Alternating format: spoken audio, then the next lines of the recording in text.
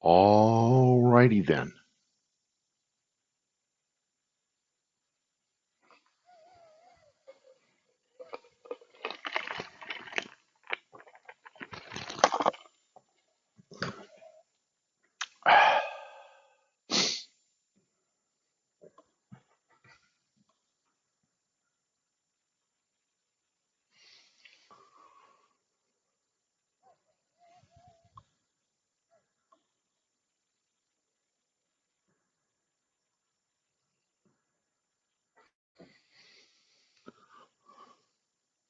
Good morning, quietly.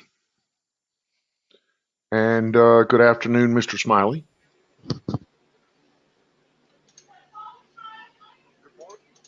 What's up? It's your world, baby. I'm just living in it. Good afternoon. Glad to have you here, quietly. Smiley. Welcome to the Saturday show. Let's start off with hitting that bowl. Yup. How quietly yelling's in the chat. What's up, quietly yelling? I know she's hitting that bowl. No, she is. Yeah. And Valentine. Valentine, hey.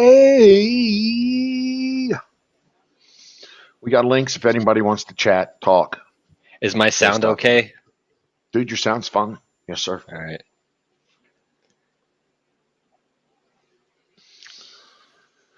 So I've been putzing around the house all day. Hello, Valentine. How are you? We're doing fine. I'm doing great. I putzing around the house all day. Talked to the wife earlier in Maryland. She's getting wrapped up over there. I think I'm coming to terms with all this money I'm about to spend. Grind up more so I can join in fire in the bowl. Well, I tell you what, we're going to hold up until you're caught up. How about that? Quietly, you do what you need to do, and let us know when you're ready to, and we'll, and that'll be that, right? So, how's the Bronx checking in there, Mr. Smiley? It was raining all day. You know what? I saw that, but apparently everything north of you is snow and sleet. So, Yeah. count your blessings. And there was a helicopter right by the Bronx River. Bronx River goes to the Hudson, so there was a helicopter and NYPD boats and a bunch of like fire EMS. Apparently somebody fell in the water, but I didn't get the update on what happened. But it was right outside my window. Fell in the water dead or just fell in the water? I don't know. Let me search it now. Okay. I just looked out my window. I didn't see it from the news. I mean, the Hudson's pretty toxic anyway. So, what do you got Yeah, a lifespan of about? a lot of eels and things like that. Well, I think I'm at the part where it's still brackish water. It's not like full salt, but it's getting closer to Okay. salt. Okay. Not a lot of life in there. Just it's a weird body of water.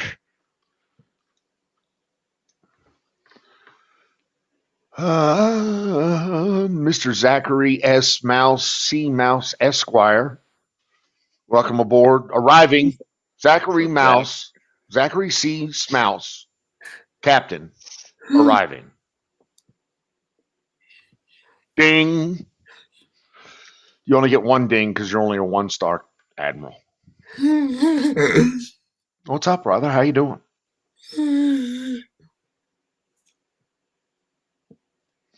That's better than this. It beats the fuck out of this. I've been one of these all day. Just kind of, moving along, not really doing anything, spending way too much money. Jesus sakes Christ, if you ever build a house, word of advice, it's going to be fucking expensive. Shit you don't even know you're going to spend is you're going to spend.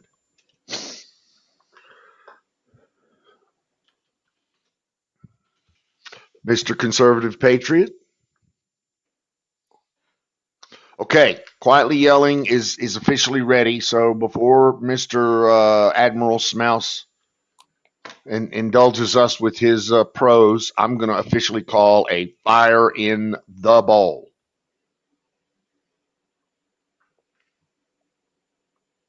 Brought to you by, what is it?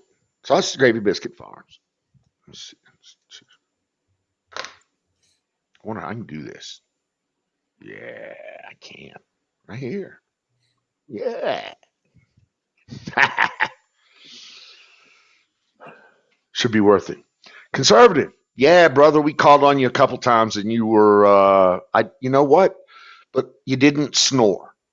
So I got to give you props for that. If you're smart enough to lean on the mute button as you passed out, it worked.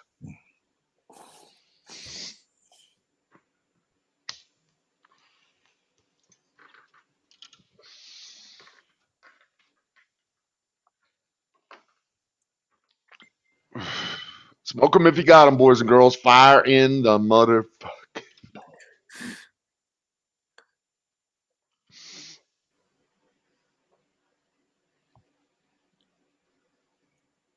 Oh, trust me, my dad is a contractor and prices have tripled.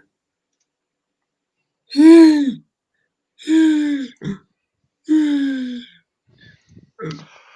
lucky. Genuinely, I am lucky to have completed the house, to get all the materials that I needed to get it done. Yes. My contractor told me that 100 times. You're just lucky. I said, yeah, I was born I was born with a silver spoon up my ass.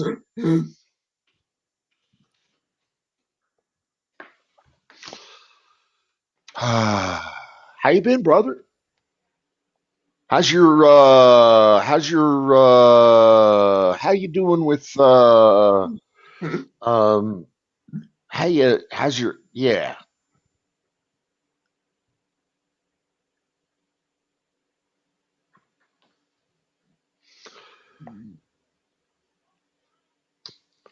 It's all right, conservative. We got you, brother.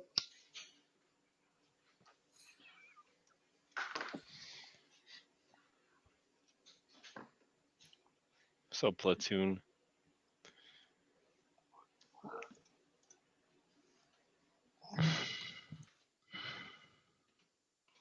Yes, I know what they say quietly, but remind me. Proper, there you get. See, Navy baby. Proper preparation prevents piss poor performance. Thank you. Thank you very much.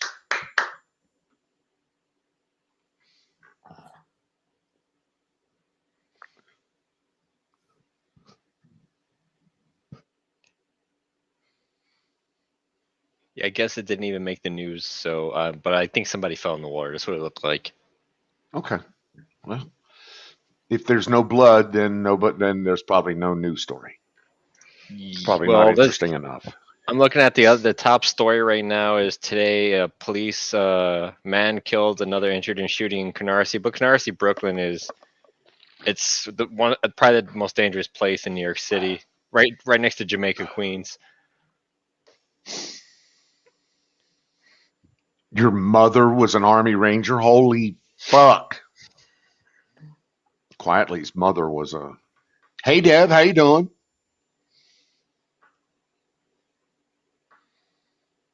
Mr. Smouse. Yes, sir. I'm slowly but surely getting the handyman project done. This is huge.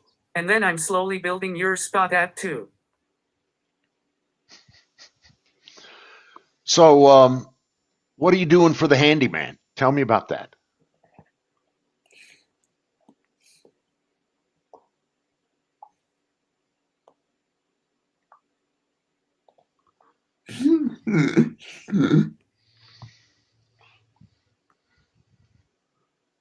Congrats on winning the drawing at Seabird's channel. Yes, ma'am. I'm informed that I did win the drawing. I'm not real sure what I won, but I'm very happy about it. Welcome, Cassandra. Thank you for coming in. Love having you, girl. What's up, Cassandra? Or as we say in the Bronx, Cassandra. Cassandra. Went to the Naval War College. You went to the Naval War College? My mother went to the Naval War College. Oh shit! How comes everybody's moms is fucking Hey, my mother is badasses? She's she's an actual rocket scientist. She worked for Martin Marietta and General Dynamics. She's my kind of people then. Yeah. Yeah, Yes, no, ma'am. you wouldn't That's wanna so live- awesome. You wouldn't want to live with her. She's brute. She's abusive. Yeah, Zach. she is my kind of people. And, you know, I love your flag. thank you. I'm very, very happy with it.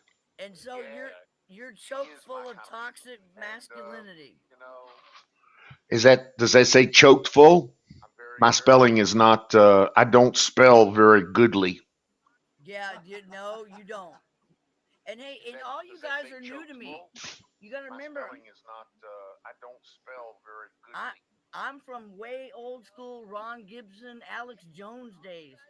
And Sick Pat, he was the one I fell in love with him when he had his room when we were with Alex Jones. And I mean, we're going back 7 years now. So all y'all are new to me, so Well, I'm happy to meet you. I am new to the group through Alright. Wiz. I try to support Wiz and his effort with veterans. all right. Somebody has a echo on here. It's Yeah, Cassandra's I echo. know Dallas, and I know Aaron DeTires. I always loved his name, Aaron DeTires. But I got Cassandra, can you you got a small. All right, let me get rid of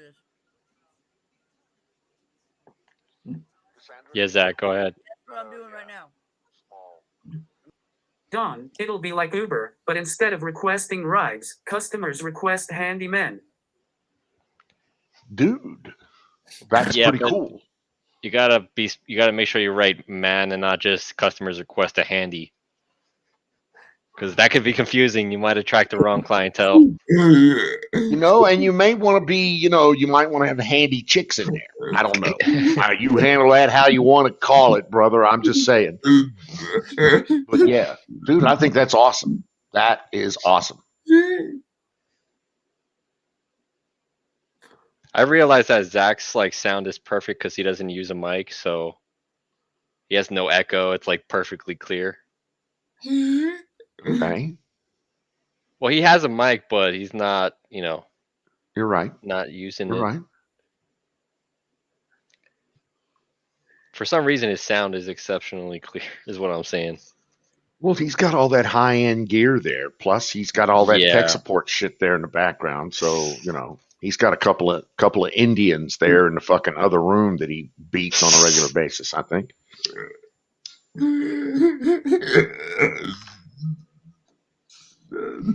It's not a robot voice. It's a guy. It's two guys under the table, an Indian guy and a regular guy. Indian guy and a Pakistani guy. Exactly. Yeah. They're always arguing. I'm glad Cassandra pointed out my spelling, my choked full of toxic masculinity error there because, well, being masculine and toxic, I can't spell for fuck. Fire in the hole, Cassandra. Brought to you by Sausage Gravy Biscuit Farms and Las Vegas. Isn't spelling for secretaries? Well, can you say that in today's environment? No. That would have you seeing human resources. Exactly. It would be a tribunal. Oh, there would be a tribunal, yeah, and you would lose all of your rights, and it would be over for you. Yep. Gonna stay out here. Okay, that's cool. I mean, Yeah, Zach, what's up? They always want me to do their camel. I'm like, no, I'm needing to do take support shit. see, I told you, he's smacking those fucking Indians around a little bit.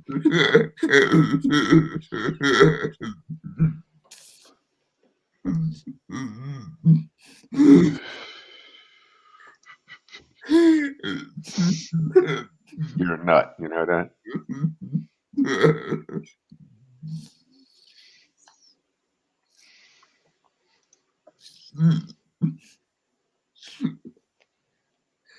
Say it again.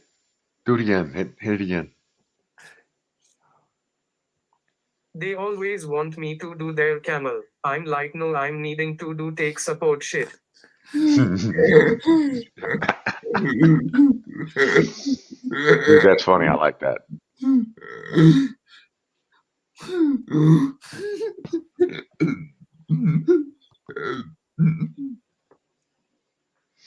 Let's see if I can light a bowl to that. I'm out again. Fuck.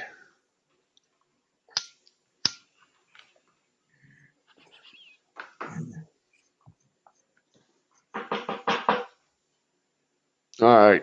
Here we go. Cassandra's back. Welcome, Cassandra. Ooh, what do you got? Sack of something interesting there, A it looks sack like. of oregano. It seems like you're making pizza. Yeah. Sack of oregano. Is that some of that imported oregano? Oh, yeah, it is. Something imported. Yeah, oregano. That's what it is. Oregano. Yep. Yeah, my grandmother used to have a bunch of that stuff before she passed. Yeah. I threw it all out. The oregano fairy brought it to me. The oregano fairy. Yeah. Zachary, Yeah. what's up, sir? Says you need to quit drinking. Slow down on your drinking. Zachary, what's up, sir? Hello, my name is Zachary Smouse and this is Take Support. How can I help you Oh, today? yeah. Hey, Zach.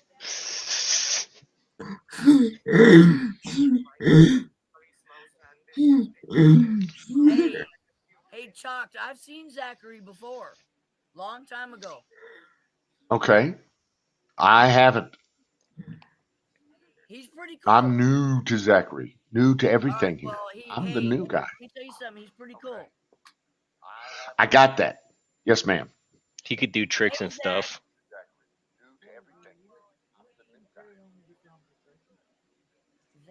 I got that. Yes, ma'am. He could do tricks and stuff. Hey, Smiley.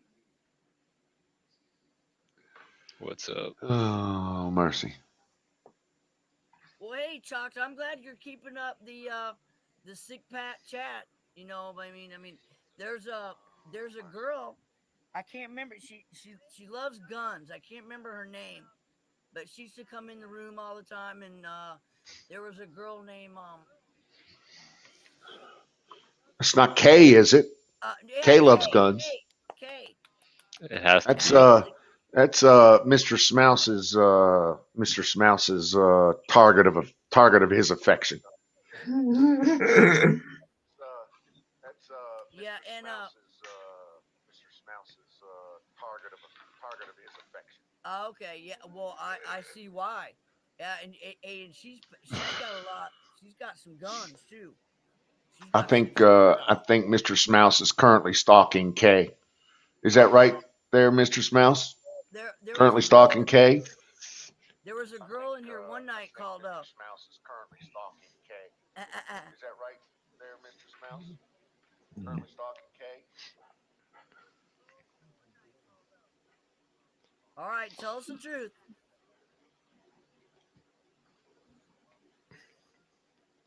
I know, and I have bad light tonight. He's about to break it off with Kay. He's gonna do the right thing. He's gonna. Yeah, Zach, go ahead. Go ahead. Roger that, Zach. Unfortunately, she's back with the douchebag. Oh man. Yeah. I heard you say that the other night. Yeah, that's sad. There was a girl That's in here sad. one night named Murphy's Law, and oh, she was so drunk.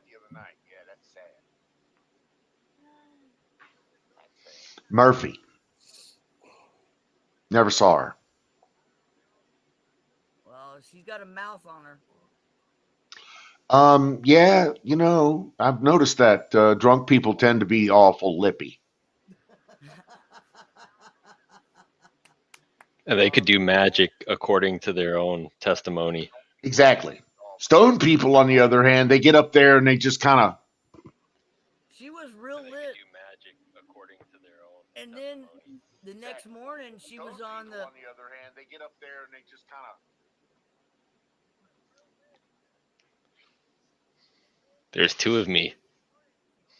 I know there's two of me too. I don't know. Stone people actually can do magic. Exactly. See? Poof.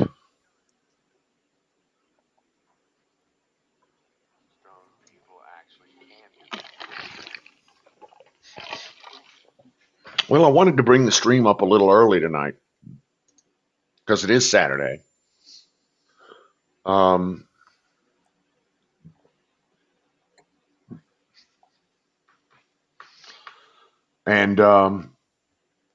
like get stoned off my ass. Yeah, that's magical. Hello, hello, hello, hello, hello, hello, hello. Woo, woo. Thank you, Deb. I didn't know if anybody had anywhere to go or was doing anything or anything like that or stuff.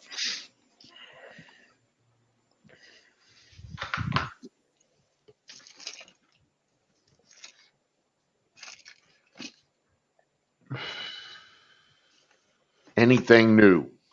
There's always a bunch of new stuff. Yeah, somebody bought me a new headset, so that's why I was asking about my sound earlier. Dude, you sound great. You really Thanks. do.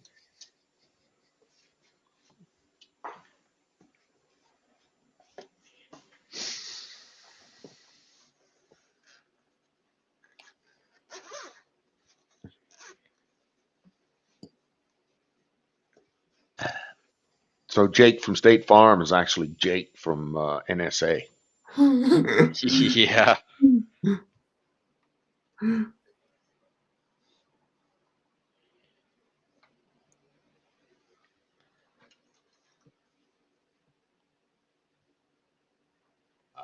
Good news. Good news. Bunch of good news. Bunch of good news. What bunch of stuff happened today? So let's see.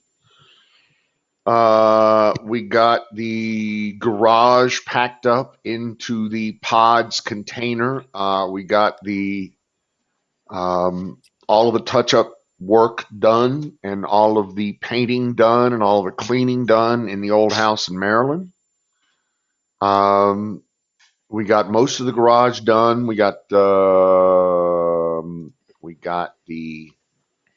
patio furniture off of the deck. We got everything packed from the upstairs. And there's plenty of space left in the garage or in the pod to ship everything back. Further, we're going to have to replace some carpets. We knew that was coming. But apparently the realtor knows a guy. So we'll just call the guy on Monday and he'll get it all taken care of. Decoration, we got a tree up. We have a full 9-foot spruce up that's stinking up the house as we speak. It makes the whole house smell like tree. I love that. That's why I prefer to buy a live tree. Beyond that, no, we didn't put up a lot of decorations, but we do have the tree up and it's fully decorated. And I love the smell. I've been arranging the shed to allow for more space. I took my inverters and all my electronics and everything else down there, and I'm setting that up.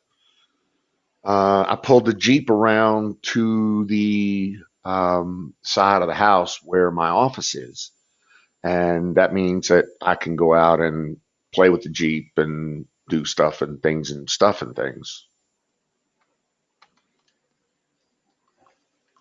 With the Jeep close to the office. That's all from me. Yeah.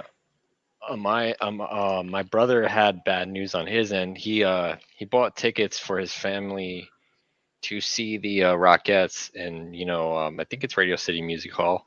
Yep, and they canceled this year their Christmas show. heard that.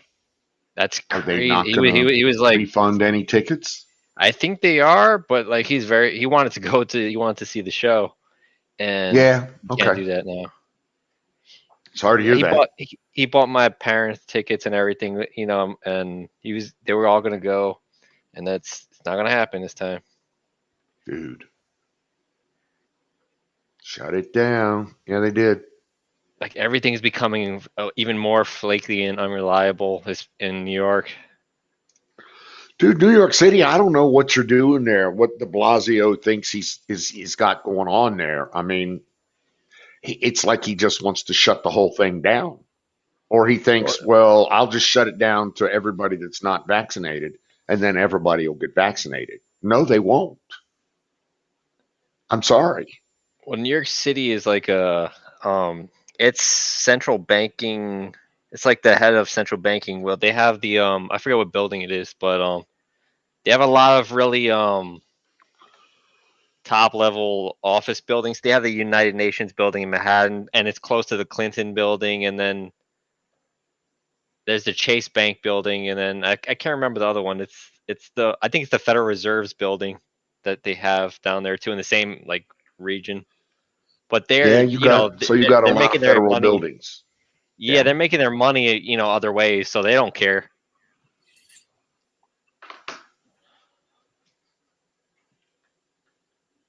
I mean, Epstein's Right. mansion was even in Manhattan. No, you're absolutely right, brother. They don't give a shit. They're making money other ways. Yes, a very productive day then. Had an awesome day today. A lot of shit going on.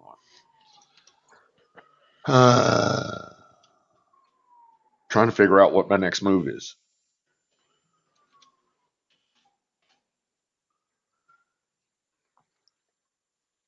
Hey Don, do you want to discuss things with your needs sometime after the holidays? Yes, please.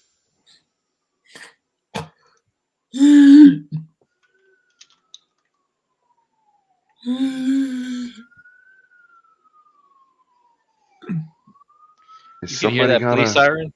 meat wagon coming up? Yeah. Is that Oh you? Is yeah, that the that happens constantly. the sweet serenading Oh, sounds of New York City? that's the ambulance and the fire department, so EMS. It's always like that, and a lot of times the false alarm, like elevator got stuck or something, and that's how it is. Yeah. That's dude. There's a lot of That's what happens when elevators. you got that many people that close together. Yup. And yeah, you got a lot of elevators. I gotta try to clean my desk.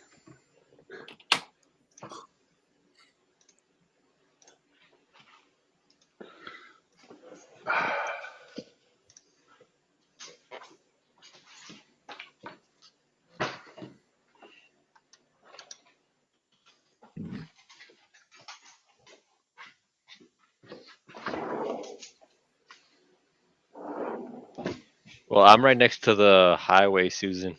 That's why I hear a lot of trucks, a lot of racing, a lot of police, everything.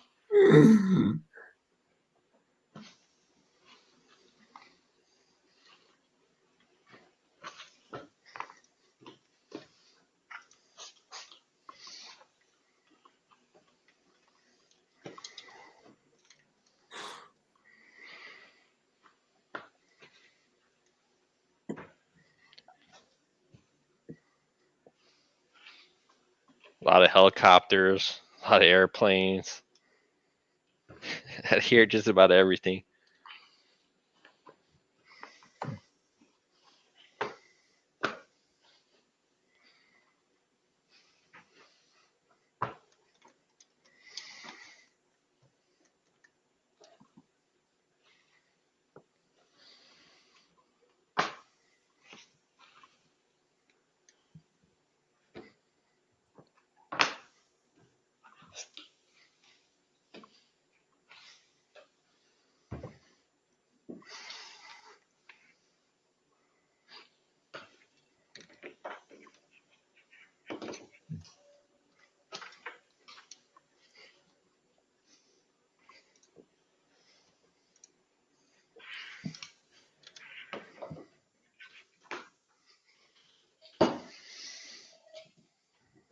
Okay.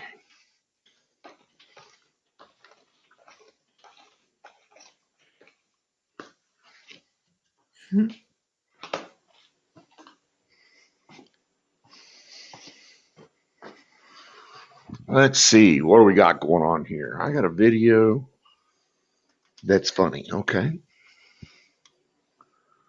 21 thing and the UN stuff.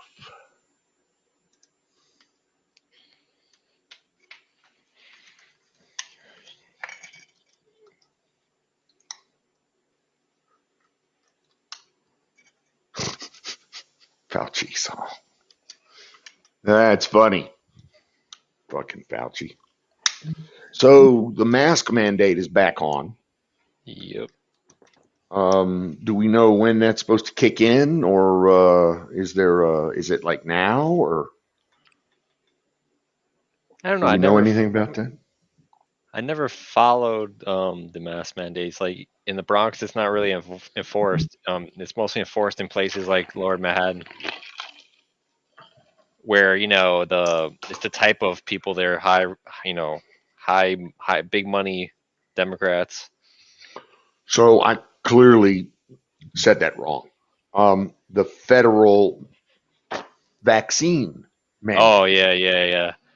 for 80 million private employees Yeah, that's back on. is back on. Yep.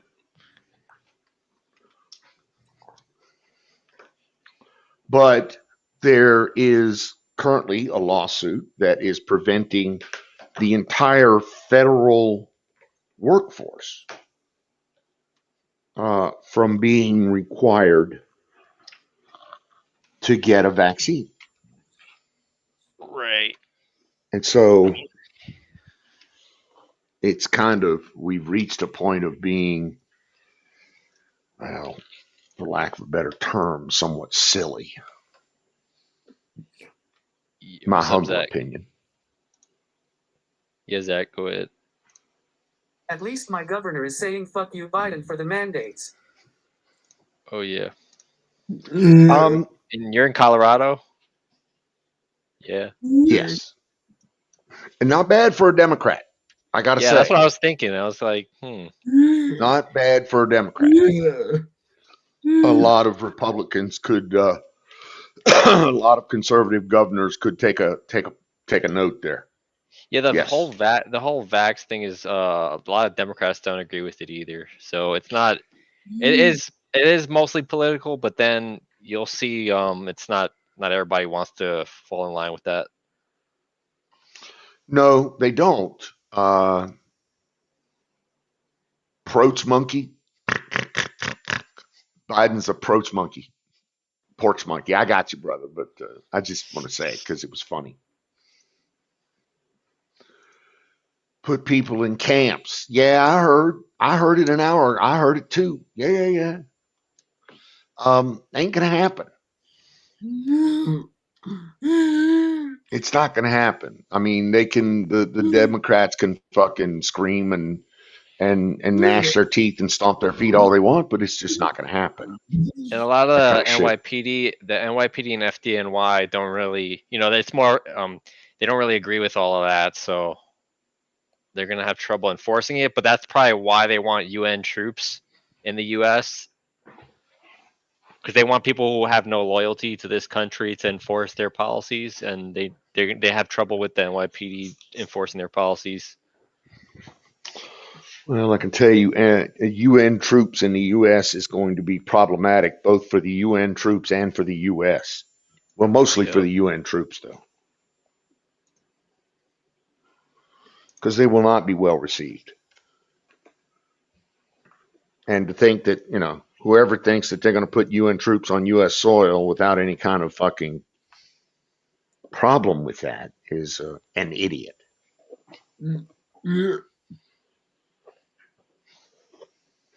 But hey, what do I know?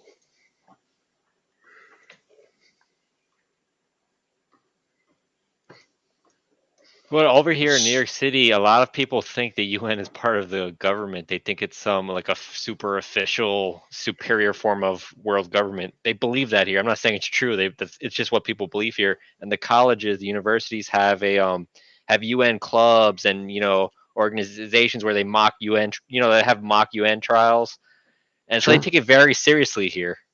Okay. So they're already being brainwashed to believe that this is a legitimate organization that has governmental control.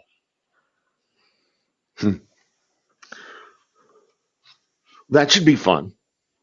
When somebody starts spouting, well, the UN says it's so. Well, that's good. I would just say it's the UN's, personally, I would just say it's the UN. The UN has an opinion. I don't care what they want to mandate. Yeah, I mean, the UN, I guess they can have an opinion. It is a free world.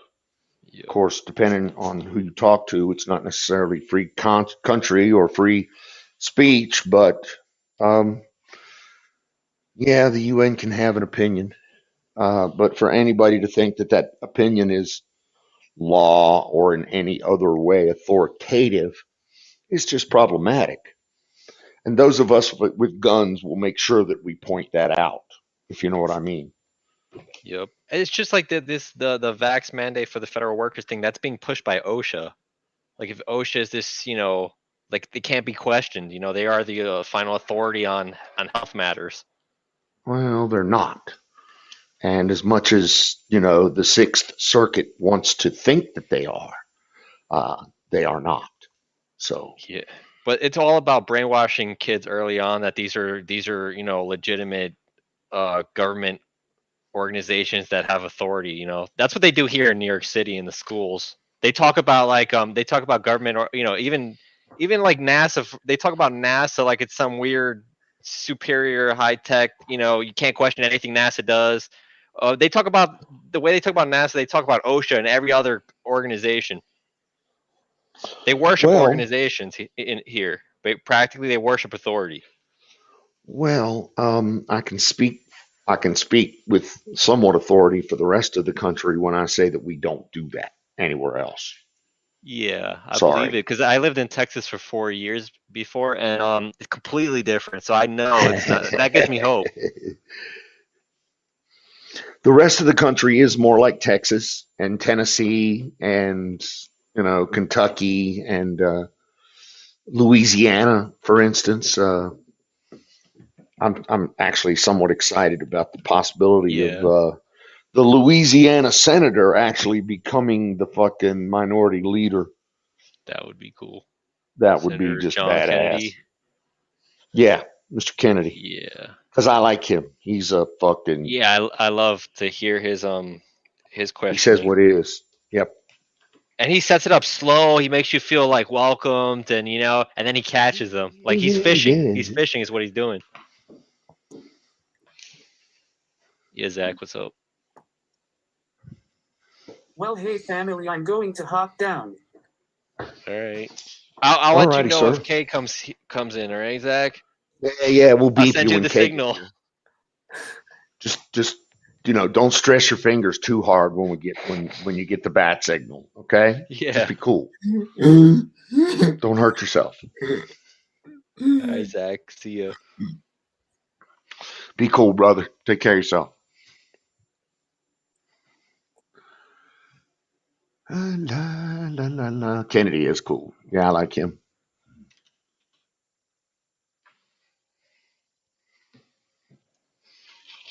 So what else? Anything else going on? That's well, personally, I'm gonna set up another aquarium because I'm getting into planted aquariums. So right now, I ordered freshwater shrimp for my aquarium. They look like they're surviving, doing well. It's a small 4-gallon. It's tiny, but I'm about to get a 14-gallon like custom. It's not really a custom tank, but it's different. It's not like you're not gonna see it on the, it's not common. And so I'm gonna be setting that up, and then I'll make videos of that. That's what I'm planning on doing at least because I like aquariums, and I think I could get in on that aquarium hustle on YouTube. Aquarium hustling YouTube. I like Yeah. that. So you're thinking maybe you could be the Amaranth of aquarium videos? Yeah. I went up and saw, and I think I was pretty stoned, but I went up and saw the Amaranth She's webpage once, crazy. and she was live, and she was licking Yep. That the Mike. mics, two different mics. So she was licking in stereo, Yeah. So if you're wearing a and headset, you get that 3D. yeah, so I had to. I was like, okay, I've seen enough. That's Yeah, cool. it's so outlandish that's funny what she's doing. It's just like I don't get how people are legitimately attracted to those kind of things. I don't get it either, but I guess that's what they keep telling me is the beautiful thing about the diversity of the American spirit, I think I right? have a so the top earners a list incomes were leaked. Let me grab it. I have it on my phone. I snapshotted it. It was Oh leaked my for God. September and she's on the list. Let's see if my let me get it from my phone before I start giving out random figures. Could you guess how much she made for the month of September You know what? from Twitch? I I would guess something along the lines of $50,000, All right, let me get the actual figure here. and that's $55,000 too much. All right, let me look. For September Amaranth. 2021 payout, Amaranth, $92,949 Oh for the month of my. September on Twitch. Yes, that's the Twitch payout, not her OnlyFans and all the other things she's doing. That's her Twitch payout, not even her YouTube payout. Okay. Yeah, she's Oh rich. my God. Yeah. And the top earner, some channel called XQ Cow.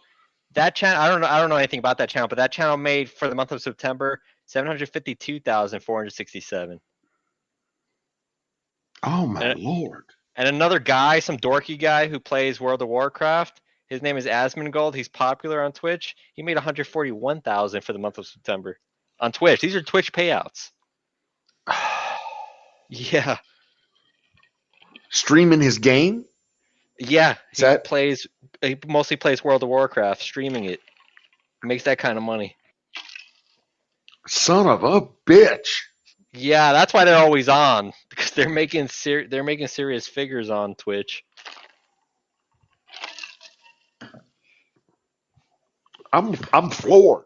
Really, I am. That's fucking Yeah, just amazing.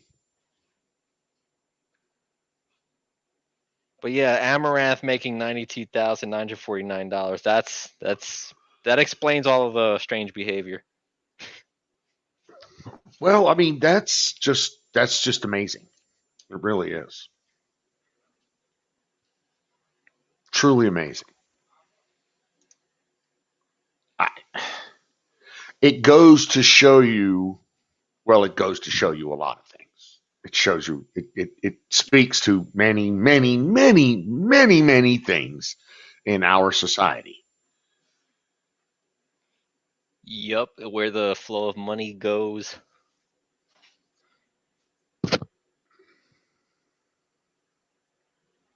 30-pound black and white spoiled rotten. Oh, cat. Okay. Well, I'm with you, Susan. I'm prefer the quiet. I'd like to sit next to a pond and fish and camp and you know spend my time in places with less people. But I know that it would appear that my preferences are definitely in the minority. Okay.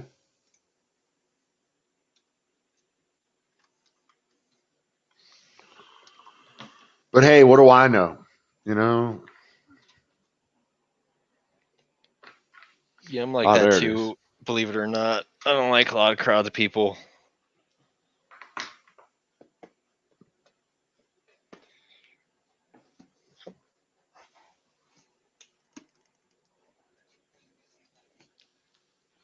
Okay, 15 shot in Baltimore, 2 of them fatally. Okay. Wall Street ends a choppy week down, fueled by Fed chair announcement. Yeah, the fucking Dow was down over 500 points yesterday.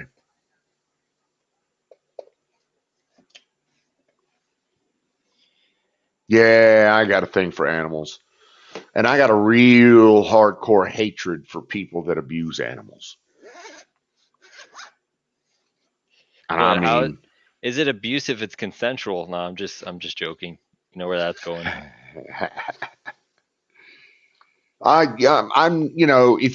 if you're an animal, can you consent?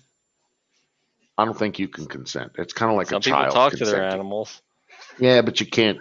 A child doesn't consent. An animal won't ever consent. And Yeah. people are just fucking abusive. It's just,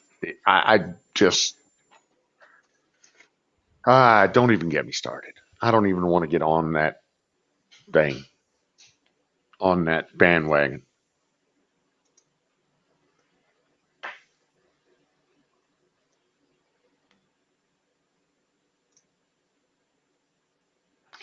So There if was I had, there was go a ahead. streamer on a different channel, like he does political commentary type thing. His name is JF. He's from Quebec.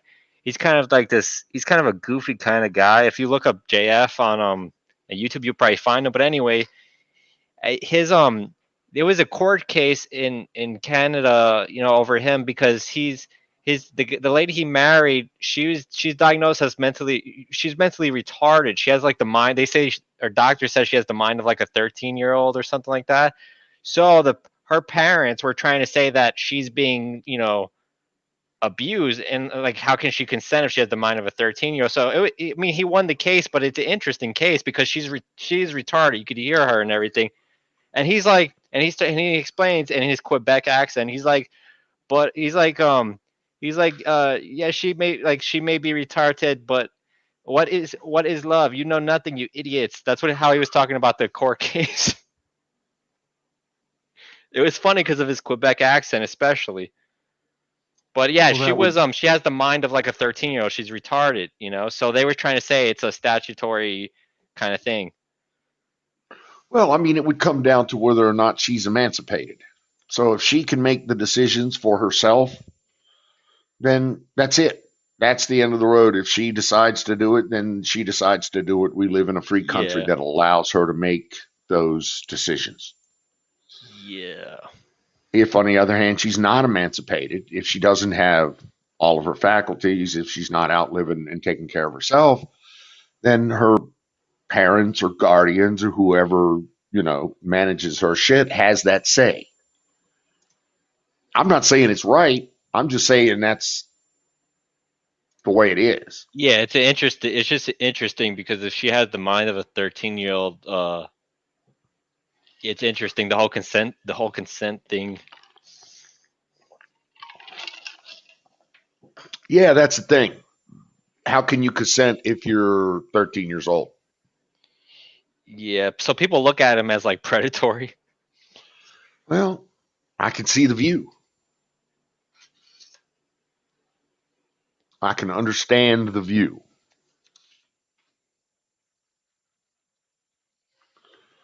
The Black Sisters brewing the beer. You got to love it, brother. You got to love it.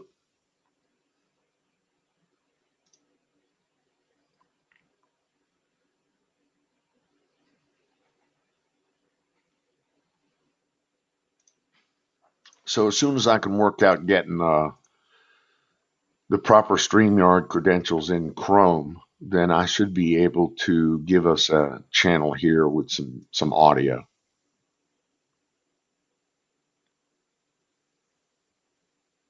I'm hopeful anyway. Yeah.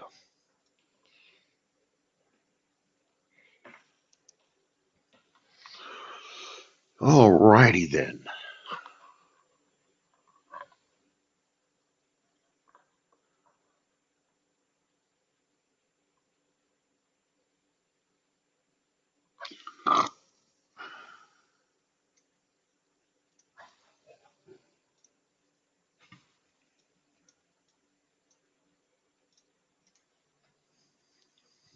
What? Oh, Infowars. Jesus. Susan, I don't watch Infowars that much. I mean, I don't dislike them. Like, Owen Shroyer is pretty cool. I watch Alex Jones when he goes on interviews, or like when he's on Crowder, or when he did that Joe Rogan interview. But I don't watch Infowars all the time because it's kind of repetitive. And a lot of the stuff they're saying I already know, so it's yeah, I don't watch it too often. I like to watch when there's like big, like the Rittenhouse case. I watch the actual case, so I already know. Mostly what they're going to say on Infowars.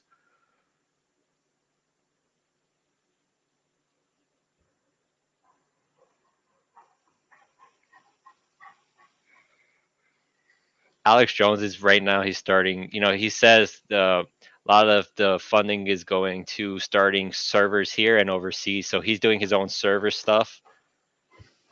He's trying to grow that way because right now he's banned from everywhere, basically. Well, he's not banned from everywhere. He's banned from 2 or 3, most of the biggest, major yeah. social platforms. But and I really got to say this because people don't get it. Those are not the internet. Right. I mean, I know It's that just that's a share. the only way that a lot of people get any kind of information. I Right. understand that, but they're not the end of the world. Yeah, I tried to explain to my mom that Google is not the only search browser and what a search browser is, and how Yep. she's basically using that as a portal to the internet, and they actually filter search results. Yep. So yeah, that's a like a biased portal through the internet.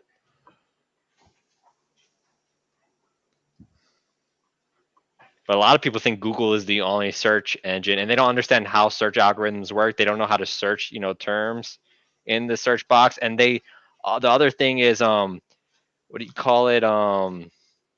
Sing's in the Con- house.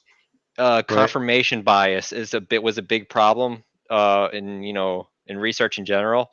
People search terms like they're like, oh, why is Trump bad, right? And they're going to try to use that as an argument to say everything I find searching why is Trump bad on Google is the evidence that he's bad. But it's confirmation bias, right?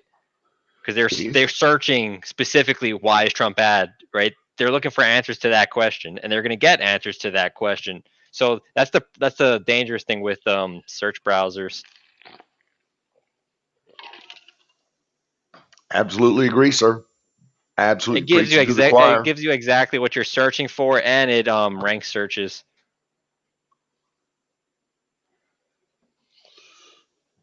There you go, Sing.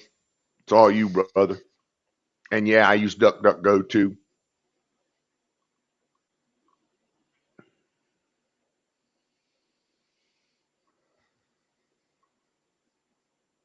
Start page. I've never heard of start page. Roger that. I use Yahoo. No, I'm kidding. Dude, there was a day Yahoo was the only thing. It was. I used to use their messenger. I used fucking Yahoo IM for forever.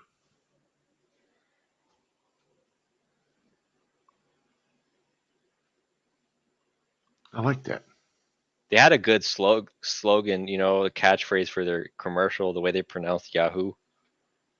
Good marketing. Yahoo! Yep. Yeah. Yeah, it was pretty good. Then they got sold to Verizon for $4 billion. Yeah. And then turns out they turned around and sold it for $415 million. So 2 years later.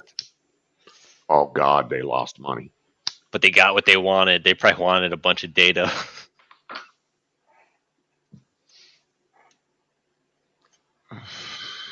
Actually,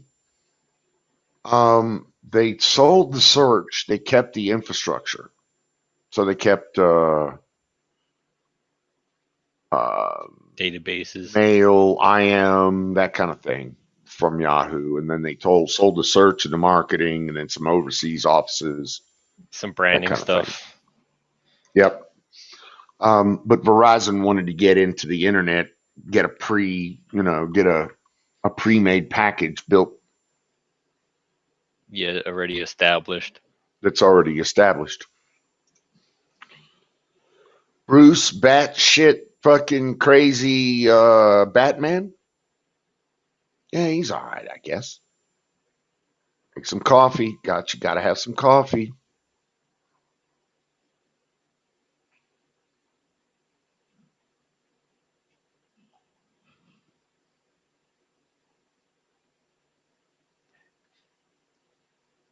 You can tell the truth by listening to mainstream media and know what they say. The opposite is true.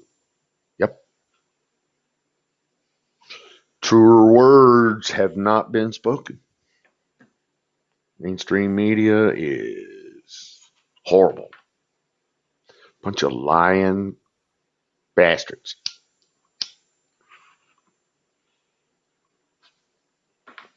But hey, what do I know? I'm just a guy.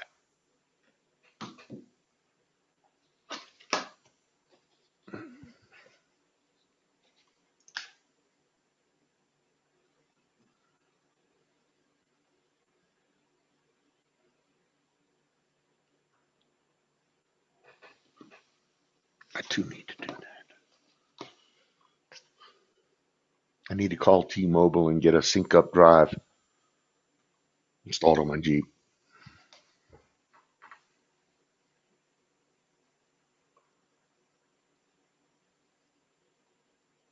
Ex bootlicker.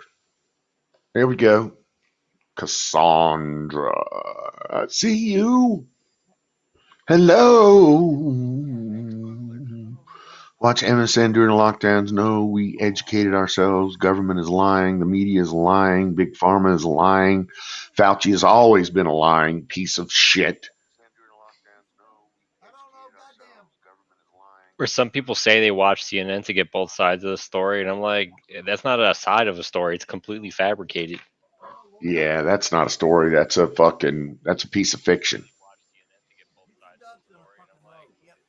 And I'm just amazed at the downward slide. They continue in the downward slide. You watch their viewership trends, numbers trends, and you see over the span of the last literally 4 years how they have trended downward. Their viewership has trended downward so much, it has to have cost them money. And they have to be asking themselves, what the fuck? Because I know I would be. What are we doing wrong?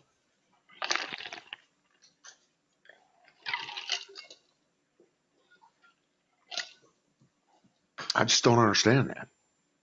Hey, ex-bootlicker. Glad you stopped by, sir. Ma'am, sir. I Sir, think ma'am, sir. part of it is that we're thinking about it in terms of a free market, but CNN is supported by a bunch of socialists. They have a bunch of political buddies that could bail them out of anything. So you saw the latest corporate for CNN, right? You understand where they live in the corporate hierarchy? No. So CNN used to be owned by AT&T. Right. Via Warner, Time Warner, and various other things. Now CNN belongs to Discovery Plus. AT&T just sold off most, if not all, of their media resources, and they're getting out of the media business. And so CNN went over to Discovery Plus, who's owned by a completely different set of liberals. Although the Discovery Plus owner is not exactly as liberal as everybody wants him to be. Furthermore, the guy that is going to be in charge of Mark Zuckerberg and CNN doesn't really like Mark Zuckerberg at all. And so there's a question about whether or not he's going to let Zuckerberg continue to run run roughshod over fucking CNN for ratings purposes. Do you So mean there's a Jeff Zucker? Jeff Zucker. Yeah. Did I just say that? I'm You said sorry. I Mark. I said think you said Mark Zuckerberg. Zuckerberg. Yeah, Yeah. similar type of guy. Jeff Zucker. Sorry. Yep. Jeff Zucker Bald basically headed, looks like fat, yeah, glasses wearer. he looks like that host. What's his name? One Mark Dice always does the voice of. Stetler? Yeah. Yep. Brian So Stetler? Yes. yeah, so Jeff Zucker looks like Brian Stelter. He Looks does. just You're like him. absolutely right. And that's why that's like his favorite probably news host. Yeah, he is. Well, I mean, it's not just his, but it's also Crowder's favorite news host. Hold on. Somebody's there's Cassandra. Cassandra. There she is. There she is. Cloward and Peven decision, I think that it was called. I gotta read back. TV is a device used to program everyone. Okay. TV is a device with which you use to project the data that you want to project. Hey, Smiley. Hey, Cassandra. So Susan said TV is a device used to program everyone. Yeah. Jump over to Sick Pat's, drop the link. Thank you, sir. Love to. Google likes to delete it. Yeah. Well, the old TV guide was known as programming anyway. I mean, they're telling you you're programming, so it's kind of obvious. Well, the old TV guide was known as programming anyway. I mean, they're telling you you're programming, so it's kind of obvious. All right. And Disney owns a lot now. I believe Disney bought ESPN and yes. And I think they run. I don't know. I think they host WWE wrestling, but they went into they spread out into a lot of different areas of a lot of different sports areas. They did. Yep. Yes, and a lot of different entertainment areas. Yeah, and they bought Marvel, and they own Marvel Studios. So they bought a comic book, characters, so that they're propaganda masters. I mean, they're trying to build a massive content library. That's what they're trying to do. So, but everything they touch transforms into their image. Okay. I mean, watching the movies over the years, it got very political. All of their Marvel movies are political.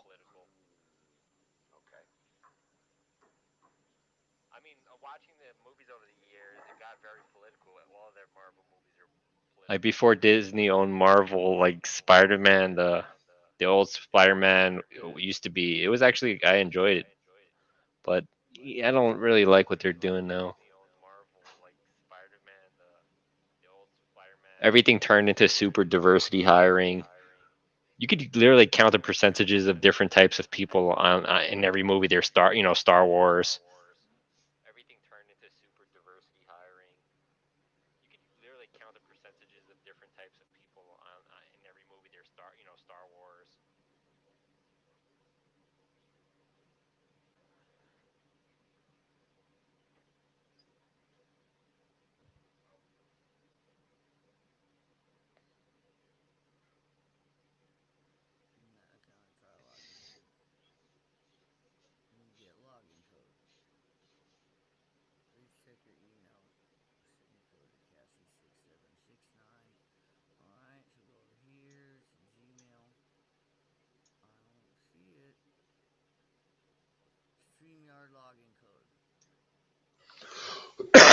I'm sorry. I'm sitting there talking on mute. Oh, so I was wondering that you were watching the OAN. Well, no, you were talking about, I was talking about, seeing there you go. Oh, you're connected. Okay. You're good. So seeing. Hey guys, how's it going? What is happening, Captain? We're just sitting here shooting the shit, talking about stuff and stuff. Yeah, I was actually, it made me think of, I was never really into it, but I had a friend really into Game of Thrones, that show. Yep. And that's what happened to the last 2 seasons there. It got really popular through the beginning seasons. The last 2 seasons, they tried to go woke in Yep. their scripts, and it just, people didn't like it.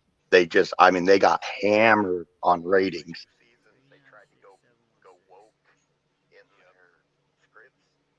Is that me? No, that's Welcome, Cassandra. Cassandra. Deco. I think she's running a speaker. The speaker is feeding into the microphone, so that's why the echo is happening. Oh, I got it.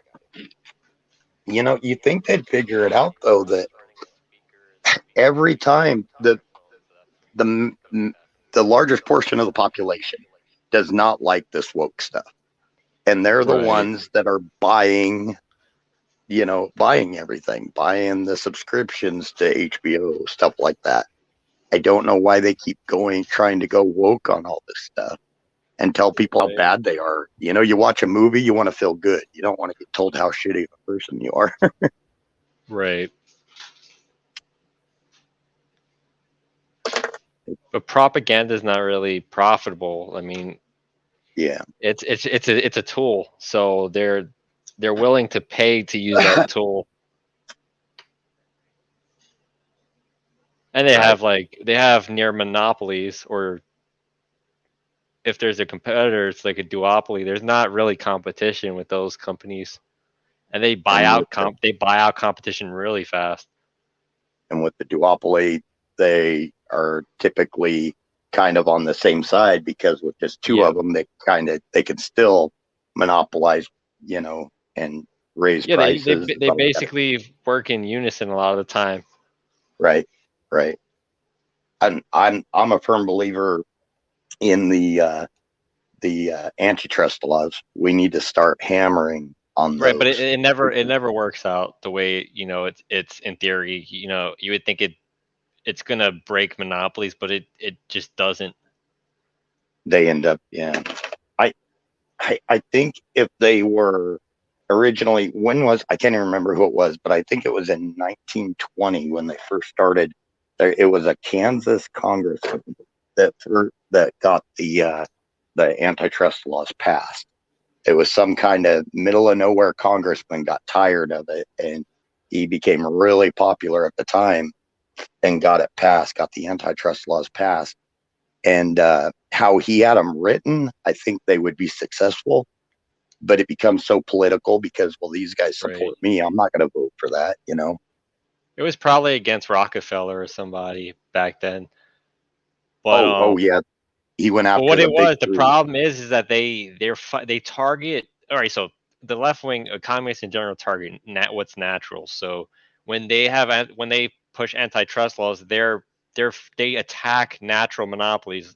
There's just no competitors because these people are so good, so they're holding that domain for a while. They're not using, sneaky tactics to hold power. They're not destroying competitors, sabotaging competitors. They're not doing that. It's a legitimate monopoly, right? They attack legitimate monopolies, right? That's what they do. They don't go after illegitimate monopolies. Yeah. As for some of them not using actually monopolistic tactics, Google and Facebook and a lot of those recently got in trouble. Well, they got basically a slap on the wrist and got, scolded. Nothing really happened. But remember, they were putting competitors in search engines. They were putting them way down at the last, so they weren't coming up if they were a competitor. Right, but So, that probably is legitimate though to do. Yeah. That is legitimate, I mean, unless their competitor was paying to be up higher in the bracket and they stole their money and didn't put them higher in the bracket, then that's a problem. But it's okay if they put them lower in a search rank, It is and it isn't, because it's supposed to be based upon search volume is what they say. So if they claim it's on something, well, it's a lot of still in a Google is way. it's like a billboard. You don't just get access to billboards on the highway. You pay for that. You pay for it, plus you Plus, their algorithms, they claim, are based on traffic. So whatever's more trafficked is going to come up first, unless, like you say, you get that first chunk that they, Right. you know, some of these companies pay a lot of money to get put in that first. I Yeah. mean, if you go to Google and everything, and you can go through their, or all of them, all the search engines, you can actually pay a fee to be popped up a little bit. Right. So if you pay a fee and they don't put you up top, that's a problem. Yeah. That's fraud, you know. So, but it's okay if they, you know, put people, you know, at different rankings. But I think more people should talk about how, you know, search engines work. A lot of the public does not know how search engines work. They think it is like Don was saying. They think these are the only. They think that these things are the internet. Yeah.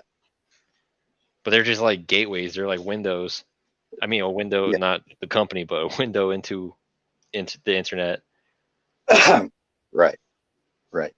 And there's a lot of alternatives that people need to be aware Yeah. of. I mean, DuckDuckGo isn't the only one. I mean, you still got Firefox. You've got, God, there's a bunch of smaller search engines out there. Yeah. I mean, But I think secure search engines do a lot of good things too. Like the whole safe search thing is pretty good because think about it. Like if it wasn't, you know, a lot of weird companies would start gaming the system. Like you could search up pasta and you'll see the most degenerates, you know. So Oh, yeah. a lot of the safe search stuff, the algorithms, it's good that they have that function.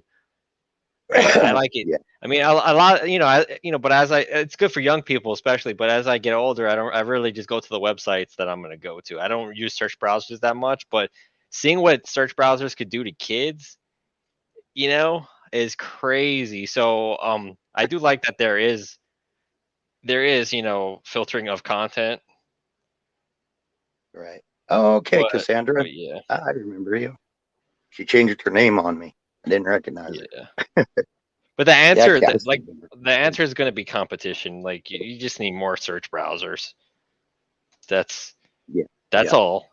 People gotta stop Yep. just like saying like Google is the way. I mean, yeah, Google is very good at what they do. Their stuff is good, works very well. But you know, that's not a reason not to try to create something else. Right.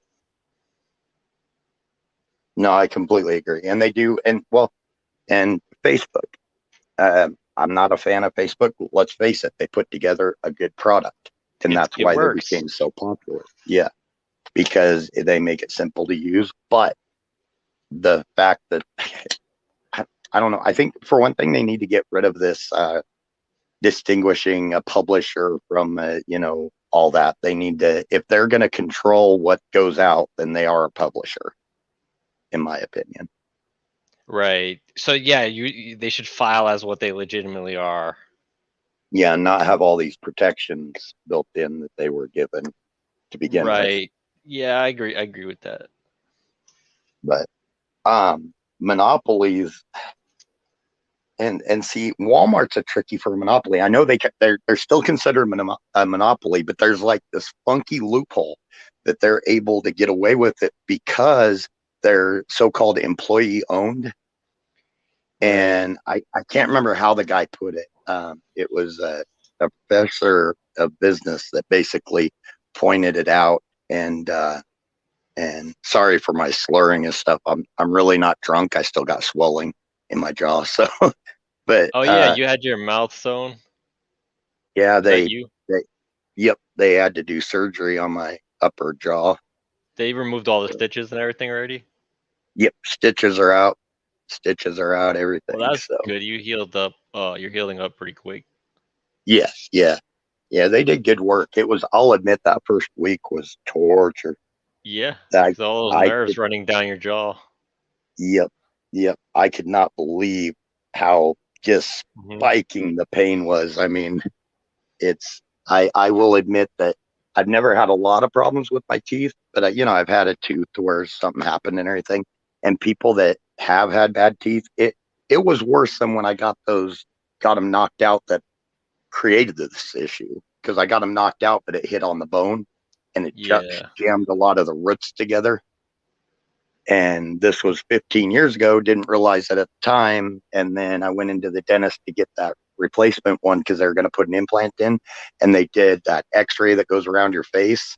And they Right. found out that I had places to where around the roots it was fractured and then it had healed Right. in. So it was starting to push at my teeth. And even though my teeth weren't horrible at the time, they said you're not going to be able to keep these. So they literally took everything off the top and they had to plane and grind Level that everything bone. down. Yep. So in February I go in and get a crud load of implants put in and then a giant bridge put across. So yeah, it sucks going from liking my smile to shit, where's my smile? So yeah, but that's what I get, because a lot of that's on me too. It's not on the original doctors. I didn't follow up like I should have. So,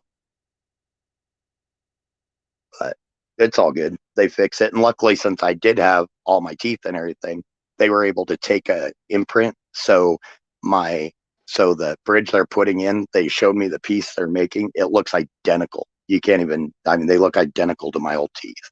So, but my bottom jaw, it's good. That's a plus. It didn't get impacted, but it also impacted my left sinus cavity to where I've got to get it rebuilt this spring too. So, and I've been told it's worse.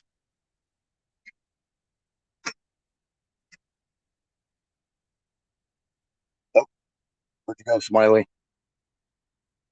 They left me alone. Don, are you here? I am, but I'm Okay. eating Blue Bunny ice cream, I which I'm sure you don't want to hear about. well, I think I just bored Smiley. I think he left on me. Bastard. He probably just fell off. He'll be back. Yeah. Yep. Um X, that's why I like my doctor so much. He's my regular doctor. He's like, if you want the vaccine, he's like, he gives you the goods and the bads of it, and the goods and the bads of, and he lets you make up your mind. He doesn't force you into anything. He just, yeah. And he's one of those that'll legitimately give you that there are side effects and we don't know all of them.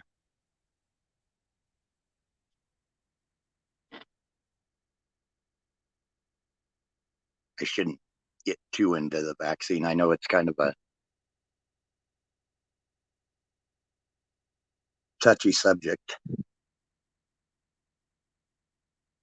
Huh, none of the people in Twitch are talking. Come on, Twitch people.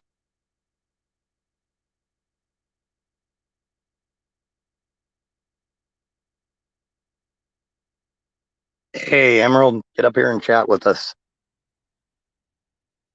I am not like you and Aaron. I cannot keep this going on my own. I've got to have somebody to banter with. I've been talking to Smiley and Cassandra and Nice. who else? Valentine was here. Yeah, Valentine's there. What's her name? The young lady with yeah, just Nightingale? a bunch of people. Nightingale was not here. It's the other Oh, lady, the one that always says good morning. It's always morning, so she's always saying good morning. What's her name? oh, crud. I know who you mean, but I can't think of her name right now either. Smiling loudly or something like that. Yes. Yep.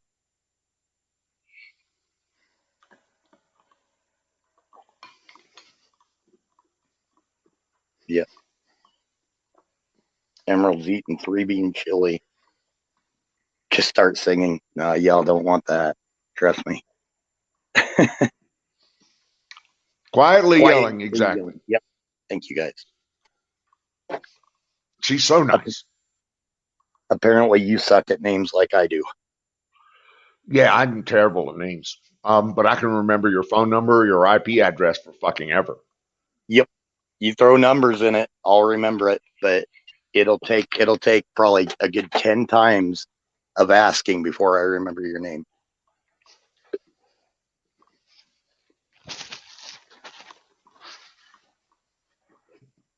Folks.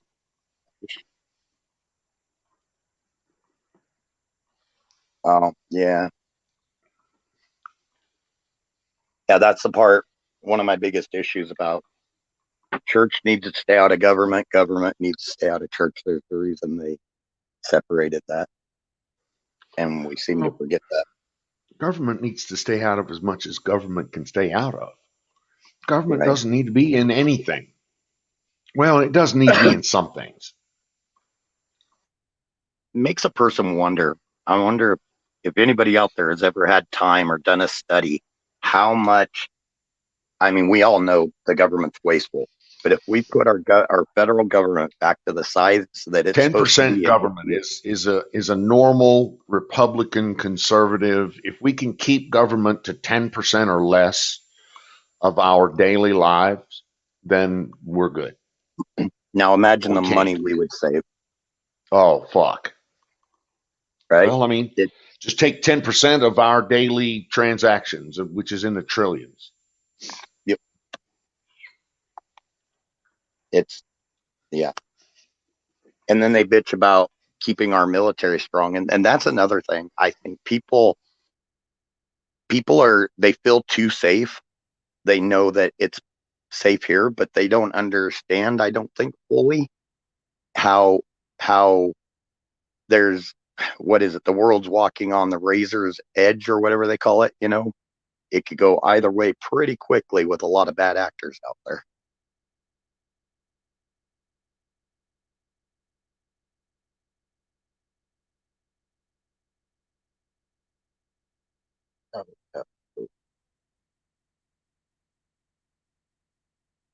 You guys hear about that cruise ship with all the fully vaccinated people? No, what happened? They all died from COVID. They had an outbreak and they're all quarantined on the cruise ship. Oh, that's so fucking sweet.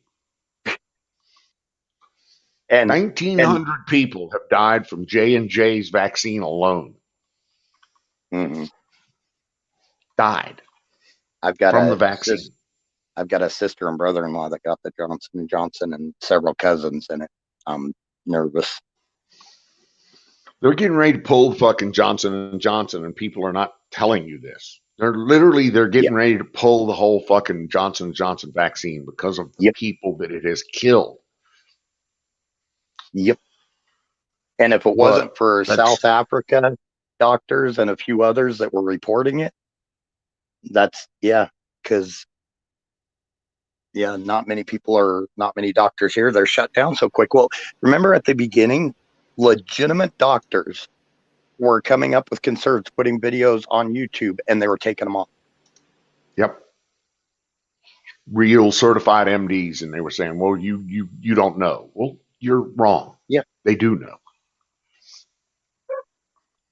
It's just, it baffles me that. What happens with Miley? There he is. Yeah, I had a problem with my internet connection, so I just reset everything. Sometimes you got to bounce the box. I was talking away, and I was like, I knew I was boring, but not that boring. Shit, he just left it out. I heard about your jaw, and you had it planed out and all that. Yeah. That's rough. That must have been painful. It was an interesting experience.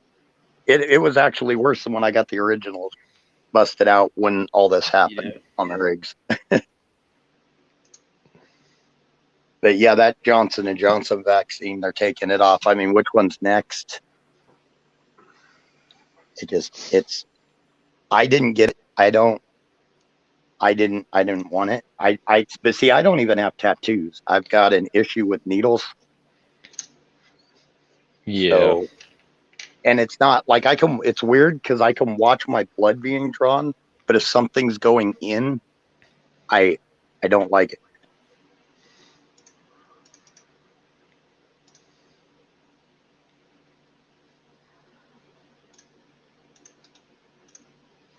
Emerald liking his chili.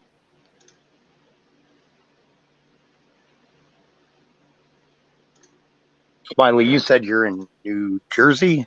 The Bronx, but I'm right next to New Jersey, close enough. All right. We've got another chatter. Ben Franco G. He's from New Jersey. Smiley, you're on the 9th floor. No. No. Can I What ask a which floor guess. you're on? Not because it I don't know, it locates me. I'm Okay, not on the I'll first just- floor. How high are you? Are you 40 plus, 60 plus, 20 plus? It's a Can you single see digit. Jersey? It's Can a you single see Jersey? digit. If I went on the roof, oh well, I can see it out my window. Yeah. There you go. That's all I'm looking for. You can see Jersey. Yep. Okay. Not trying to dox you or anything like that.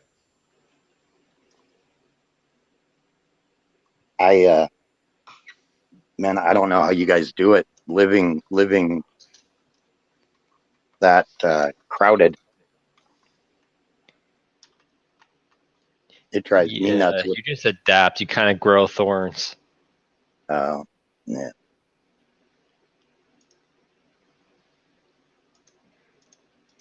I guess, yeah, after a while, a person would just kind of, well, you'd have to adapt or go crazy. Yeah, so people here are very abrasive and defensive and aggressive and all that, and that's just from adapting. Yeah. And that's like we were all talking about last night. We need to get rid of and then they want to make super cities. We need to downsize the cities we have now. Yeah, they want to stack them up higher Mm-hmm. and put people in little pods. I wish them luck. As long as I don't have to be involved in it, then I'm okay. Do whatever you want. And Goes there's high the as well. virtual reality that they're pushing so hard. Like we could all Yeah. hang out virtual reality. Like that's Nobody.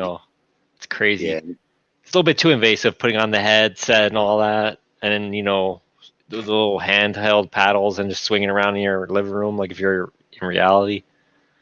Mhm. It's okay And to see, talk on the internet, but to pretend like it is reality is crazy.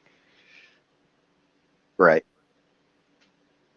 No physical interaction. There's something wrong with that. Yep.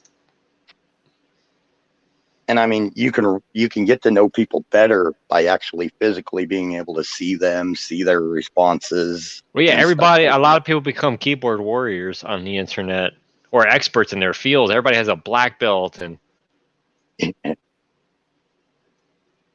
but people talk differently in real life. You're right.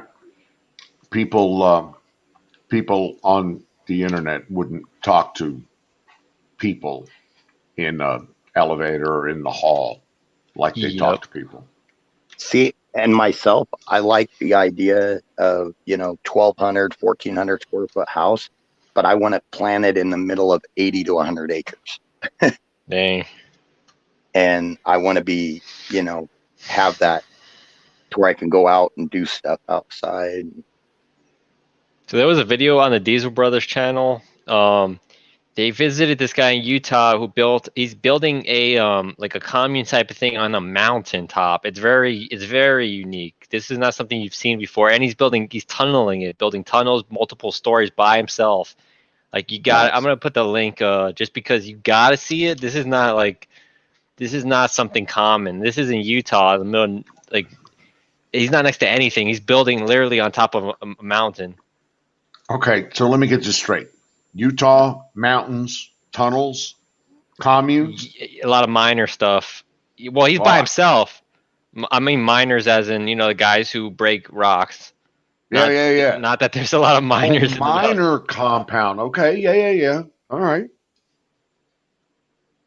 Yeah, I'm getting the link right now because you have to see it because I've never seen it before and I've seen a lot. I mean, this is crazy. It's one guy.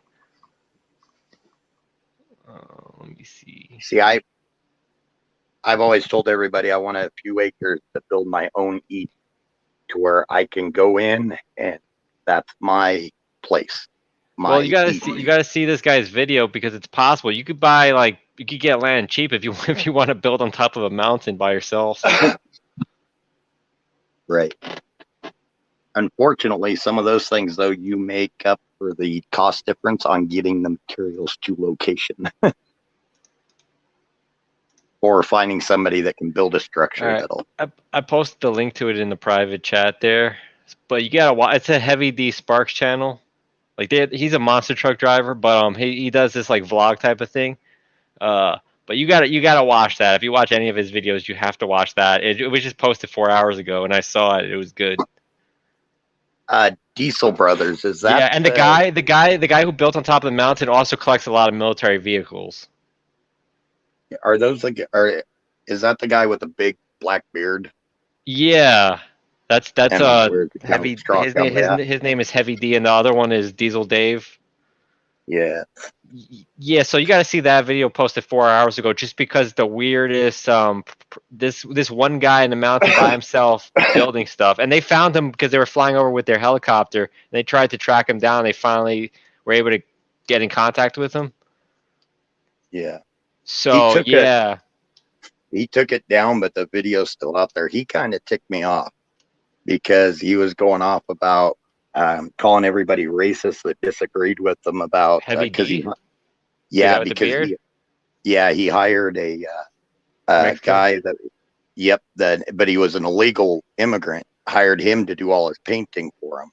And everybody's like, dude, it's an illegal immigrant. What the heck are you doing? And anybody that disagreed was racist. Oh, yeah. And I had a feeling something was wrong because he put out a video where he's saying he only did this once. He's like, oh, I decided to introduce Spanish into my, channel. So, because this Spanish guy works with me. The guy didn't know a word of English. So he's trying to give Spanish lessons on his channel, trying to make it interesting. But after that, he never talked about it again. Yep. And he took that one video. I did not like that video. I was like, so I need to learn Spanish now. Barely anybody in my neighborhood speaks English, and you want to force me to speak Spanish now because you think that's the problem in this country. And it had nothing to do that he was, a Mexican guy. No, he's trying to compensate for the fact that he's hiring illegal immigrants to work for him. He wants to try to say, oh, he's going to virtue signal that he's trying to be culturally, whatever. Right. I unsubbed after that, and if you notice, his subs dropped. No, I gave him a chance. I clicked dislike on the video. They got rid of dislikes anyway, but still, I clicked dislike on the video at the time. I didn't like it, but I gave him a chance just because I like the guy he works. I think the guy he works with is real cool. Diesel Dave. Diesel Dave is the Mormon guy who works with him. He's real cool. He's a legit, honest guy. Heavy D, he's kind of a jerk, but I like his channel just because of the content. Yeah, maybe a sellout a little bit for he is. He definitely is. And the fact that he knows that most of his co-hosts and people on his channel are Mormon, so he goes around with a tank top, with his arm showing and all this, trying to exaggerate the fact that he's not Mormon. Around a bunch of Mormons, it's what are you trying to prove, man? Yeah. I don't like that. I noticed a few things about him that makes him seem complete, he has some type of envy. That was one of those things. It's like. I don't like the guy. I wish Diesel Dave ran the channel. Did that, but he doesn't. Diesel Dave barely talks. Yep, because I watch that all the time. I liked a lot of their projects when they get old cats going, and stuff like that. It was really, or to dig him out of holes. No, yeah, but the guy, I know what you mean. The guy, I don't like the guy, but I do like the other people on the show. Yeah. And when he went off about that, it's like, man, I'm sure there was some vitriol, yes, but he started going off about people that were complaining that he was a legal immigrant. It's like, no, that's not racist. It's the fact that you're hiring somebody that doesn't have to pay taxes, bro. Or right. Should have to, but it's and then the left will tell you, well, they pay taxes. It's like, okay, yeah, they pay taxes to get their license on their vehicle. They pay taxes at the grocery store, but they are not paying income taxes, which is the highest tax all of us pay. Dude, I went to hold on. Let me I'll make that call back. But anyway, so I had friends who were Mormons, so I went to the local Mormon church in the Bronx, all Mexicans everywhere. And a lot of them are, they babysit people's kids. A lot of them are probably illegal immigrants, but they take advantage of the situation and have them like babysit their kids and all that. And then there's the Mormon Church of Manhattan. It's a little bit different, but the way they are is that they use these illegal immigrants to do babysitting and stuff like that. So and you'll hear like these city type of Mormon women talking about how they're so independent, they run a business and all this. Yeah, but they don't raise their own kids. Oh, yikes. You see what I'm doing there? I mean, what I'm saying, they're not raising their own kids. They're talking about how they're superwoman and run a business and have all these kids because you hire a bunch of Mexicans to raise your kids. Oh, that's why you have a bunch of Mormon kids in the church talking about, oh, we need more diversity in this country. Racism is the problem because they're being raised by foreigners. Yep. Hello. Hold on, I'm gonna be right back. I just gotta find out about that call. Hey, Zach. And to clarify to anybody, hello, everybody. We mean illegal immigrants. I got a kick out of it. They didn't even want us to say illegal immigrants because it sounded so bad. It's like they're breaking the law coming up here, not legally. That's illegal. I heard a hello. So your mom, so you can't do anything wrong? Is that? Well, that's how I was taught. Well, I mean, no, I'm talking to Moggies in the chat. Oh, saying, leave moms alone, please. Whoa. Come on now. Can anybody hear me? Moms need judgment too, just like everybody else. Just like Pisaki says. We'll circle back.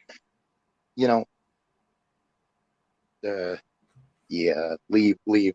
I'm not leaving anybody alone. If I see something, if the person is an asshat, they're an asshat. I don't care what they are, who they are. I'm gonna, you know what I mean? So I mean, that's almost like saying like, okay, this lady's in Walmart beating her child. Oh, leave moms alone.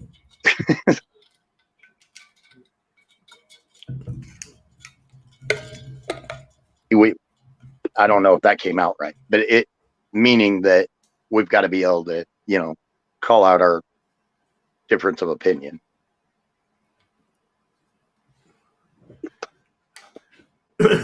Well, this is why I offend people. Well, I'm going to tell you what.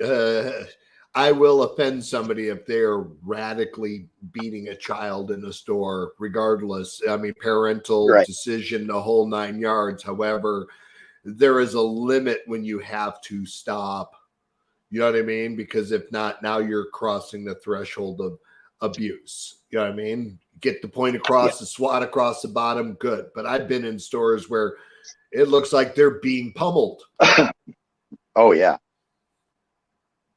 Like, and you could tell the parent is pissed and just like, oh, yeah, you could see, right. You can see the rage, black, white, Asian.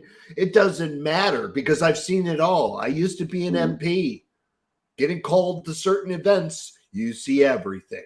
You know what I mean? Very disturbing things sometimes. That's why cops drink. Because if you seen half the crack, you would not be a cop. Ever, especially in the military. Even worse. Irish. Hey, what's going on, everybody? Mogi, I have a very, very good relationship with my mother and all my sisters, and they are great mothers, so I would never condemn them. Oh, no. I mean, I remember the first time I got swatted by my dad. That was the first, I mean, like literally, I was the kid. I was the kid who actually just did everything, but Smiley, you ready for this? My dad and I'm a 1979 Chevy Suburban traveling at 70 miles an hour going to Wisconsin Dells, and the two children in their back. I am 10. My sister is 5. My sister starts becoming my sister.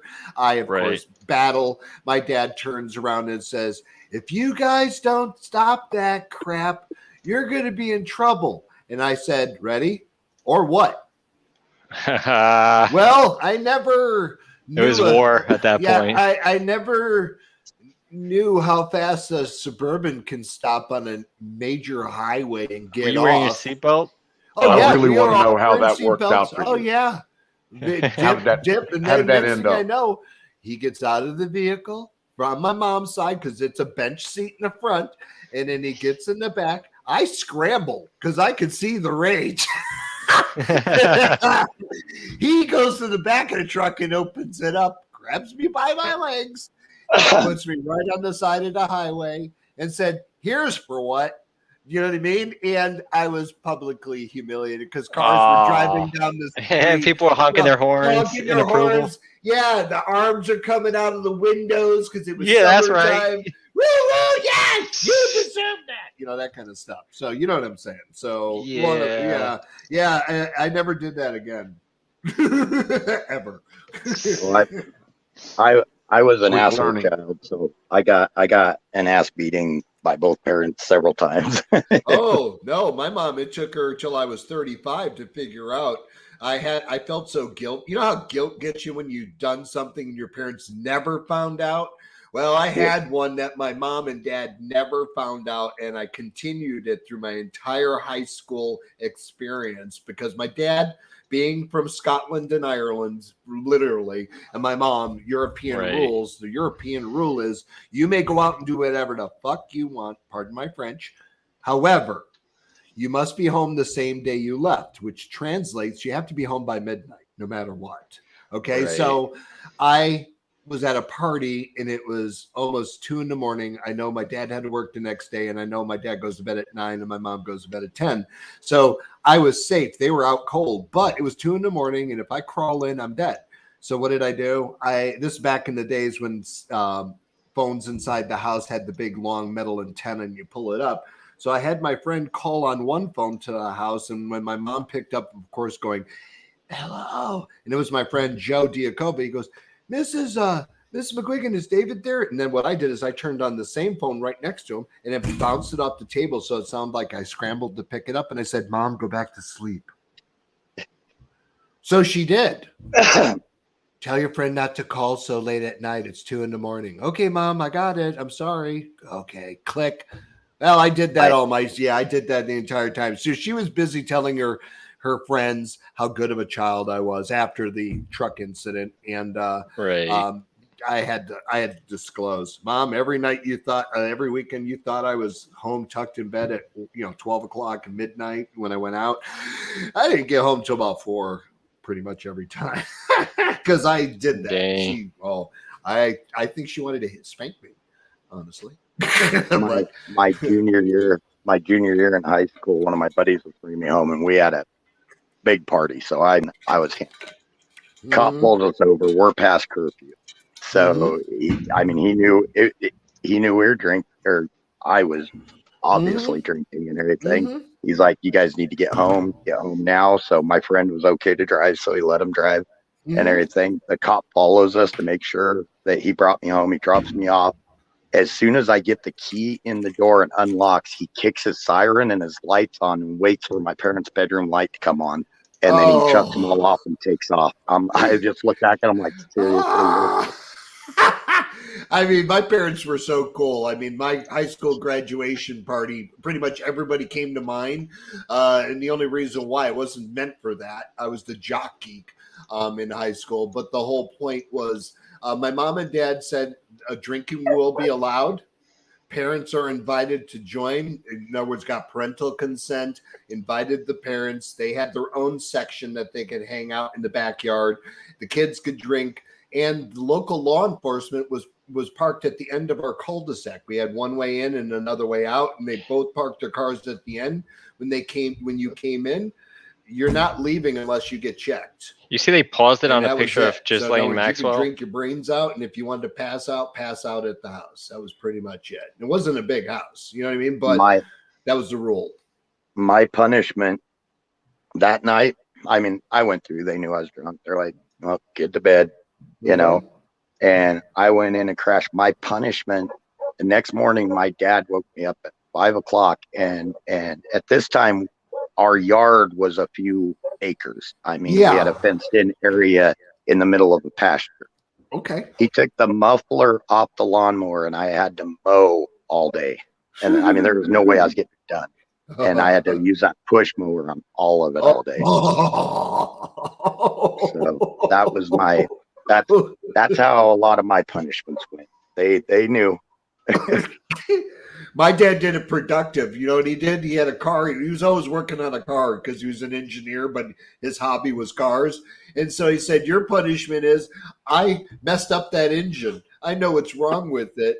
You're going to have to figure it out and get it working again. And I don't care if it takes you all week. Yeah. Yep. You learn quickly. Very quickly. Oh, yeah. That was before the OCB ports. Way before then. You guys were talking about seatbelts earlier. I remember riding around with like probably 8 of us kids heading to the lake, the parents in the front of the pickup and 8 kids in the back of the pickup. Oh, yeah. That's fun. Yeah. Going down the road at, at that time it was 55 mile an hour, but probably going 60, Right. flying down the road with a crud load of kids in the back of the pickup. We never got hurt or fell out or anything. With hub brakes, right? Yeah, drum brakes. in the long run, it's just it's hilarious and it's funny. We look back at the things and then you slowly become your own parents. You don't realize it. You know what I mean? It's like if you have your own. I have a 27-year-old daughter who's married and in college. So, yeah, I've been through it. It's like, yeah, she's a good kid though. So she turned out not totally messed up. So I'm good. Anybody says their kid's perfect, no, that's not possible. There's no such thing. No such thing. No such thing. Now listen to them. You saw the did you guys see the thing up in Colorado that hit the news? Smiley left again. I'm still in demons. Did you guys see that news with the Colorado school putting that sign up? Oh, with the what was the sign? The people of color playground time. Oh, yeah. They said it's the Centennial school system up around Denver. They put a sign up that said for people of color playground times, and they're pulling back on. I don't know if you saw any of that, but they're not yet, really going into protection mode and trying to make it sound like it wasn't on purpose. It was because there's a lot of black parents that are like, what the heck? No, I mean, some of my friends, they're like, what the hell's going on? They're in Colorado and they are, you know what I mean? They're like, what? Hell no. There's a lady on YouTube, and she's doing a video by it. She holds up a picture and she says it reminds me of this, and she's an older lady, and it's got the whites only bathrooms. A picture of that.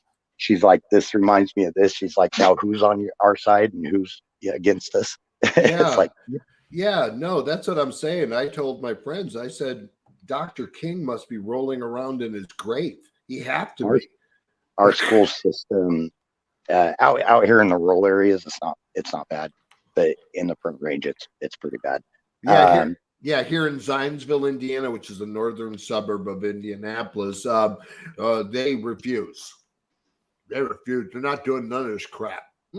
School is school, and you can wear a mask if you want to.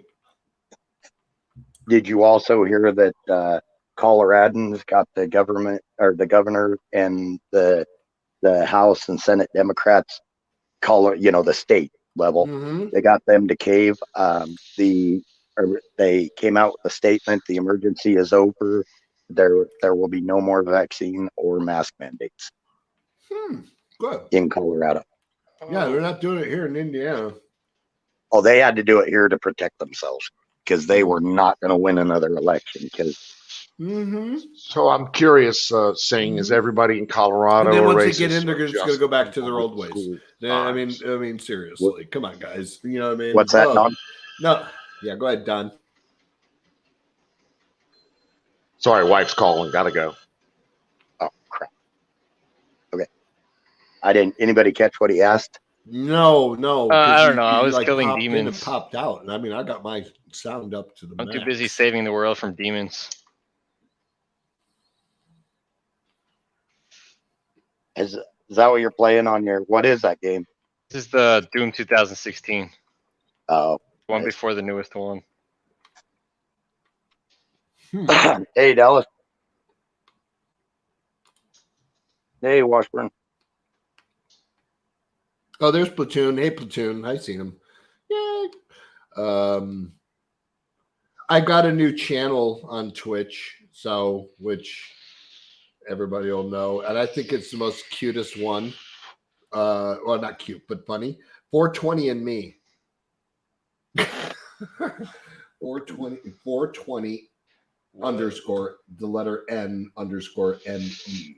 That's just one I set up because I figure we should all have Don. We should all have the backup, like you mentioned. So I'm just going to put it there so that we have another rally point if anything ever were to happen. I do aquarium videos. Put that together. I'm going to set it up, and then Don, you can assist me. You can assist me as well, or anybody can assist me for the admin side and how to set this all up for you. This so that we can bounce around. You know what I mean? Yep. Which would yeah, be good. Dallas. That's not bad. $800 for with tires, the front rotor, and the front brakes plus labor. That's not too bad. No, that's actually very good.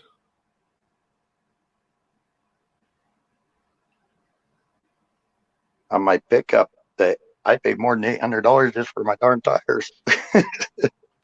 But the pickup, bigger tires. Well, I'm doing my wife's rotors and on her go-kart called the Smart Car. Yeah, I'm doing her rotors and brakes, and it's made by Mercedes, so parts are not the easiest. You know what I mean? But yeah, I got 2 parts I'm waiting coming from Germany for the stamp thing, and once that is, I can put them on. But it's all up on blocks, on rails. Yep. Nice. Don't those things like Matchbox size chassis? I mean, aren't there like 3 feet between the front wheels and the back wheels? But yeah, Don, you can text me because you have my number, so feel free. Is this thing working? I hear you. Yeah. Okay. I was just killing demons. So 420 and me. I think the other gentleman's having trouble here.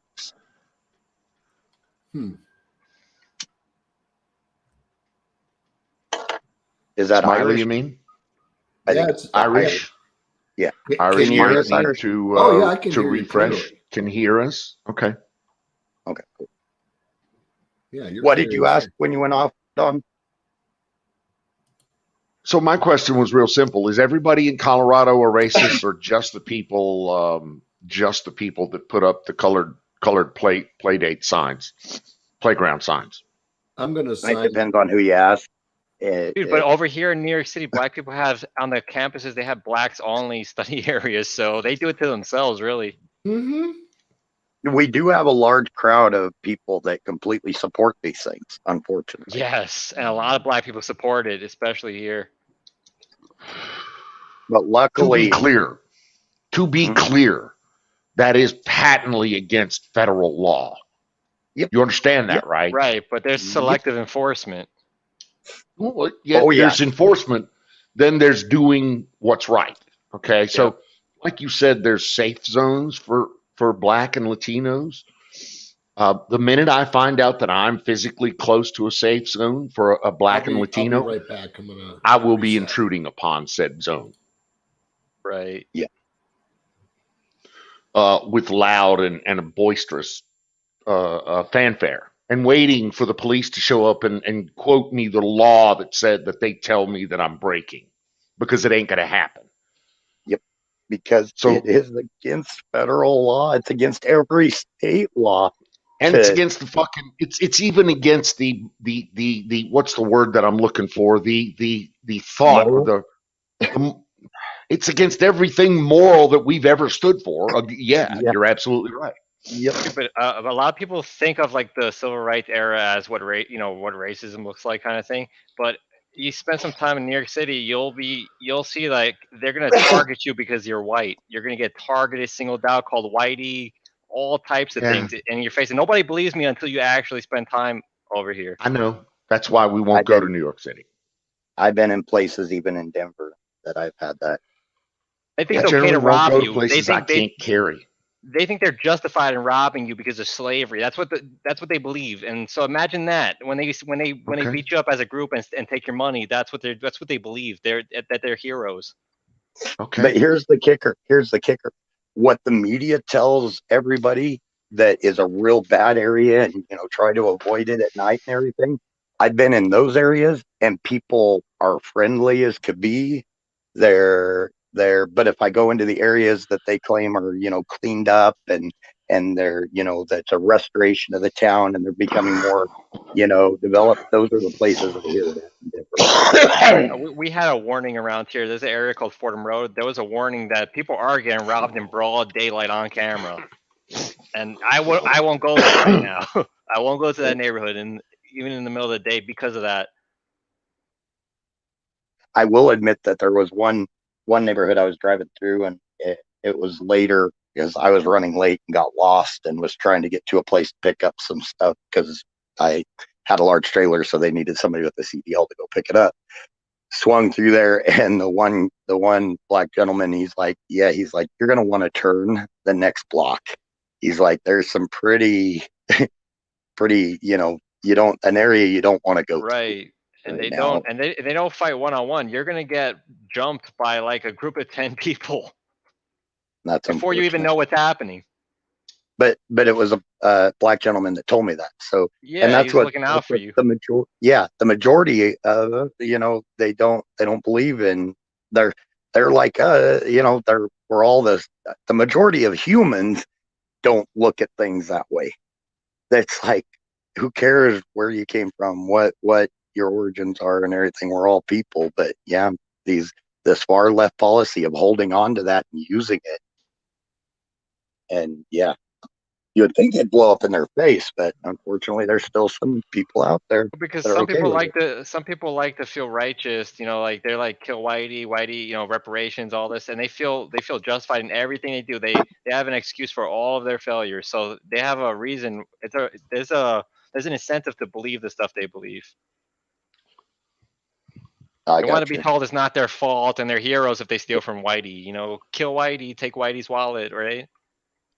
Well, look at San Francisco, and this is just criminals, of all backgrounds, But look in San Francisco, they were telling the people that owned little mom and pop shops that you can't go after somebody when they were doing those mob thefts that they had, and a bunch of people were mobbing the store and taking stuff. But look what happened when they started hitting high-end retailers. Right. Then they came down, and now they've been putting out there, we're going to crack down on it. This enough is enough. And it's like, they just don't care about the small businesses. Yep. And those high-end retailers give them a lot of money, to run their campaigns.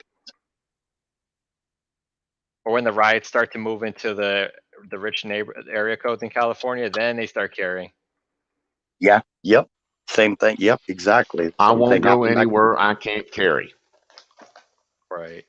And trust me, if I can carry, those types of things don't happen. They just don't. Over here, it's like with our DAs and everything. It's like if you defend yourself, you're gonna be thrown in a prison with a bunch of people who hate you. And don't let the prisoners know exactly what your politics are. Look what they did to basically Rikers Island with a bunch of savages. Look what they did in Britain to that guy named Tommy Robinson. Yeah, I mean, do you understand today's equivalent of a dungeon? We won't go there. We won't. Right. People won't go to. I mean, you can be from New York City all you want, but people won't go there. I never promoted. It's not a good place. Actually, and it's just it would be just a 2-hour layover for me. But I found a flight that would redirect for a layover in Boston instead of New York at JFK because I didn't want a 2-hour layover in New York. I was nervous about being there for even 2 hours. So, and that's some of the plane tickets I've been looking at to go to England to do my castle tour. Castles are cool. So. Oh, dude, I won't start yet, but Don Emerald and I had a nice long conversation about pretty much from castles to the pyramids. That was really cool last night.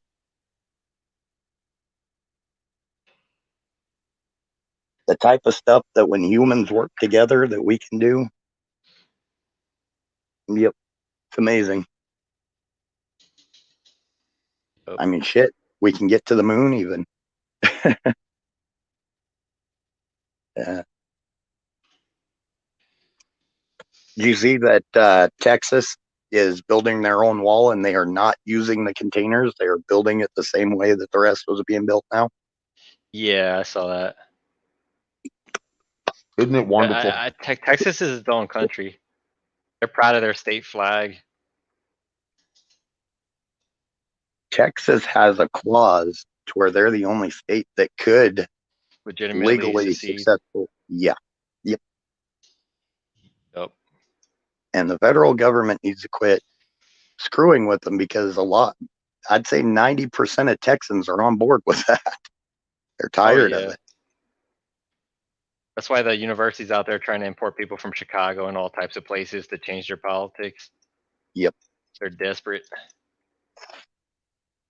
Every university is down there talking about, you know, how proud they are to support student visas from overseas, people from other cities. Like they're just trying to fill up people with their politics. Some Texas. Of these, they did it in the Front Range of Colorado.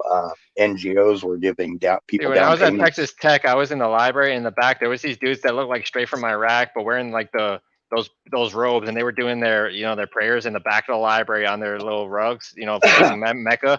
That was in Texas, in the middle of like Christian Lubbock, right? Because they were there on these student visas, and they were like in their late 30s at an undergraduate university. That's what's going on. They're probably lying about their age too. It's like a lot of the illegal immigrants coming in right now. They're all 12 years old. Oh, Mrs. Dawn. Your wife's checking up on you, Dawn. All right, die. I see that. She's talking about my experience in Newfoundland.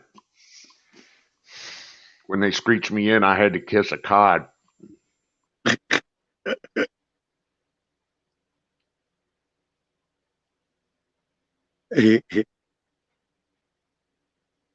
No joke. No joke. Really? Yeah. I mean, after you consume copious quantities of that fucking black rum they call screech up there. Jesus Christ. Nothing like having your head spinning off alcohol and then get a nice strong fish smell. Oh yeah, boy. Yep. Pub crawl down on George Street in St. John's. Oh my God. Me and the boys in the strip joint down there throwing ones at the fucking. Don't even get me started. My boy was a constable with the RCMP. And so, you know, we could do no wrong. It's Trumpy Bear. Trumpy, my boy. Y'all don't get me started. Don't get me started about getting screeched in down at St. John's.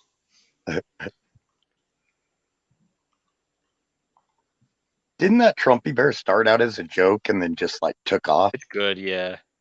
Yeah. Dude, I don't know, but it's popular as fuck. I need to and get for my three low old buddy payments of $19.95 each. I mean, how can you go wrong?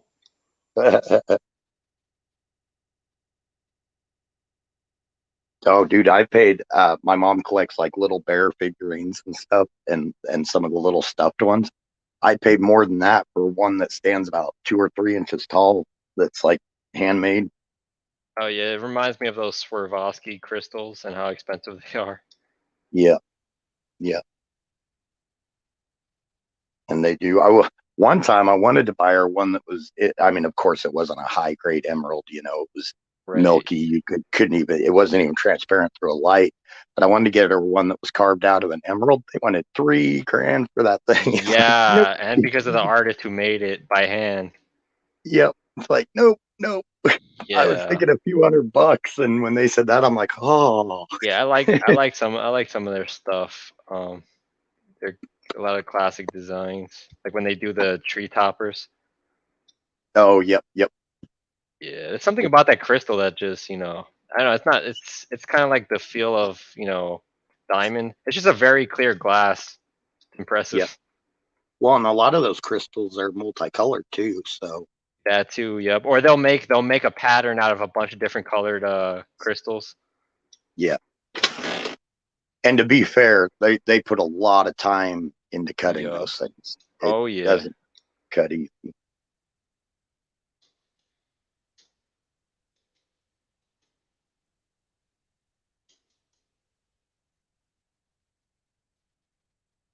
You didn't have a cod.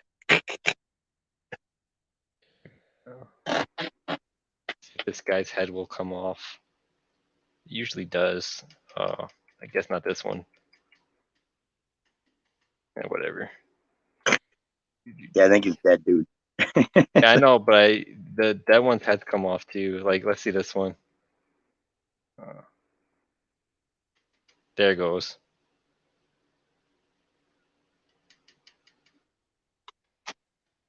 Emerald eat himself into a food coma with that chili. Look, see the chainsaw too. Oh yeah. It's nice.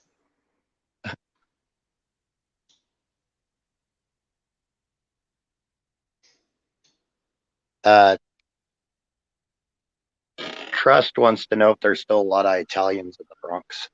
No, there's a lot of Mexicans replaced them in their neighborhoods. Like Little Italy's replaced with mostly Mexicans.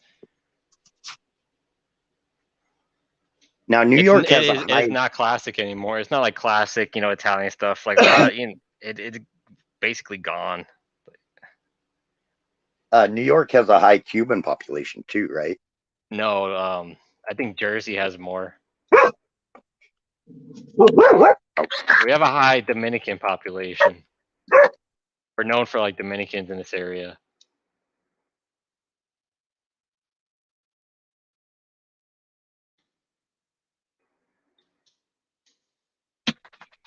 That's like why when people talk about Mexican food, I'm like, to me, that's so boring because all the food here is mostly Mexican. Like having non-Mexican food is interesting. Right there.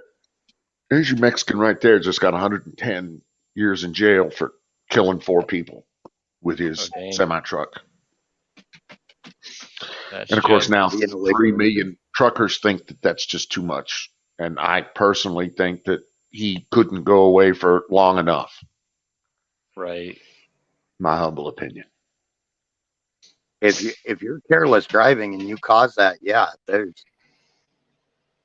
What I take it he was an illegal immigrant. No, he was completely legal. Oh. Yeah, sometimes legal and illegal is the people are very similar. I've seen illegal and legal people that were the same, like assholes. They would just have a different citizenship from the same place. You just happen to be born here, because their parents, their mother was pregnant when they were sneaking over. There's a lot of those, and they consider themselves Mexican. They carry Mexican flags. They don't like the U.S., but they're legal. With the CDL, that's probably about right. It probably should be more. If you're careless driving, I mean, heck, I got a truck is deadly. Yeah, and I got a seatbelt. His brakes failed, and he intentionally did not run off on a truck ramp. So he intentionally passed up a ramp, even after he said that his brakes had already failed. Was he worried about the charges from using the ramp? No, he was worried about crashing the truck himself. They charge you a fine for every time you use the ramp. They send you a bill.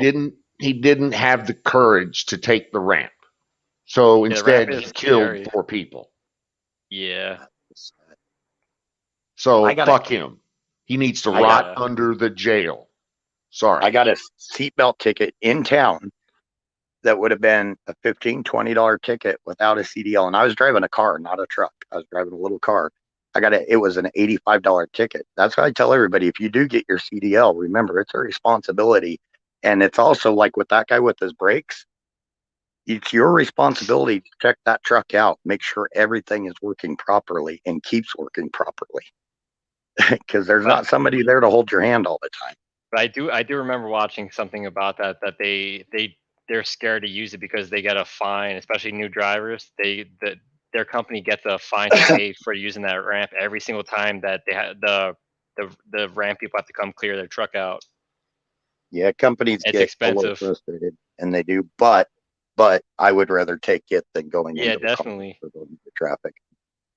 I don't care if I'll never, if that company fires me, I'm not going to have that on my conscience. So. Yeah, people have gotten fired for using that ramp because of the money that it cost. Yeah.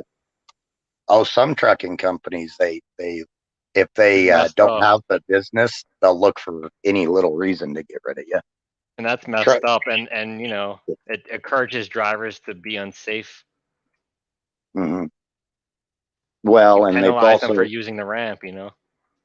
A lot of these big companies now are able to get their own trainer that can also has the credentials to certify them, and they are not properly trained in a truck. So, I mean, around here, we've got one of the hardest guys to pass it in the state.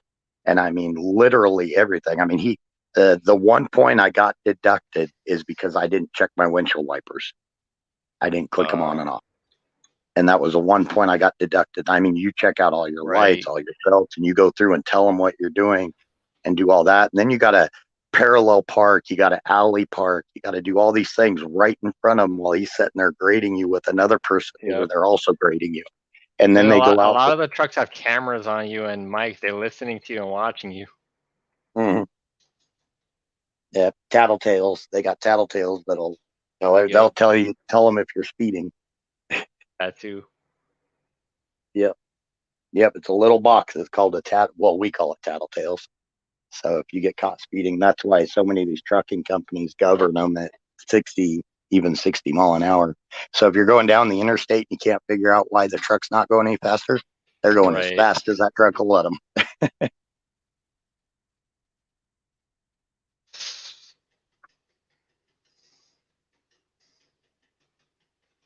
Right, Dallas. Yeah, it's way better than 4 people dying.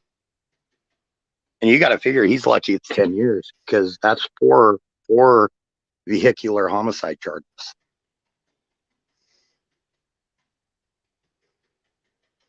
So that's only 2.5 years per life.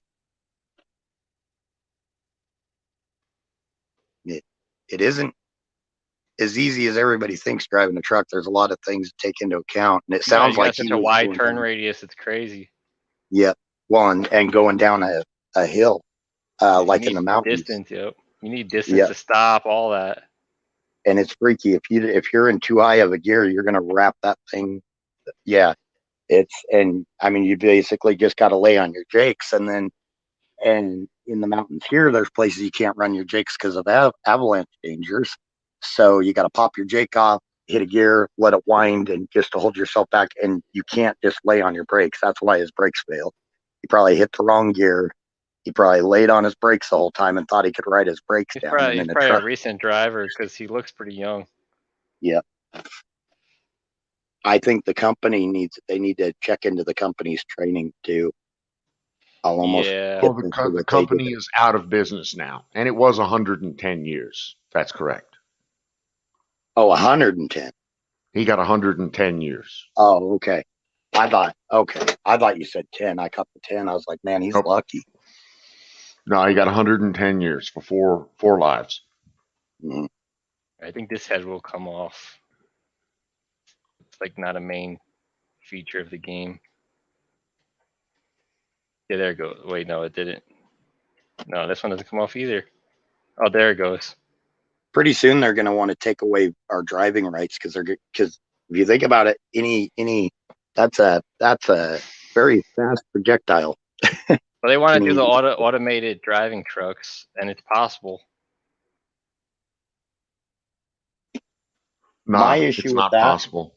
Is road conditions and stuff like that. You got to have a person in there, and I'm talking even dirt and gravel on a road. You got to watch that road and curve with gravel. Ice, I know what you mean. ice. I know what you mean. Yeah. I'm just talking about in like a dystopian future when all the cars are automated, not just trucks, and so everything's automated. Yeah. And there will be a lot of stuff that is automated, but I think there's parts of it that just can't be. Yep. Right now with our tech, who knows? Might change. I mean, they might get tech that can sense any little disturbance. And flying cars and all that stuff would have to be automated mostly. Isn't it like in Dubai or something? There's they are messing with that in Dubai, like quadcopters that could basically pick up people. Yep. For rescue, they were using it for fire rescue too. Nice. They got that kind of money to just experiment. No.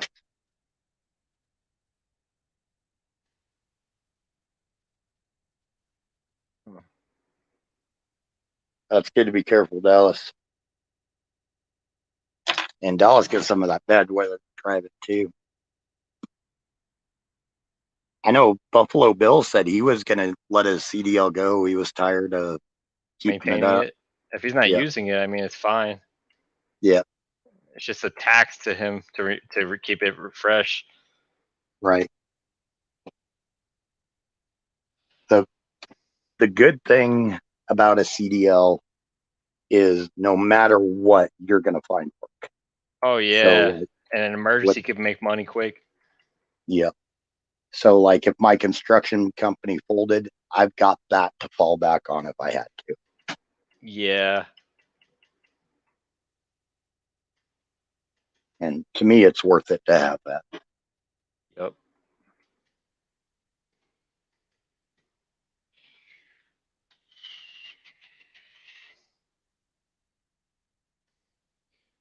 But to show you the reliability of some of the younger new drivers and how they're just trying to shovel them in. Don't start barking. How they're just trying to shovel them in. The other day I was driving and I was going too slow for a bull hauler, and I was driving a truck going through town, going the speed limit, mind you, but he wanted to fly through the little town, and he came by me, he was flipping me off, and he even swerved over into my lane at me to show his discontent. Big old truck. Yeah. Going up against another truck. It's like, dude, you're an idiot. What are you playing chicken with missiles. Mm-hmm. So that's when you pick up your smartphone and you call the 911 and you tell the nice police officer dispatch there that there's this massive truck driving drunk on both sides of the road and almost hit this little boy, and that its license plate is such and such and such and such. And I'd be happy to follow it until you engage it. I didn't follow it, but I called our dispatch with the license plate number and everything, because that's one thing that they don't play around. They're like, you see somebody driving careless out there, let us know. We'll call in, relay it. But, yeah. And I was loaded. He was empty. He would have lost that. Susan said her dad was a truck driver before he went to World War II. Nice.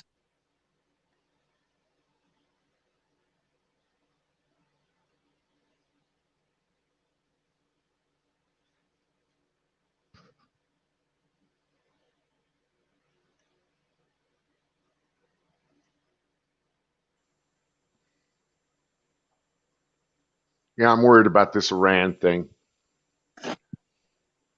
I think that the administration is going to give up the ghost just to get a deal. They're going to give them whatever they want. Yep. I'm also fearful that Biden is going to give Putin what he wants, and that no troops in Eastern Europe, no NATO troops in Eastern Europe. That scares me to fucking death that he would like that. And they're not going to, we shut down the Keystone pipeline and we just let them do the Nord Stream thing. Exactly. He shut down the Keystone and he's letting the fucking Russians do the Nord Stream 2 thing. What's up with that? Where the fuck did that? I mean, how much goddamn commie dick do you want to suck? Or how ignorant how ignorant are your voters if they still believe it's about global warming when you open up one in a country that they don't have the standards we have and you close down ours? Yep. makes And it no gives sense. Russia the ability to shut power off from a lot of Europe. It gives Yep. them a lot of All stronghold in of Europe. All of Europe. They already own the pipeline going through to Ukraine, and they're going to own the fucking Nord Stream 2 into Yeah, Germany. And it's pretty so, serious. dude, And they're going they're to run the going- whole motherfucker. Yep, it. and they're basically handed it on a silver platter. And everybody in the Europe is okay with this. They're cool with it. That's how they say it now. They're cool with it. They're And all I'll almost was guarantee you Ukraine loses another 100 miles pushing in, so Russia controls all of that pipeline. Yep. They think tolerance is a virtue.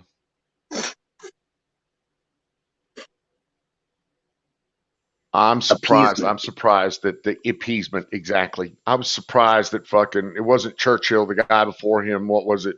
Chamberlain? Appeased fucking the Nazis for years. I'm surprised that somebody isn't saying this. I'm just amazed But that somebody has not. I wish we would have treated the communists as hard as we treated the Nazis. I have that argument, Don, and I agree, because I have that argument with people all the time that say we're interventionists. And at times, yes, but a lot of the times I remind them, look what happened with World War II and how many lives were lost that didn't have to be lost if we would have taken them down quicker and sooner and didn't just try to sit back and hope it all worked itself out. There's some places that get so out of control that it's protection for us to take them down early.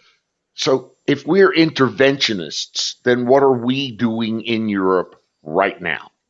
I have no idea. Well, when they we're there at the behest, at the pleading, at the begging of the Europeans, particularly the Germans, the French, and the Eastern Europeans, but particularly the Germans. Okay, South Korea. Same thing. And why are we there in Germany? Why? To protect Germany from being invaded by Russia. It's that simple. It's not from this. It's to protect Germany from being invaded by Russia. Yeah, but like that's what Trump NATO said, exists. Like what Trump said, what is Germany paying? What are they doing for us? Because they were making deals with Russia, even though we were there protecting them from Russia, and they're using that protection as a strength to make deals with Russia against our will. I want to address that interventionist word though, because frankly, that's what they use. Well, they are wrong, and here's why they are wrong: is we are there now preventing the inevitable, the invasion of Europe by Russia and the taking over of Europe by communist Russia. I think Irish wants the link in the chat. Okay. I think that's Irish. Puff Puff Pass Phoenix. Yeah, that's him. You look at the Germans who were scoffing when Trump was talking about taking the majority of them out of Germany and putting them in Poland and putting them in Ukraine, and he should have. He should have. He should have. He scared the bejesus out of the fucking Germans when he did that. Yep. And he should have done it. And maybe you guys should be multiple battalions in Poland as we speak. There should be. I love Poland. I love the patriotism in Poland. Oh, and they're standing up to those. They're kind of They're not letting that whole migration warfare thing go on. They're hosing people down at their border. And they don't want the diversity. They don't want the high crime rates and none of that silly stuff. I heard something not too long ago from a vet that, and I don't know, maybe you guys could verify this for me. I need to research it. But he was talking about when he was there in the 80s over in Germany, that in the 80s, Germany actually started charging us basically rent. It's a lease, a land lease thing for our base there. Right. Is that accurate? Are you referring to the Lend Lease program? Not the Lend Lease. It's a land that we actually have to lease the land and rent the base. Yeah, rent the space for a base since the 80s is what we do. That we do that in just about every country we have a base in. Particularly Gitmo, for instance, we have a 99-year lease and starting in 1954 with the Cuban government. And It's like salt in nobody a can. wound. I'm sorry. I What? mean, that's like salt in the wound. We're paying all this money to protect Germany and South Korea, and then we got to pay them for We have an the interest in land. that base, though. It's not just to protect them. We're there for other reasons too, for personal He's interest. right. That It's base a front is line. Yeah. whoa. That base is U.S. property and U.S. soil. So there's a difference between just us being there and us owning that base. Oh, okay. Understand? Yeah, yeah. There's a legal difference.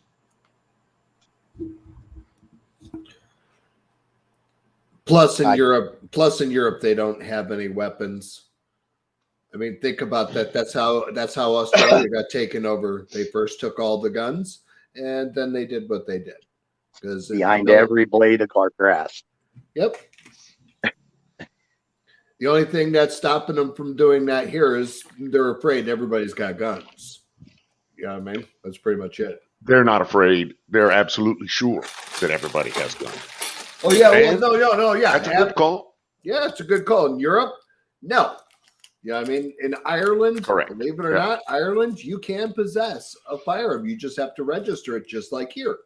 You know what I mean? You have to register it. You have to be certified in it. You have to do all those things, but you just can't just go over there and open carry. That's just meant for your home dwelling to protect yourself. They don't have concealed carry.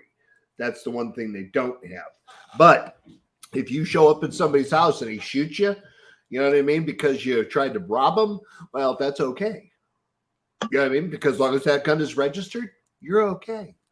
You know, that's and it's of course you know it was a good reason and all that. That's the legal system there.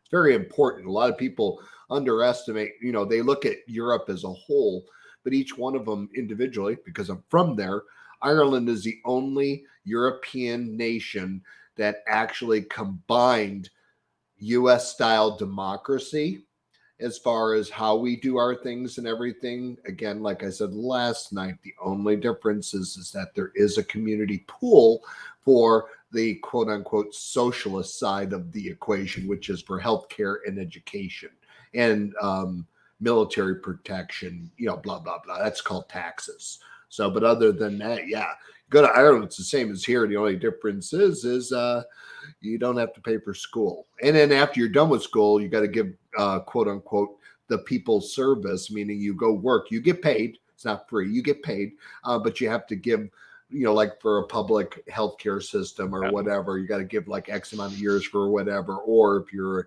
road construction, whatever, because you can be whatever you want to be in Ireland. Just understand the industry you go or choose will have a commitment for some time to basically help the island altogether. So that's a little education on Ireland for everybody. I know the Colonel has it different in Norway.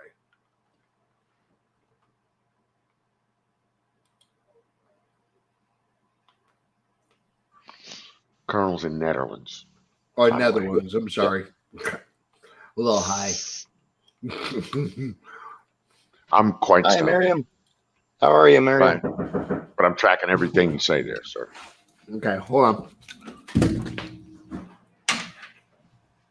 Miriam's in chat. I could take this head off. There, I think. Yeah, there he goes. Oh, don't. You girls are. All right, I made it to the objective. My puppy dogs are being needy this evening. My puppy dogs have been needy all week, so I understand exactly what you're going through. This is how spoiled they are. I've literally got soft music playing out here for them because it kind of eases them with some quick rowdy. Come here. Hey, Miss I Miriam. work with people on the West Coast, so it is only 5:30 there. So let me check here. Check my phone because it did not ring. Oh, Samuel Link, 8:31. So he tried to call me 7 minutes ago. So what do I need to do? Do I need to give him a call back, or are they outside? I'm not sure who Mr. Link is or if you're even talking to us. Yeah, dude, are you talking to us? You're still on mic.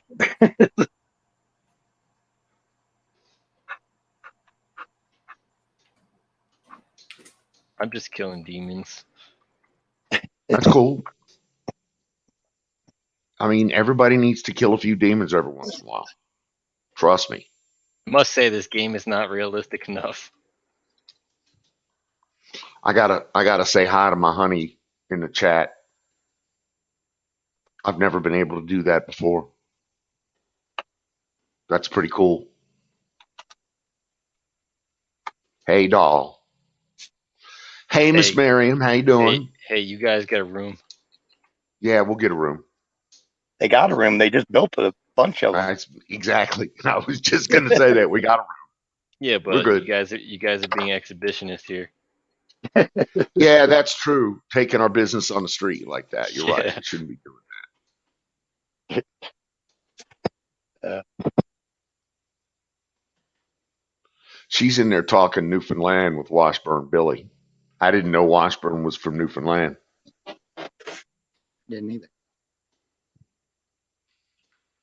I knew a girl from there one time. She was friggin' nuts. That could be me Yep. that turned her that way, though. That Nope. happens. You're right. You were Okay. right the first time. Okay. They're nuts. Okay. Something to do with the cold. I don't know what it is, but Oh yeah, she was like burn your bunnies or cook your bunnies. What is that? Fatal Instinct or whatever. oh, Fatal Attraction. Okay, yeah. Fatal Attraction. Yeah, yeah, yeah. Like Femme literally. fatale is what they call it. Change. You know, that's how the let's say people of the gay persuasion, they say a femme fatale. No, me mum is from there, eh? Yeah, That's that's very Canadian. that's Newfie. It sounds like Quebec. I will say she was a knockout. She was just nuts. Yeah. Hey Don, I've got a question. You do programming as well, correct? No, not really. Oh, okay. But what can I do for you? If you consider waterboarding programming. Yeah, if you yeah. Well, if you consider PsyOps a program, then yeah, I can help you out. I got a CNC idea, and there's no software to support it. Need to find a. You tried FreeCAD on Linux? You know what? I have actually had this conversation before with a CNC guy. Okay. So turns out, here's what I know about CNCs and programming and this, that, and the other thing. Turns out there's two interfaces. There's two major ways to interface to a CNC machine from a CNC programmer. Both of them are RS 485 protocols, but they use two completely different software packages to talk to those two or multiple different types of machines.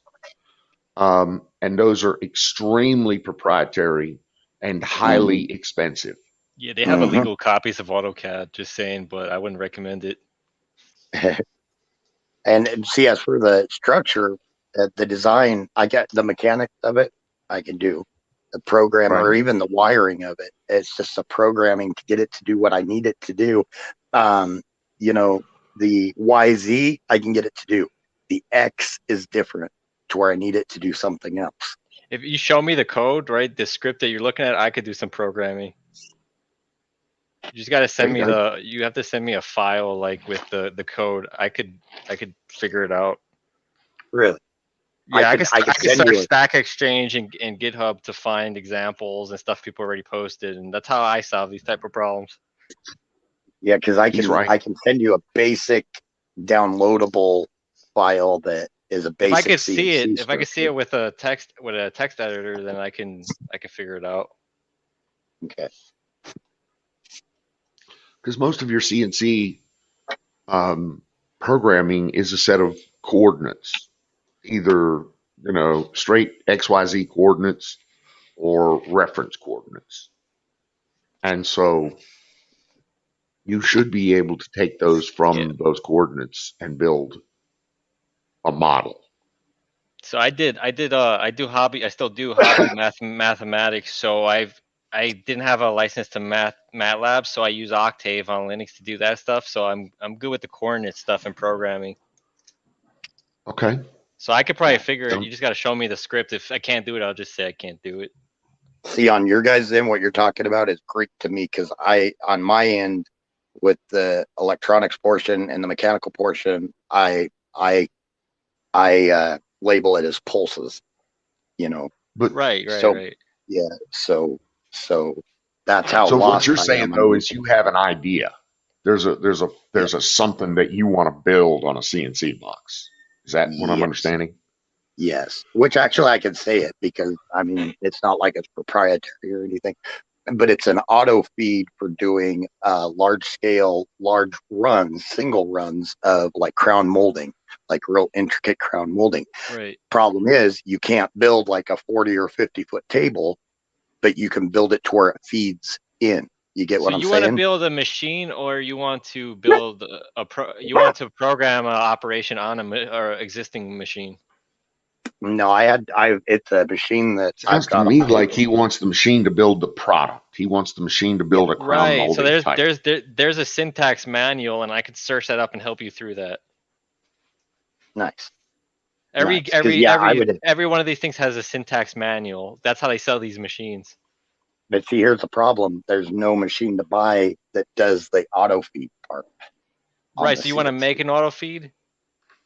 I want to make it operate with the Y and Z axis. Okay, Right. so Okay. then what you're trying to do is create a manufacturing process now. So to Correct. make sure that, so one machine feeds another machine that does work. So Doesn't sound basically, like a complex process. So you could either So- use stepper motors and gears, or you can use actuators. Yep. I would use actually the stepper motors for the draw on the X, the draw on the, or to move Right. no, I got that wrong. The X and the Y, and then but for the Z is what it would be. Would have to be So like whoa. a small wheel that would roll it back and forth. Whoa. Mhm. Whoa. So what you're trying to do, what you think is that you somehow have to invent machinery to have this type of crown molding manufactured. Is that what you believe? Part of it. Because Yes. I believe you're wrong. I believe you're You think wrong. there's one that exists? Well, I'm sure there's one that exists, A. But B, let me toss another option out at you. 3D manufacturing. There are countless processes that I've seen recently that can create your crown molding for you in a 3D process in any size, shape, form you ever need for it to be. You can do it in ones or tens or multiples of thereof. Do you need a lot of it? Like this is a mass production operation? At some time, I'd like to turn it into that. You could probably outsource it then. You can make a deal you could contact the companies that produce these kind of things and make a deal with them. There's that. Yeah. They already got everything figured out, and they can handle that. I actually had somebody in another business recommend that to me, a friend of mine, that said you need to call up Yes. Laguna would or do somebody first. like that. Do it Yeah. first. Call the companies. They will talk to you because they want to make deals. If you have a large bulk order, they will negotiate with pricing. He's right. That if you want to get your crown molding made, then call somebody that makes crown molding. And then they have design guys there on staff that will look through your plans and help you with it. Here's the kicker though. I'm greedy and I want to get in on the production end. Oh. Well, you're going to get a cut on all ends of it. So Oh, you'll yeah. get a cut on a manufacturer, you'll on licensing of the manufacturer because you own a licensed part of it. And Okay. then you'll get a cut on the sale and distribution thereof. And you could even make yourself the exclusive distributor. So you get a cut on everything that comes out of the machine. I mean, how greedy do you want to be? Well, Just partially greedy. I just want to produce the crown molding. I want the machines to produce it. I don't care if they made other machines. Okay, well then here's I just the wouldn't easy part. Then here it is. It's easy. Go to the manufacturer of current crown molding machines and tell them to manufacture your machine for you. Real What is simple. the crown molding made out of? What type of material? Is it plastic? It'd be wood. Oh, so It'd you're be- gonna do wood. no, be- you can hold on, guys. You can 3D print wood. Just so you know, I have a. Oh yeah. I have Use a the three. I have fibers.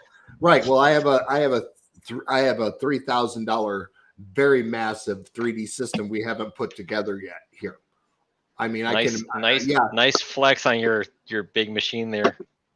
yeah. I my want to. big machine. I'm. I guess old school. I like grains. Yeah, So no, you can get grains in this.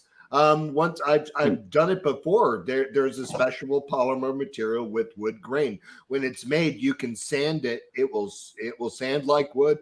It will look like wood. But it's It gonna will feel cost like him a wood. lot. He's gonna have to buy that machine and all that. Well, yeah, it would if you want to buy a machine the size that we've got here. Yeah, you would Again, it's how greedy do you want to Yep. be? And a lot of Yep. companies injection mold. They don't even use Yeah. 3D printing for stuff like that. Yeah. Carpenter. Yep. And So I mean, and there's there is a lot of. there's 100 ways to skin this cat. There really is Yep. for you. I appreciate it because those are some good ideas. I Well, might even email Laguna for contact. Yeah, time. look at what you want to spend your time doing, because if you could outsource something and make money there, just pick your battles. He's right. right. Choose where you want to participate and focus on that. I years ago I started keeping notebooks because I'll get an idea in my head, and if I don't write them down, it'll keep bugging me and bugging me and bugging me. And this is one of them that I did, and I was going back through them and one of the notebooks, and I was like, you know what? I should have done that several years ago. And now it's come a long ways with the CNC to where I think it's more possible now. Definitely. Yeah, I think I'm going to call it. Sorry, I'm thinking to myself. Yep. Well, once I'm done putting this machine together and it's open again to anybody here, if you want to, if you have a design or a CAD design or whatever that I can plug in and get the software, which is usually free, and you want me to print it, all you got to do is buy me a reel and I'll run it through the machine. All right, I might want to do something for an aquarium. Yeah, I'm going to say Aquarium parts. the maximum amount of distance that I can print physically. Hi, Lisa. Right. Yeah, my physical print that I can print is 4 feet. That's more than enough for Yeah, what I would do. Yeah, 4 feet. I can do 4 feet. Yeah, well, yeah, I might have to get back to you on that because I do have a few things for aquariums that I would be needing.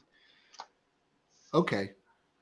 Yeah, that's not a problem at all. Well, like I said, I just have to put it together. I've got automated color All right, fusers and the whole. One thing I could think off the top of my head is a water manifold, 1/4 inch inner. I think a 1/4 inch inner outer diameter, something around that, right? Or a 1/2 inch outer diameter. But it's basically a manifold for water, right? And it's gonna have threaded fittings for to put on some tubing. Something like that. You could make piping, custom piping.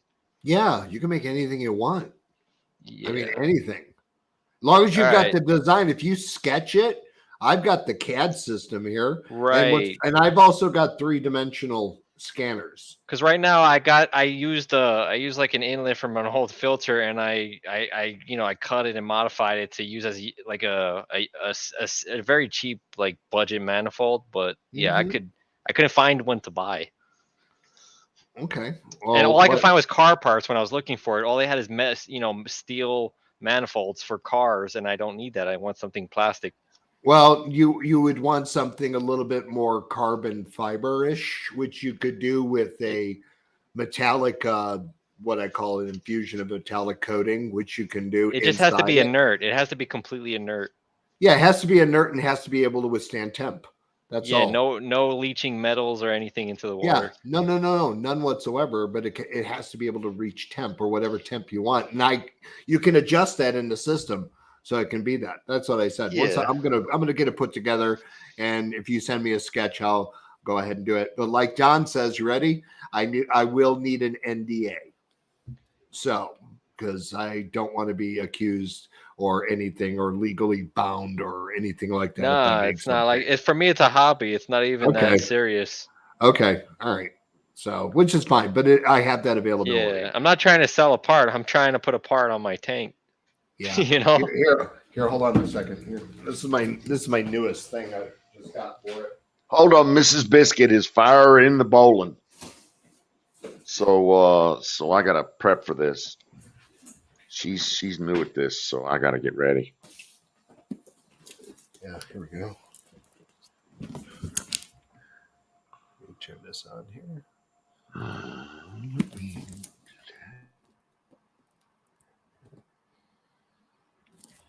Yeah, that's pretty cool. You can look that up, what it does. So there we go.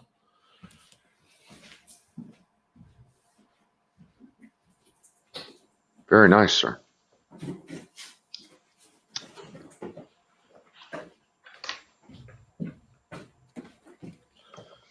Yeah, you can. There you go.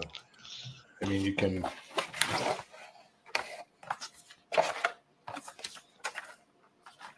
There's your spool. So, what is that a spool of? This is a spool of carbon fiber purple. And does it? Yeah. What does it do to said carbon? Does it turn that into a what? It extrudes it into a thread. Yeah, it's a thread. Extrudes So the threads. Okay, so in this whole system, I have pretty much every color of the rainbow available to me, Okay.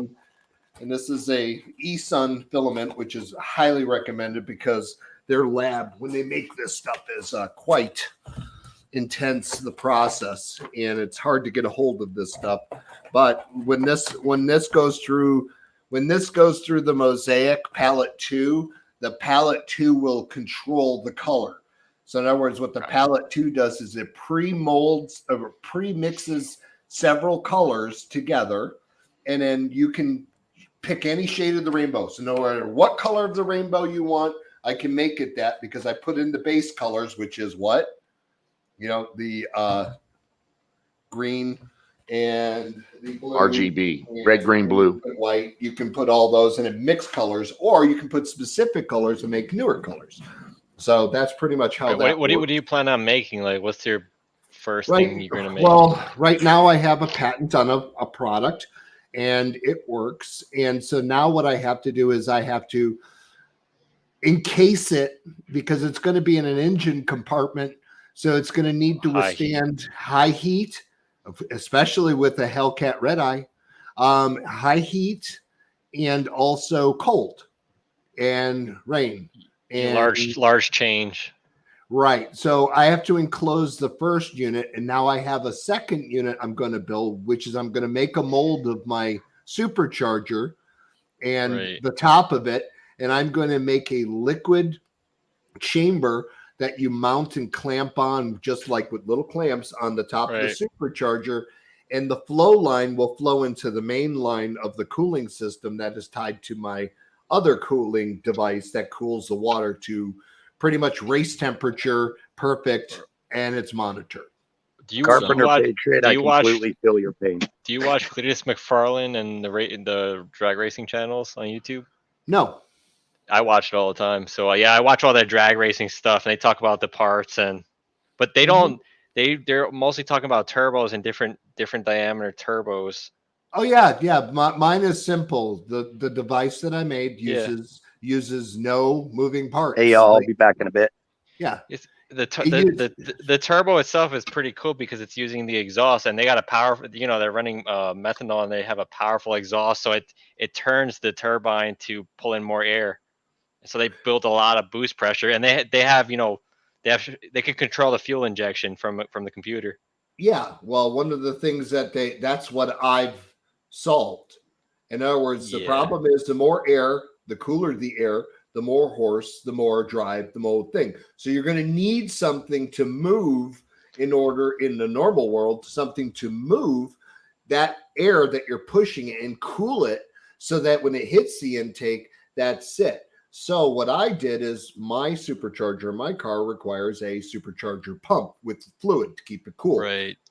However, Dodge went ahead and remanufactured the concept to a super chiller because you people used to make aftermarket super chillers. So what they did is they incorporated the air conditioning system of the Hellcat to turn on the super chiller, which is kind of retarded because you turn on the air conditioner in order to turn on the super chiller, and it draws from the air conditioner, and that means loss of power. It does keep it cooler, but it also means you degrade. So what I decided to do is take the pump itself that pumps that fluid, and since it's made out of an aluminum block, I decided to figure out in a controlled environment how to bring that temperature. And the fastest I can do it right now is from whatever temperature it is to 40 degrees. So you're going to sell that as like an add-on to help people with Hellcats. I can do it for any car. I'm just right now, using mine. Right now in racing, like in and Cletus uses a lot of Texas Speed engines. The engines are completely custom. Okay. Right. Yeah. Everything they're not using, like, and if they're driving what looks like a Hellcat, it doesn't have a Hellcat engine in it. All the drag racing cars, those are custom engines. Yeah, like, from ground up. Yeah, but again, the whole point is the way I built this system. For the Hellcat, you made it modular for actual Hellcats. So yeah, but I worked specifically with all American companies. That's one thing that's very specific. My wire is made in Kentucky. But you're not trying to like race, right? No, I'm going to help the people with racing because you either have a chill box, which is a box with ice in it, or you have bags of ice you throw on top of your turbos and superchargers. That's old school. And then they run methanol because it burns at a lower temperature. Correct. But you have a bigger bang. So in other words, you have a bigger bang, more piston, more horse, the whole 9 yards. Now, the system that I have mathematically, and it works, is using technology that you, me, and everybody in the planet has if you own a refrigerator. And the refrigerator has this. No, the refrigerator has a magic piece of property inside it that people don't get to see, and it's called a Peltier chip. Oh, Peltier! I call them Peltier. We used to use them in a small aquariums, right? In the custom aquariums to do the thermal exchange. Correct. And I know. A lot of the smaller refrigerators use them, but a lot of the bigger refrigerators use compressors. Yeah, but they use compressors with the chip. So it's still the chip to keep the heat off of the chip so that the other side is cold. That's why you have that radiator span on the back of your refrigerator, because it needs to keep that side, get rid of the heat, and so that the cold side stays cold. Because I just never could imagine Peltiers getting that cold, because for what they were being used for aquariums, they changed the temperature by like 3 degrees. Yeah, it's all about the size, the wattage, the transfers, you need a lot of power, the chambers, and all that. You need a lot of power. However, you can get a lot of power. You ready? In a 1 inch by 1 inch cube. If you get the right Peltier setup. So the ones that I have were ordered. You know what I mean? So that's a proprietary order device. Now my device has fans. It has copper heat dispersion, and also the way I have set up with the fan systems cool everything down quickly. So it takes an engine at 210 degrees and can bring it down to, 120, You know what I mean? Which means the air, the fluid is cooler. And then the fan system that I have also brings in that coolness from that device, and it pumps it through the fan system into the manifold, which then cools that on top. So you not only have cold air with regular premium gasoline or whatever gasoline, but you also have liquid fluid that's 40 degrees running across the surface internally of that supercharger. Yeah, you're good to go. Yeah, right now I think they cool turbos with oil. They have an oil line running into the turbo. Correct. And you can cool the oil too. That's the advantage of what I have. I figured it out. I figured it out, and I made it for, especially for people who own Hellcats. My cost for parts and components, and I'll say it publicly, I don't care, is about $200. Yeah, it's not that's efficient. That's building. That's efficient, and it's pre-assembled. I mean, it's pre-assembled. Yeah. When you get the box, here's the device. You follow the instructions. Take your front end off, which is basically 2 screws and 14 plastic screws. Place them exactly where I tell you to place the fans. The wires are already braided. You run them through where I tell you, and then they go to my brain box. My brain box is in the engine compartment with a cutoff switch, because if you drag race, you have to have a cutoff switch inside the engine, which I do. And this box will control from inside the cabin, will control whether you use the fans or whether you use the chiller. But you can't use the chiller without the fans, but you can run the fan by itself if you want, not use the chiller for normal day-to-day drives in Arizona or Utah where it's 140 degrees. You can cook an egg on the friggin' road. Yeah. That will kill a Hellcat in bumper-to-bumper traffic. I think this one guy, this one guy was using like 220 amp fans on his grill for drag racing. Like they're pretty strong fans. No, not you want to see fans, you should see the ones that I had manufactured. Now, I did have to get them from Italy, but I will tell you what, the guy who owns the company is American. He's American. You know what I mean? But my fans, the fan that I have that is sitting is only 4 inches. Right. And it pushes 262 cubic feet a minute. So this guy did the quarter mile. No, this guy did the quarter mile in 5.8 something seconds. He was the first to have a 5-second time at a quarter mile. So yeah, but that's what the drag and they're reaching in I know in the half mile they're able to reach up to 263. I think they did that this year, in the half mile. So, but these are all like custom engines. You have to order these engines to be built. Oh yeah, absolutely. But what you're selling could race, at a different. They're racing in different leagues. Yeah, but here's the thing though. Most chilling systems like those guys and their special custom whatever, they're only good for once, because you can't take that drag strip after it's done, pop the thing, drive it around, and pack it, put another pack on it, and then go again. Because it needs time to cool down for it to catch up and all that. Mine is computer driven. Once it reaches optimal temperature, the fans and the chip itself, which can be controlled, will adjust according to the car. So in other words, if you want a race mode, once it hits optimal in race mode, it will stay in race mode until you turn it off. Right. You will always be chilled. You can go do one drag, drive around, and do it right away. No time you don't have to rest the block, because the block is being cooled. So you're constantly not having to put more bags, not having to put more ice in the trunk, not having to put all that. You just turn the thing on, and once the light goes, the little button light turns blue, that means you are optimal temperature. Go ahead and look at your gauges, and you will see your fluid temperature is at about 40 to 45 degrees inside the turbine, the intercooler. Yeah, at a certain RPM, they switched to methanol just because of the gasoline would burn down the engine. Oh yeah. But I'm just talking for the everyday driver. It makes sense. Yours is more marketable than what they're selling. They're only selling to other 6-second quarter mile racers. But mine, based on the math and the temperature drop and everything, especially with the Hellcat, you get an extra 75 horsepower, up to 100 horsepower boost just by turning mine on. And from what I looked at, methanol, the fuel itself, it comes in these like little canisters, and it's expensive itself. Oh, here in Indianapolis, I can go down to a particular oil company and not get high tech, high temp, like high racing fuel. Yeah, you're in a racing place. Yeah, so we can do that, or you can get the 145 octane, and which is jet fuel, and you can put it. My car can handle it. But I can put methanol 100 smells like it just smells extremely bad. So yeah, my car is designed for high temp. I mean, Do you go to the drag strips? I've been to one, yes, and I took on a Hayabusa 1700 and eat it for breakfast. Yeah, that's pretty cool. Like I watch a lot of the drag racing stuff, so. Well, my stock engine, which is actually a Elephant engine, is Right. I saw that. Yeah, it's baseline.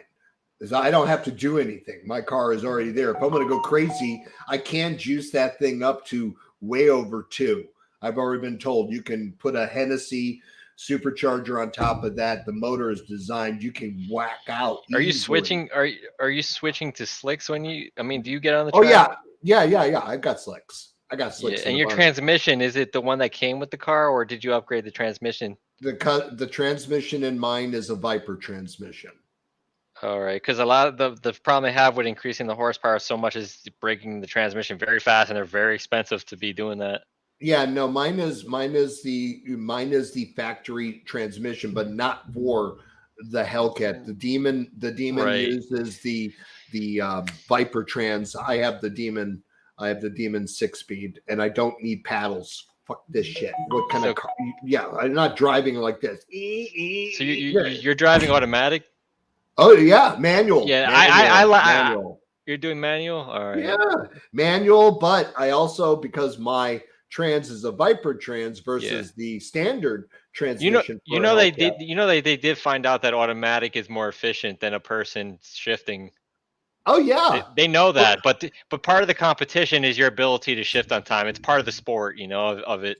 Exactly. Knowing your vehicle, knowing the sound, knowing the vibration, knowing the speed, knowing everything about your car is a good driver. But some of the drag speed record competitions, there's drivers driving automatic, but it's still hard at those speeds to control the acceleration and not, spin out. Well, yeah. Well, that's like yesterday. I was in between 3 lanes and I needed to get to the outer lane, and there was only so much room for my car. And if I went in, I couldn't because there was a barrier. I couldn't go a little extra. So what did I do? They backed off for me a little bit, and I helicoptered my back with smoke and turned the car. What you wanted to do. No, I went like this, and when it was time to make the right, all I did is the guy backed up just a little bit because I went like that, and then I lit my tires, and I literally went shh. So I literally turned like that without having to turn. The car did it for me. So, because I know my car. Right. So I know what I can do and I know what I can't do. I drift with that car. You don't have a roll cage, right? Oh, I have a roll cage inside my frame, but it's inside my frame. You know what I mean? So yeah, you have to have a roll cage to drag with that thing. Anything over 1,000 horsepower here, you have to. And I'm banned on most circuit tracks. I have to go to mom and pop tracks, right? Because my car is just it's off the chain for a vehicle. I mean, when you lift my hood, it's just engine. You lift a normal Hellcat, even a Hellcat regular red eye or a Demon, it's not. The Elephant. Well, right now, Cletus is finishing the quarter mile in usually at 220 miles per hour at the quarter mile. Yeah. Oh yeah, mine can do that easily, easily. I mean, I'm pushing. But he had to get a he just got a custom racing transmission. He upgraded his transmission to what they use in top fuel dragsters because he kept on blowing out the transmission. Mm-hmm. Yeah, I have a triple clutch inside my triple plate inside mine. His came in this fancy box, like it was all decorated because it's some super expensive transmission. Yeah, whatever. I have Demon drums and ABS, and I have an 8-piston. And he owns a racetrack too. He owns the Freedom Fact. He bought a racetrack and renovated it. So I mean, you should check it out. He's out in Florida, but you should look at Cletus McFarland's channel. Okay. Just because it is a lot of good stuff. Yeah, no, it's definitely. I mean, like I said, I love my car. I'm not. Dude, getting he's rid able of to it. compete with NASCAR for like ratings in Oh. racing. Okay. No, that one down there, yeah, can do that equally as well. Because that's like I said, they actually, when it first got here to Indianapolis, of course, everybody wanted to see this custom Hellcat with a motor that wasn't known yet. You know what I mean? The motor that was off the chain, because when I couldn't get a Demon, I walked in a dealership knowing you can build a car at any dealership. You just have to have, you know what I mean? That's Right. That's it. If you can do that, you can walk into any dealership and say, "Hey, listen, I'd like you to build Ford. I'd like you to build me a 1967 Ford Mustang." Blah, blah, blah, blah, blah, blah. Go all the way down. They will build it for you at the factory. But you know, even the Lamborghinis that drag race, you know, those aren't Lamborghini engines, right? Those are all custom engines. Yeah, everything is custom. Me, It's just the body. They want it to look like a Lamborghini, you know, just Yeah. because it's cool. But Yeah. those are not Lamborghini engines inside of those dragsters. mine's stock. And because I allowed them to build it, the engineers had fun time with me. And you know, in most cars there are Easter eggs that you are unaware of. That means the Yeah. engineers had fun. Mine was obvious. When you look at my driver's rear view mirror or driver's mirror on the side, it's etched into the mirror. It says objects in the mirror appear to be losing. Yeah. So yeah, it was worth the money. I'm never getting rid of it. I don't care. That thing could rust. I'm gonna still have it. You know what I mean? Because it's a good, or just take the engine out, and put it in another body. You know what I mean? So, but it's Right. worth it. Oh yeah, I'll find some photos. I'll find some videos, and I'll share it. You know what I mean? From the track time I do up north, so you can see mine.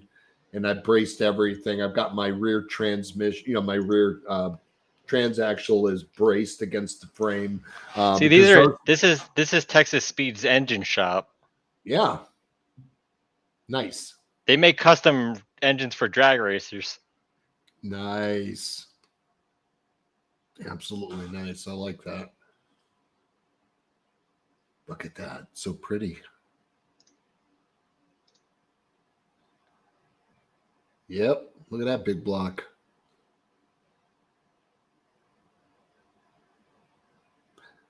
My block would be considered a 462 if people are aware. It's a big block. I don't have the short block. I have a big block. So when they had to shove that thing in there, it was crazy. Let me see. I'm gonna show you Cletus's car. You mean a small block?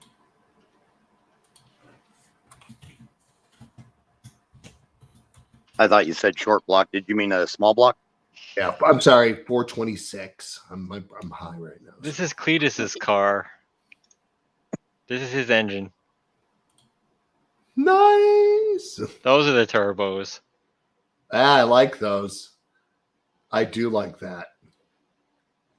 That is really nice. And it's designed to run methanol. Mm-hmm. Yeah.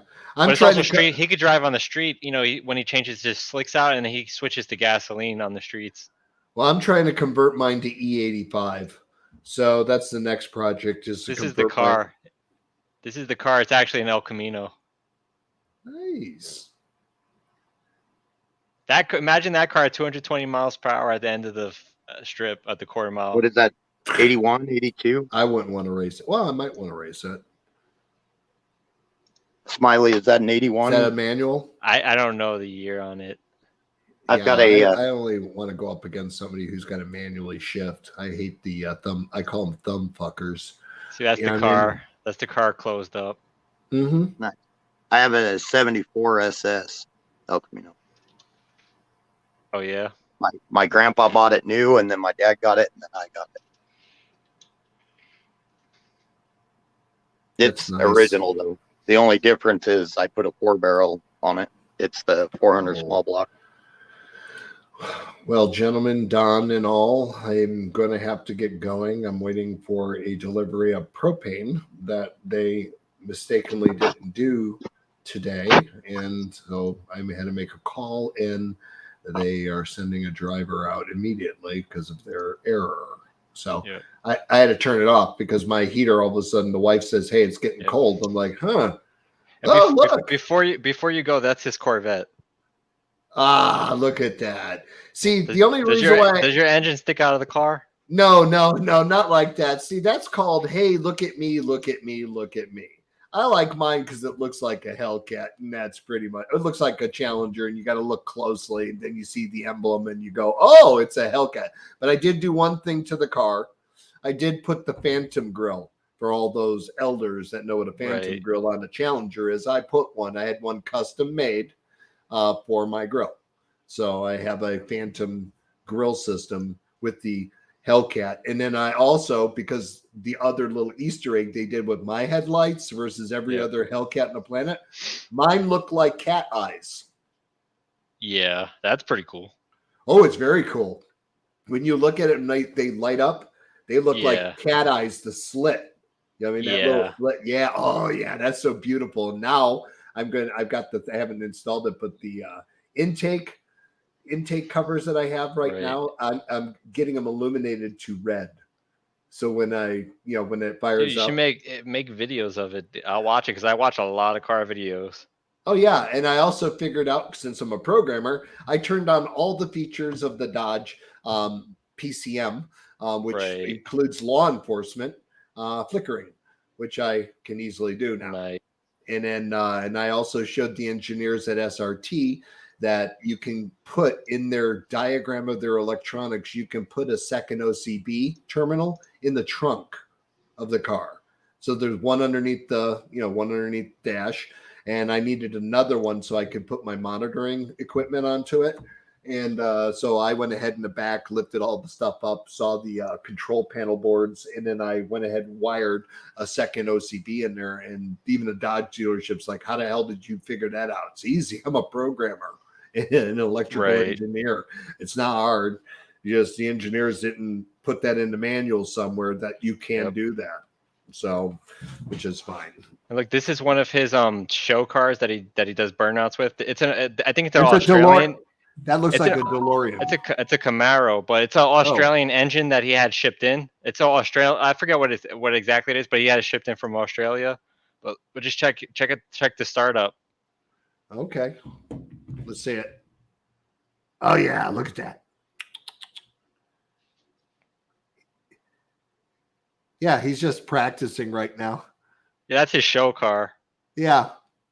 Little spin arounds. Yeah. Flames coming out the tail. Yeah. Good job. But he owns that track.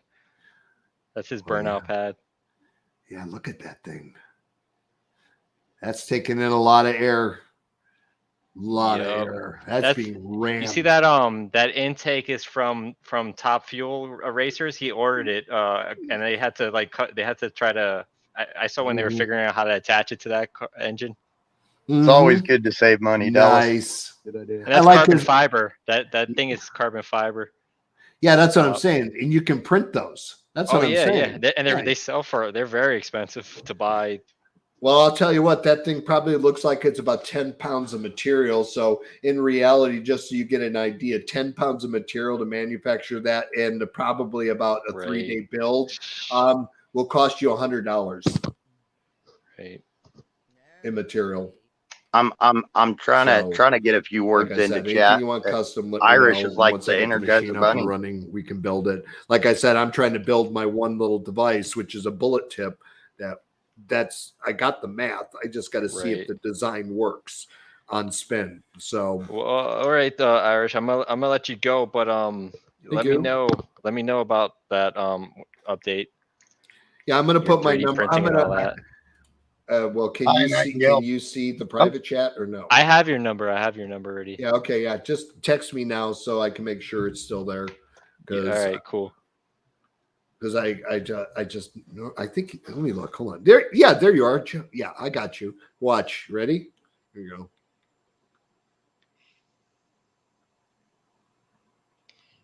I got it. There you go. See, I have your number. So, all right. Cool. All right, guys. Don, sir. Always a pleasure, sir. Always a pleasure. And I'm going to be coming out that way in March, just so you're aware. I'm going to be out in your part of the neck of the woods. And If you want to get together for dinner, I'll be more than happy to invite you out. Call me. Yeah, I'll call you. Call me. Have your people call mine. Yeah, you know how that goes. Yeah, remember, I ordered Call that. me. Right, I ordered that. I ordered that Trump flag in behind your head, and Yeah. my wife was looking through orders on Amazon, and she goes, "What?" Right. And I said, "So what?" Remember, she's a left. Like left is Yeah. Well, it's in her nature. She has to then tell you about it. So Yes. she has to say something about it. It's required by her It's required. charter. Yeah. But she's Yeah. She's slowly coming. I'm chipping. Slow Oh chipping. yeah, at the that's ice. all you can do, brother, is continue with the truth. Hey, when That's all she you can do. when she comes home from work, what's the first thing she says? Let's watch Glenn Beck and let's watch Crowder. Oh yeah. Good. Must be nice. You know what I mean? But see, I heard your agreement. Then you have to watch. What's the other one? Yeah, I have to watch My 600-Pound Miserable Life and 90 Day Fiance the other way and all that. Yeah, well, I'm like, why are you watching this miserable shit? That fat fucking bitch is going to die from a heart attack. She's 700 pounds. Why are we videotaping her? You know what I mean? I mean, that's not saying anything positive to the public. It just says you can be obese and make money on TV. That's all it tells me.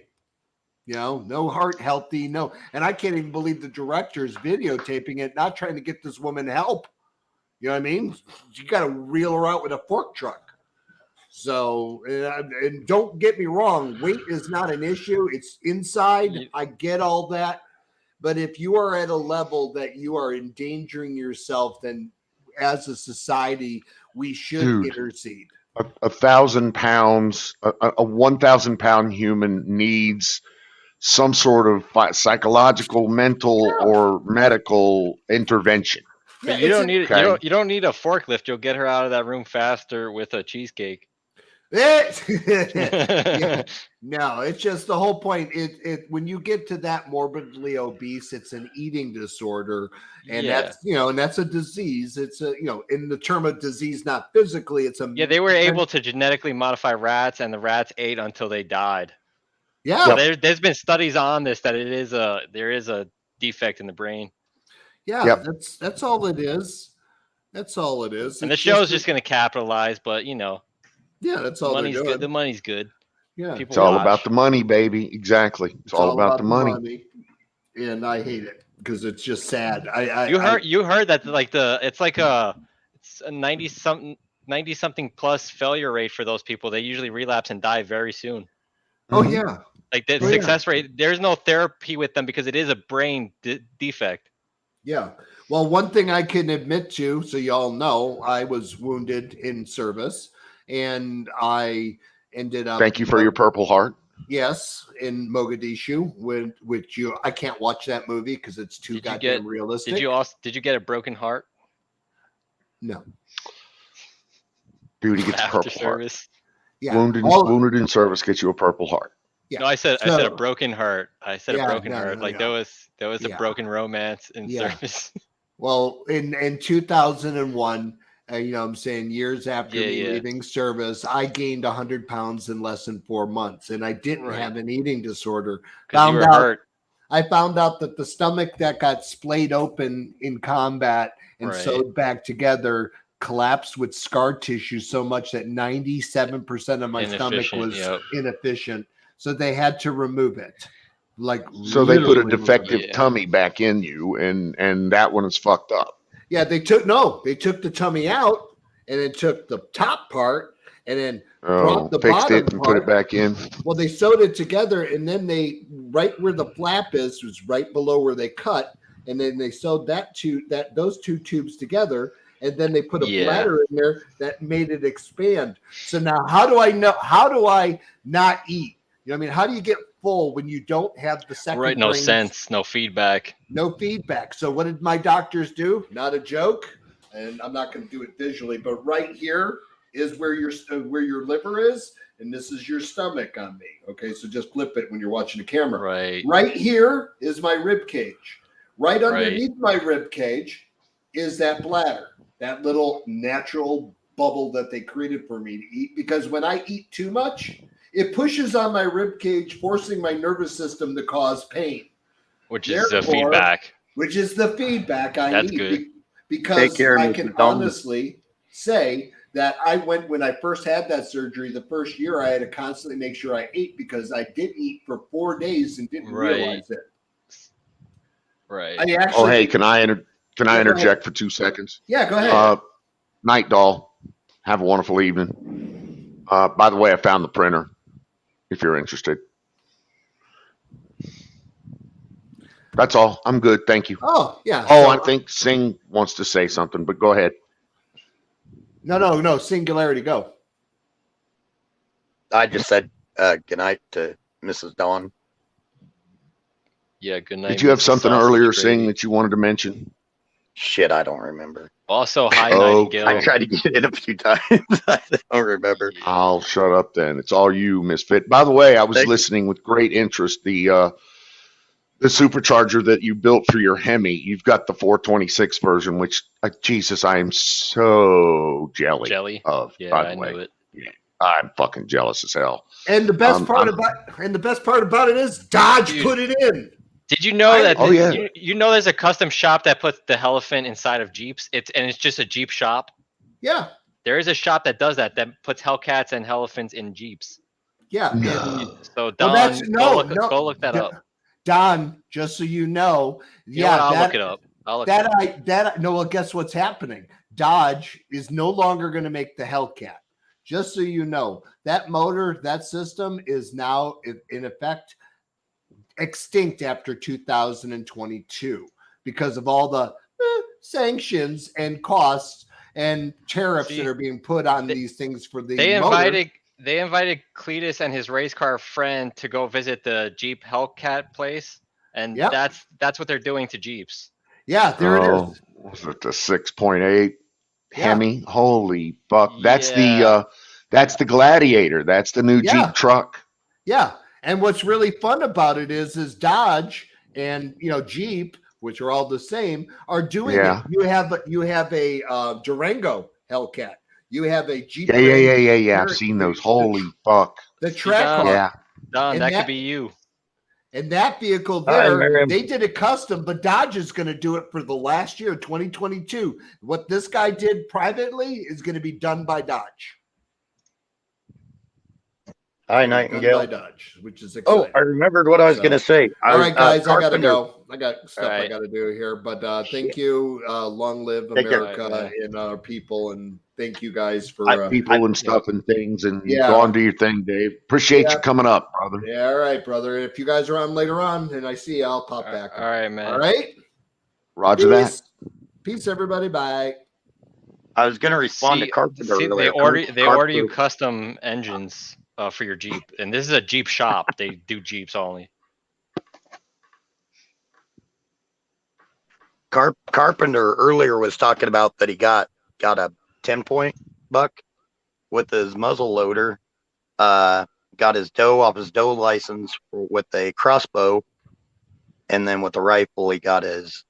I can't remember if he said another doe, but Carpenter's got a freezer full of deer meat right now. I think last time Carpenter said he started giving away deer that he got. Ain't that right? Carpenter, you gave away one of the other does you got earlier in the season, and then you gave away another one, and yet still he's got a fucking freezer full of deer meat. Yeah. It's cool as shit, by the way. And you do regular bow too, right, Carp? You coming in? No? Okay. You stay right there. Talking to my dog.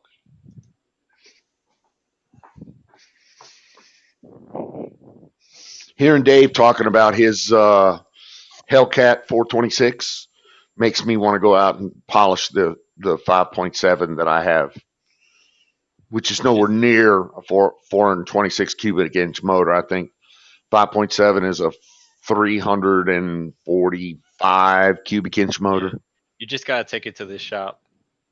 Yeah, just got to take it Look to the it up shop, for you. give the man $15,000, and tell him to put one of those fucking. And you're when you open the hood, it could look just like this one. That's exactly what I need. I was just saying.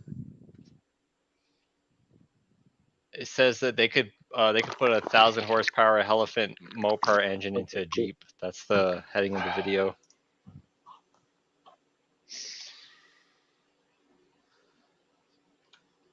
I can't afford it.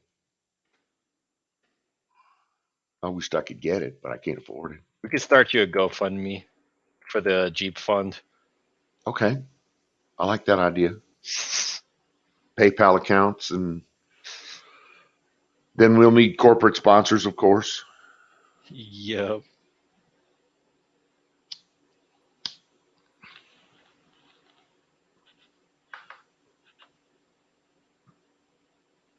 See, Cletus is too tall for these cars. You see that? He's in a Jeep, but he barely has space because his race cars are custom for his height. They call him like the giraffe of drag racing because he's so tall. Have you ever driven a Jeep before? No. They're actually quite Spartan. The Jeep, the seats are hard. The dash is hard and not either elegant or Right. comfortable to the touch. It's just a really rugged Spartan interior. Utility. It very much, yeah. Versus a Grand Cherokee like I have, which is fucking soft, heated leather, dude. Heated leather. Enough said. Yep. It's luxury.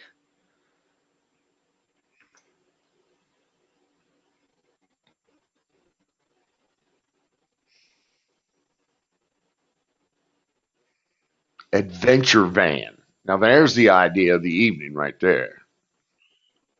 Come on up here, Mr. Outlaw. Have you We have seen? a- Oh, my bad. Go ahead. Oh, have you seen? I think it's like a Cross Country Outfitters or something. They're using the F550s and building like, God, they're putting them on like 40-inch tires, and Yeah. they're massive RVs that will No, I literally haven't go. seen it, but I would love to. Oh, they're nice. They're like $250,000, but they're set up pretty nice. Singularity, you're in Colorado, right? Yes. Yep. All right, I'm just checking my memory. Yep. It's fun. I don't know of many people that don't have. I don't have a Jeep. I've got a Blazer. I don't know many people that don't have something built up a little bit to take advantage of the hills.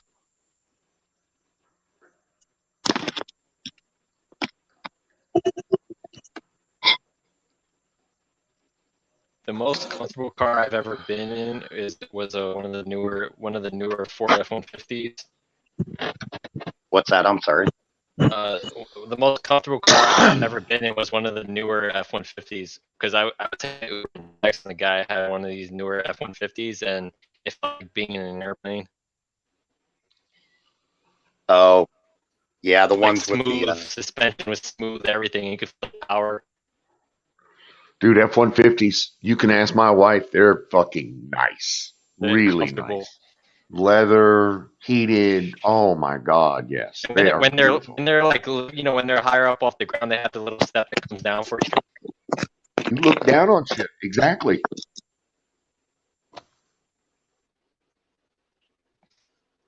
I'll be right back. I gotta do something.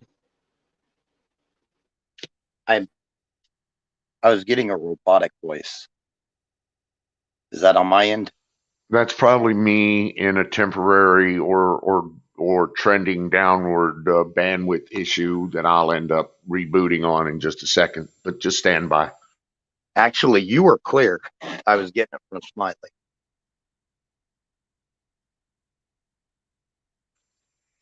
But yeah, if I will own another F-150, I've committed to that. As a matter of fact, to the wife, I'm gonna buy her an F-150. Um, we had one before. It was fucking gorgeous. Just the best truck in the world, really. They are nice trucks. I like that they put the center shift console in there in some of their models. Speaking of mic issues, the Jackalope Preservation Society has among us. Hey, Please Bill. welcome Yeah. our dais. Howdy. Kimmy, I hope she's okay. Where's Kimmy? Kimmy, what? Kimmy Hum? Oh, okay. Yeah. Sorry. We saw Kimmy the other day. She came up on the panel. It was pretty cool. I thought it was cool. Welcome, Mr. Jackalope. Yeah, I don't know what happened to Kimmy. I haven't seen her in a while. She's here. I know that. She listens to us all the time, she says. So I suspect she's probably listening now. You probably, if we threw the bat signal up, she might even come up and say hey to us. She's probably busy doing stuff. That's probably why. Well, I mean, pretty much everything is more important than doing what we're doing here. So 2001 F-150. See, I had the exact same. It was a 2001 F-150 Lariat. Had 4 full doors on it. Oh my God, it was beautiful. Step King side. Ranch. King Ranch was the one I was thinking. King Ranch. The King Ranch is nice. The King Ranch is fucking awesome. Huge. So the new thing right now. You know, there's a Texas King Ranch. But I'm sorry, I didn't mean to interrupt. There's a Texas King Ranch, by the way. I just want to throw that out there. Nice. There's a couple of new things that are going on. Ford built a Bronco. A few years back, they built a line of vans called an adventure van, and it was meant to be an overland van that had all the camping features and everything in it. So it's basically like the A-Team, right? You got everything you need inside it, plus it's 4-wheel drive. It'll go anywhere. You could do stealth camping and everything like that. Now there's another thing that's going on, and that's what they're converting the Sprint, what they call the Sprint delivery vans, kind of like you see with the Amazon, the Amazon Sprint vans. The Prime Smile on it, yeah. Okay, they're getting vans like those and converting them into like a bug-out live-in van where you live in it. I have seen a lot of people doing that recently. A lot of people taking they're called Sprinter, from the Mercedes Sprinter type vans. Yep. The van life is what they call it. And turning it into exactly YouTube channels called Van Life or whatever the fuck they want it to be. I think that's cool. I love it. I think it's wonderful. People, getting out and doing the thing that they want to do. That's what makes this country the greatest country on the planet. Well, it's a new level of independence too. It is. Everything is off the grid in them. Yep.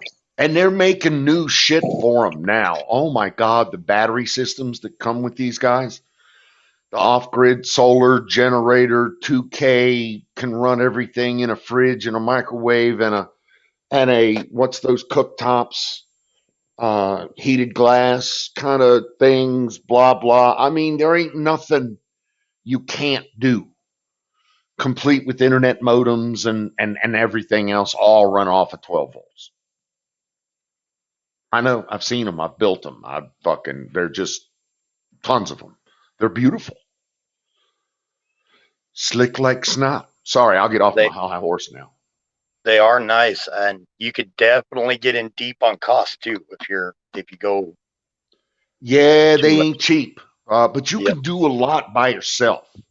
You can do a lot on your own, the DIY kind of thing. pieces part, just do your own integration. But yeah, you're right. You can get deep into thousands. My sister wants, yep. My sister wants me to help her build one up and to put something on the back that has like a raised setup to where she could park her Harley in it and then set it down and raise it up and travel with it. She doesn't want to have to pull a trailer. Okay, they got that. You know that, right? That's commercially available. Really?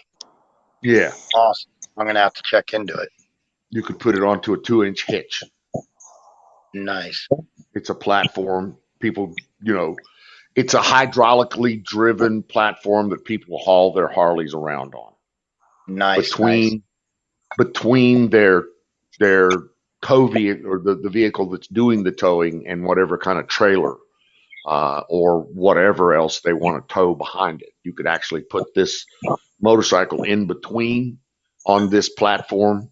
It was slick. I saw it up close and personal. It was slick as snot. Nice. Do they have some of them that are enclosed? I have not seen an enclosed one, no. Okay. Which it wouldn't matter. I mean, she just wants to haul it. So. But that's her life. She doesn't want a car. She just wants that motorcycle. Okay. Well, what's she putting it on the back of a van? Is that what I heard? Yeah, she wants a small RV or a larger van.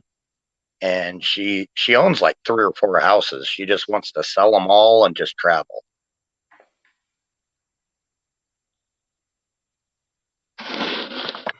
Well, if I were her and owned a couple of houses, I don't know if I'd sell them. I might Airbnb them or rent them or get some income out of them and then go on and do whatever I wanted to do. But It's her thing. Let her do whatever she wants to do.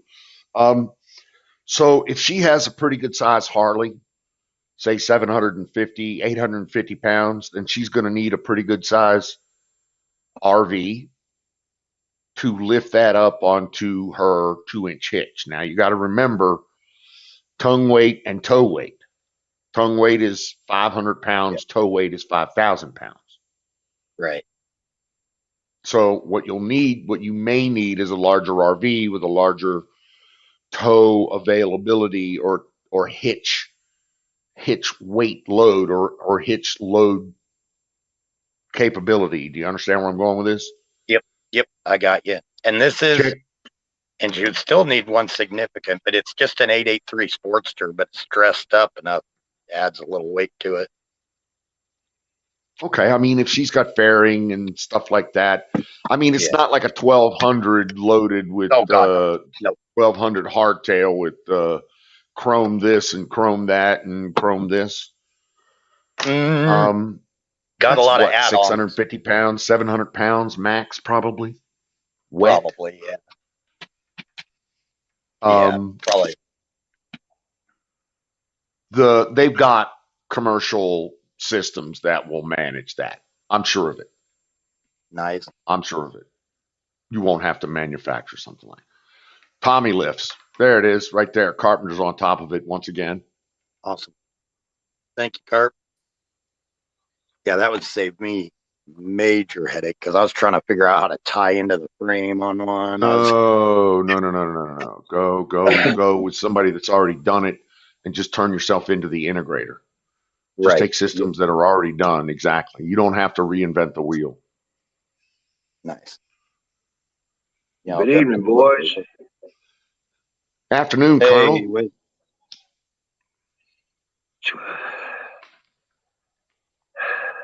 Man, I've been watching you on my phone, listening to the car talk. I was like drooling and dreaming. We always figure you're kind of back there lurking. Well, as I can. Hey, that's fine, dude. It's your channel. You do whatever you want. You lurk away, baby. Don't you listen to my intros? This is not my show. I'm just the guy behind the curtain pushing the buttons. Okay. Yeah. It's those that participate. What's up, Miriam? Hi, Susan. Eating that damn chili and not sharing. I know, right? That came out so good. Bastard. No. I got leftovers, man. Hook you up a bowl. There we go.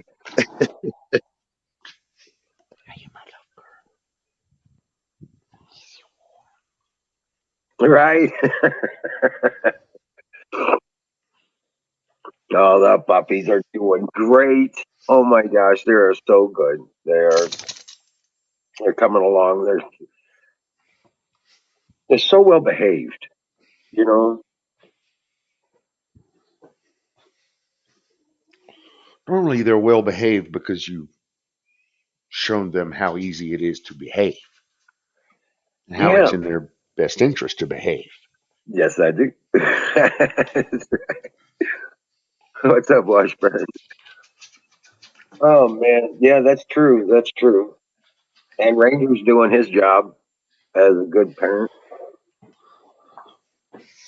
Did you know that Washburn Billy was part Newf on his mom's side? No. Newfoundlander. Oh wow.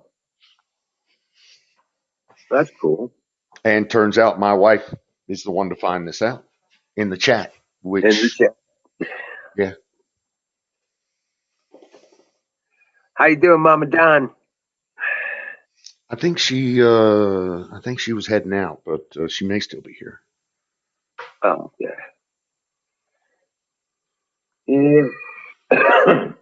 That is so cool.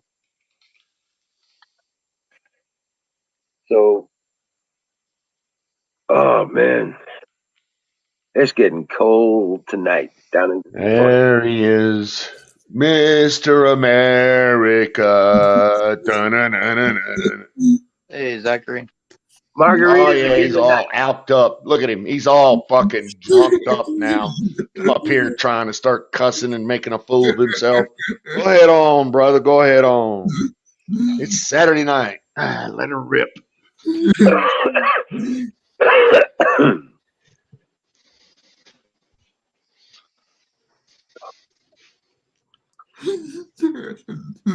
What you got, Zach? Nothing. Just rock on. Oh, heating up my hot cocoa. That should get me warmed up for a while.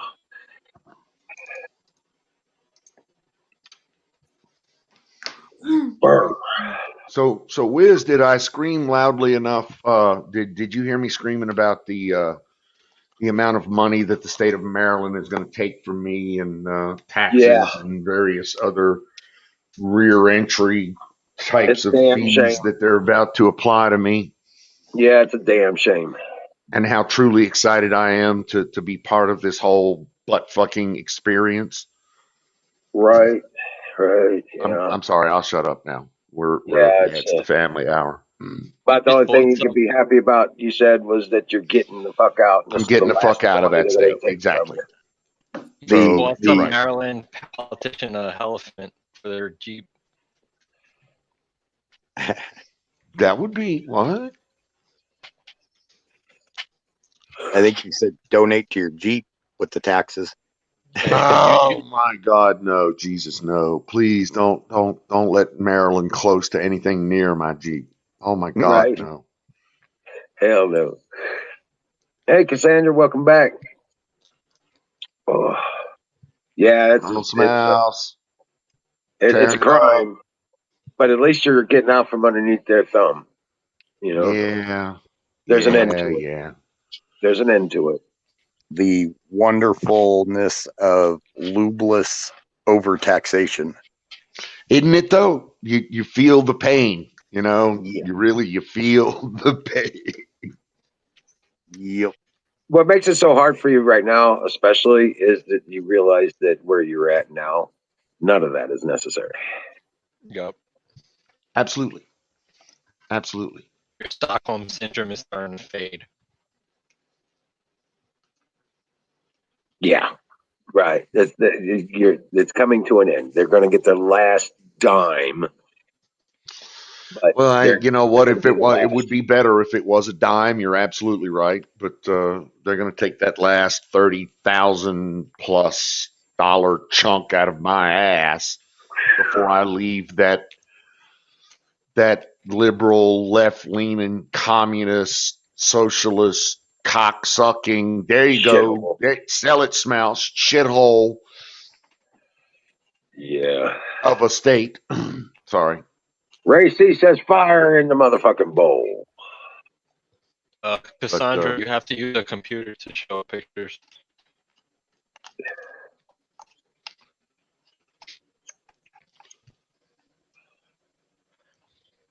Hi again, Nightingale. In case you didn't catch. Is that two turbos in that engine compartment there? Yep. Yeah. Wow. Twin turbos. Hey guys, I'll be right back. I'm gonna reset. I'm getting some robotic feedback. I'll be right back. All right. That's what I was telling Irish, Dave. I was telling him that nobody uses stock engines and like this level of drag That's racing. Smiley, you're coming through all kind of robotic. That's yeah. All right, I'm gonna try something here.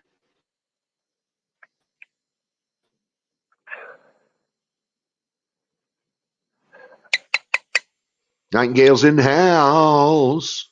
Or did I just not see Nightingale? She's been in here the whole time. And here I was stoned. Or did she just show up? No, she's been in here. Fuck. I was stoned, I guess. Anyway, hello, Nightingale. How are you? Well, this is the first I've seen her because this is the first I've been in here. What's up, Nightingale? How you doing? And of course, my platoon brother.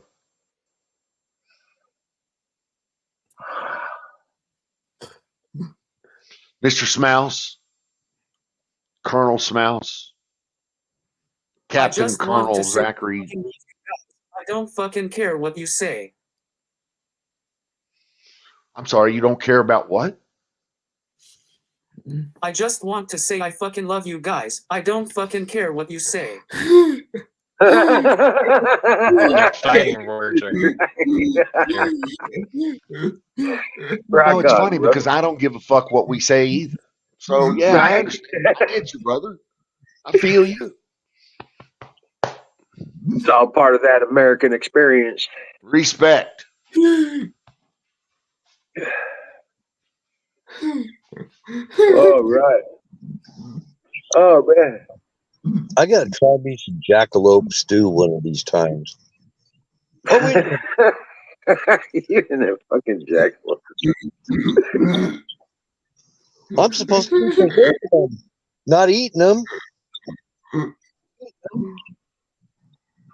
Yeah, hey, what's up, Cassandra? Cassandra, welcome aboard again. Fire in the hole. Fire in the hole. There we go. Officially called. It's a thing.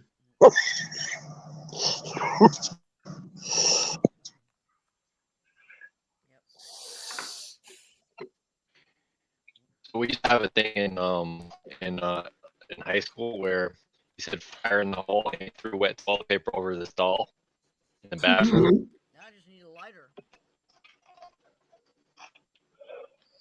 Hey, Singh, I wanted to talk to you about 8,000 years BC civilizations, the birth of civilizations, and 35,000-year-old Paleolithic Europe when you have an opportunity.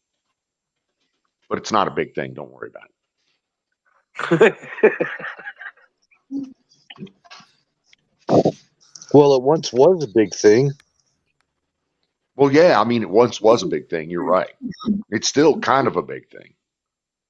Steal my lighter. I lost my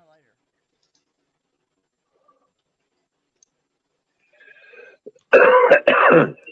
Is it me? What's up, Am I Carpenter deaf? Pictures? I think I see Cassandra's lighter right there. There it is. Do I still sound robotic? Yeah. Oh, Yeah. I guess I'm a robot. Well, I think it's just kind of let your is your network connection wireless? Yep. I'd recommend either A, turn the microwave off, or B, let it stabilize. I'll tell the NSA van outside my apartment to go away. Yeah, that'll work. Let it climatize. Yeah, Zach. Well, Washburn, I think you and Singularity. I'm sorry. Go ahead, Zach. Snarly, do you need tech support? Tech support. I could use some, Zach. Dude, you need one of those badges, that says Microsoft Delhi team tech support, India Delhi team tech support. Say it. I got a buddy that has a printer that prints those badges. We use them all the time to go to fucking conventions and hotels and shit like that.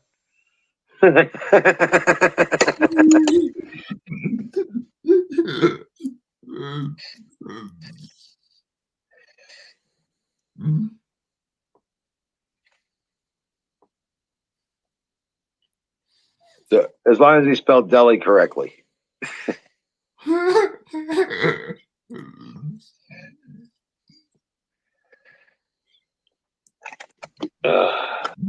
Well, Biden was bragging about how he's lowered gas prices so much. Really? Yeah, he says he's really lowered gas prices. Fuck you. I bought gas today, and oh my gosh, they were a whole 2 cents a gallon less. Yeah.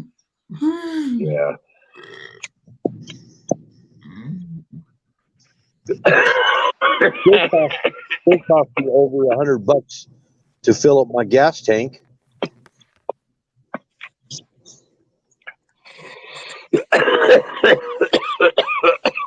Oh, brought to you by Sausage Gravy Biscuit Farms. Duck, cough. That's it exactly. Dot cough. I have not seen any price relief. We are still right here in Amargosa Valley. We are still $3.95 a gallon. Oh yeah. If I go to Pahrump, I can get a little relief, which is 45 minutes away, down to $3.26 a gallon. Yeah, that's the lowest I've seen it here is $3.29 actually. $3.29 is the lowest we've got around here. Well, it came down from $3.09 to $2.89 here. And I've got 5 refineries next to me. Carpenter Patriot. I'm going to smoke some grass. Fire in the bowl. Well, I think Wizard's going to have to start making some fuel. Yeah. Yeah, I sent that video.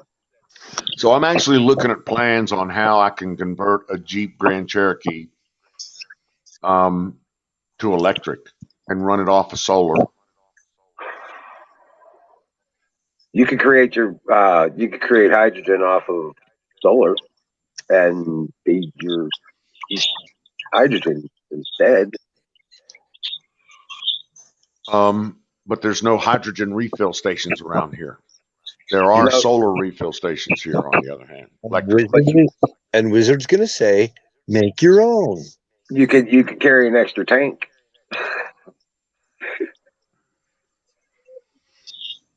I think you need to send Don T that thing on hydrogen. That video. Oh yeah, the little shortcut video. Yeah. How he could be making his own hydrogen fairly easily. Dude makes it with a little lithium ion battery. Yeah. With soda bottle. Yeah, a little soda bottle thing. Trying to see where.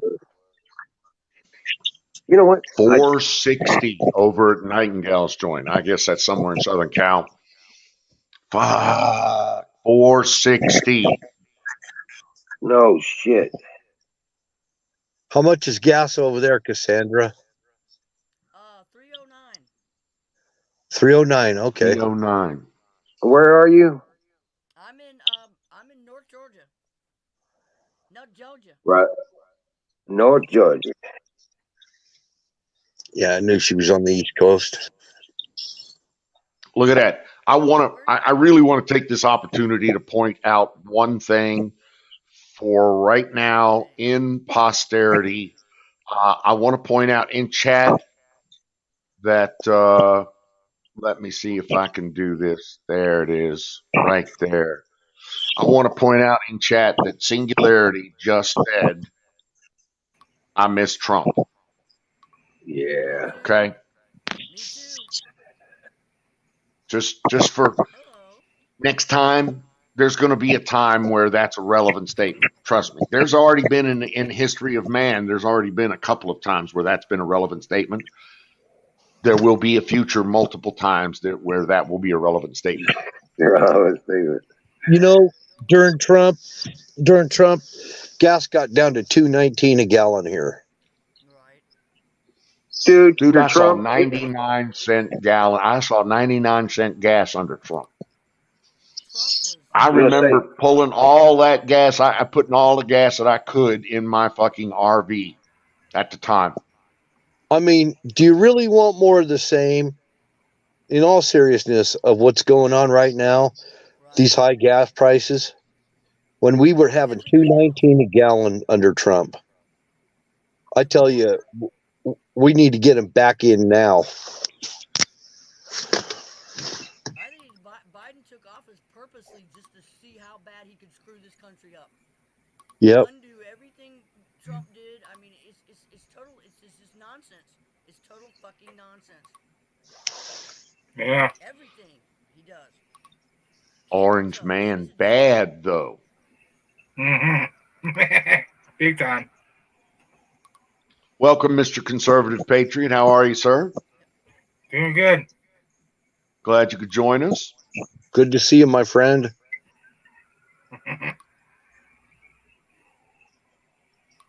Hey, Don.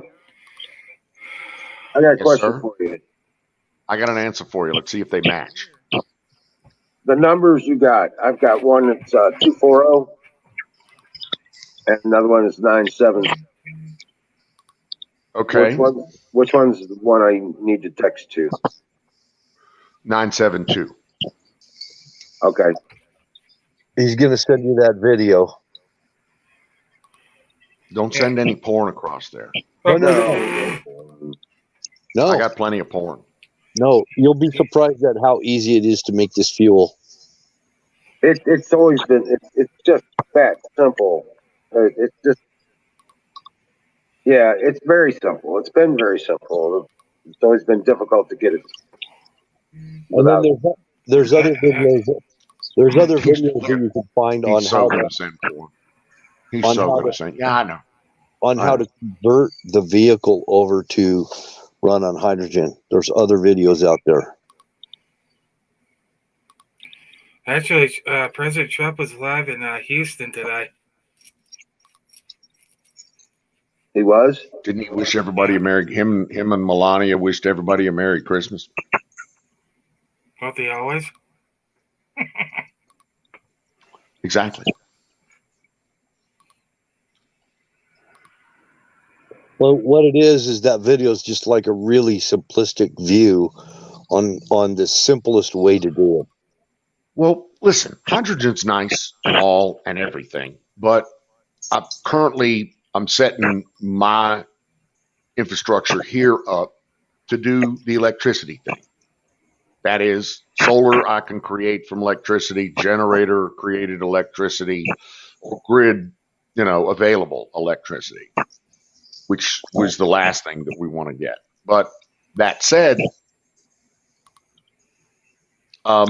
I will have my intent is to have an abundance of electricity. So with an abundance of electricity, I should at least have available one electric vehicle. And I really do like Jeep Grand Cherokees, and I really do like having a project like this. So that would be really cool. Plus, and I want to be very clear about this, it's been done to death 100 times on fucking YouTube. Right. So that's, listen, I'm not Mr. YouTube, but YouTube watching videos on YouTube does teach me a lot of really cool shit. It just does. I learn fucking you from YouTube all day, every day. Yep. I like the welding creations and the wood creation videos. I watch the shit out of those. So, I mean, I've already seen 3 Jeeps, Grand Cherokees being done with electrical, and the shit that they've set up custom. Mm-hmm.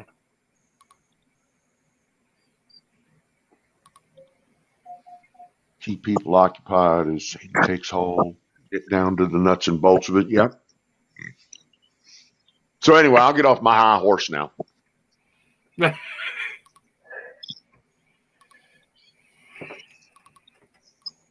I sent you that video, Don. A link to that video. Gotcha. Thank you, sir. It's on a small scale. Yeah. Just to show you how simple it is. How simply it could be done.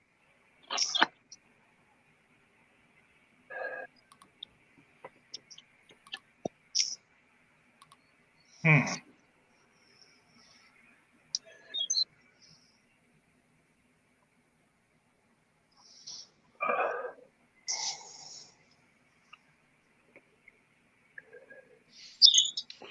7:09 p.m. Pacific Standard Time makes it 10:09 p.m. Eastern Standard Time. Correct. Or 9 Central. 9 Central. Which means the tires ought to be good and drunk by now.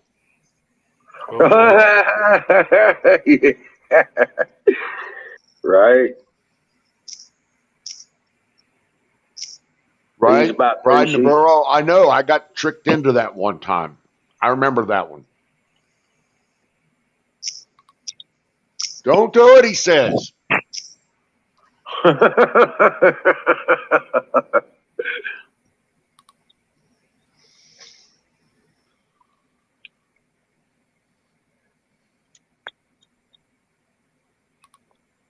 Oh, man.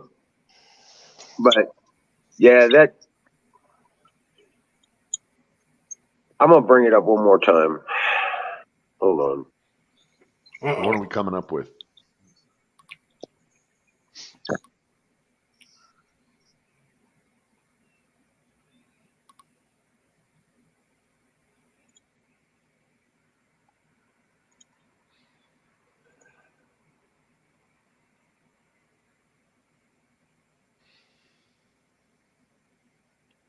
Okay.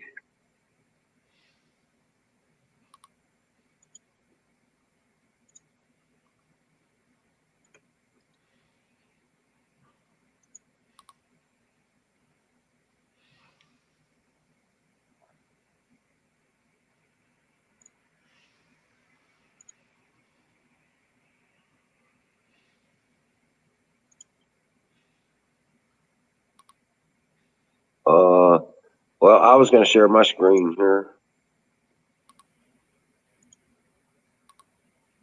It's all you, brother.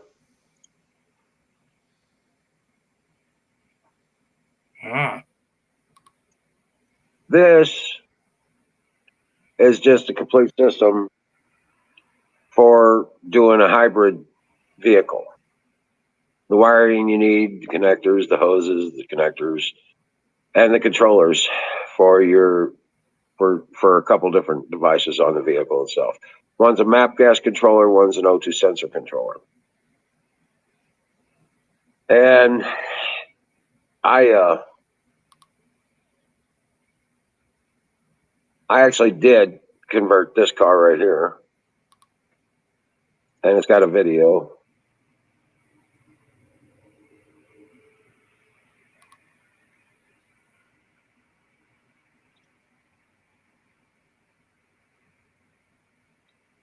What? What you doing, Carp? You're taking the family, you're boxing the family up and heading them up to the mountains, into the hills, up to the camp, up to the hunt camp. I don't blame you. Fuck a bunch of stoplights. Bastards. Fucking progress. Fuck that shit.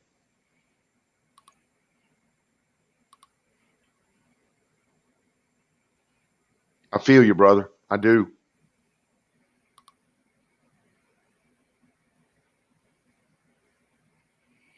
We have lockdowns again right after Christmas. Yeah. I don't think it's going to settle well with us again. Anyway, on that video, if you click on the car, there's a video associated with the installation that was in the vehicle. And it shows you the devices in operation. Kind of tight in the engine compartment, but it shows you it hooked up and operating in the vehicle. But that's all this is, pretty much. Just a fancy way to put together a bunch of stainless steel in a configuration with alternating negative and positive plates all the way through it. You apply 12-volt DC to it, and it separates the water into hydrogen and oxygen elements. This device here in the middle there, that's simply just a bubbler to get the moisture out of the gas. It's basically a dryer unit, and then feeds it to the intake system through the vacuum hose. And that's all that is just a dryer system. A bubbler is what we called it. And that's just the connecting hardware and the wiring. It's a couple switches. But that's it.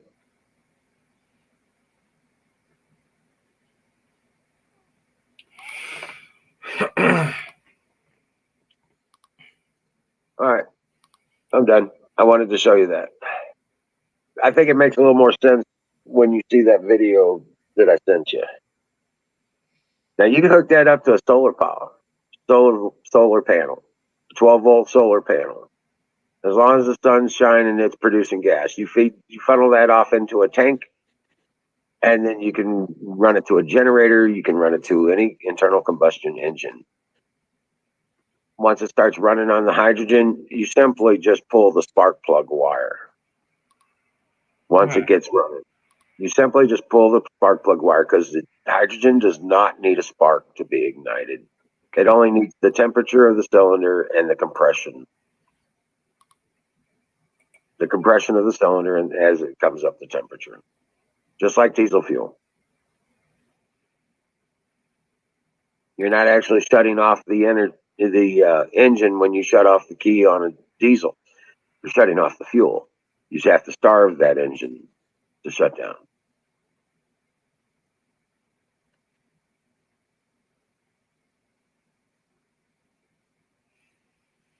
Very interesting.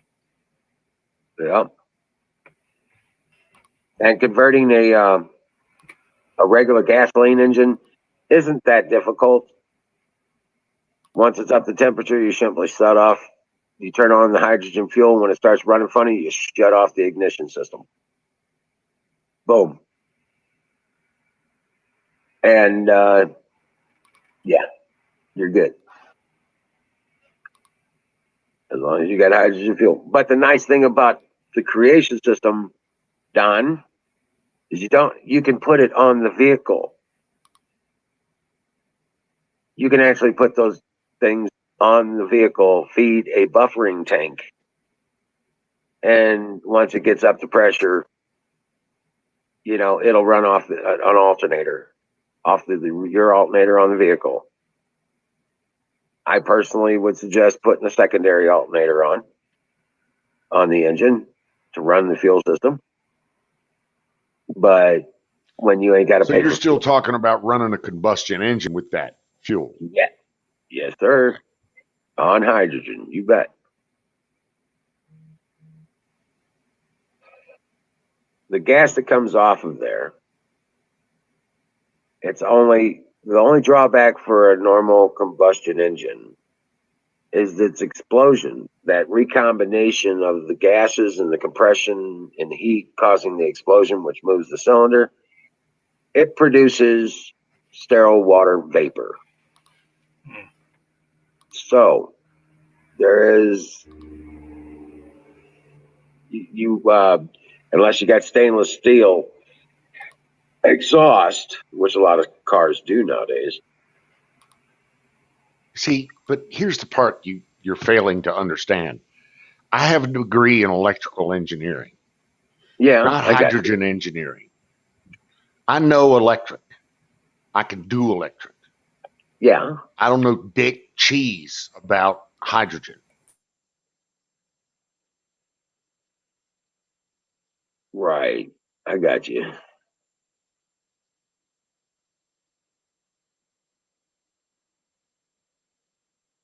My whole infrastructure is electric. I'm trying to get away from the combustion engine. Not trying to get another fuel source for the combustion engine. I'm trying to get away from the combustion engine into an electrical engine. Couple of reasons. A, more torque. I can actually more speed, more power. Plus, I can make the transitions into, from electric to the standard Quadratec 2 transmissions and things like that. Pretty straightforward and simple. So my thinking is, you run an electric, okay, but I want to be able to produce the energy on the run. So you take a small generator, you convert it to hydrogen, and when that battery needs to be recharged so you can keep going, you just run that little rat engine up, and it fills up runs the generator to charge your battery set, and it's suitcase size, and it takes very little water, very little space in your vehicle, and you can charge that son of a bitch up in no time flat. Little 2-3K generator. Just thinking. Okay. I like autonomous. I like autonomy, and I understand that, and that's the way I think. And if you can piss in the water tank, you can fire up that damn gen, and recharge your batteries so you can have your fun. You bet. Nah, it's, sure, you got your plugs when you're at the house. You just simply plug into the solar array. Simple enough. Charge it up that way. But that's the plan, is to try to capitalize on excess power already making it off of the panels. Correct. That way I can always have a battery in a piece of transportation charged, ready to go. But, it's a secondary protocol thinking as far as I'm concerned. I've got other higher priority protocols that I have to get energized first. Grow house. As a matter of fact, I took my inverters and transformer and everything down to the building. I've been down there in the building and rearranging all of our crap. Oh my God. I have too much crap, and I've got more fucking crap coming. I told you you're going to have to get another building. I ain't getting another building. No. There will be an over crap protocol that will apply here very shortly. When we can't manage the crap anymore, then we pull a fucking dumpster up here and we manage the crap that way. Or dig a hole. Exactly.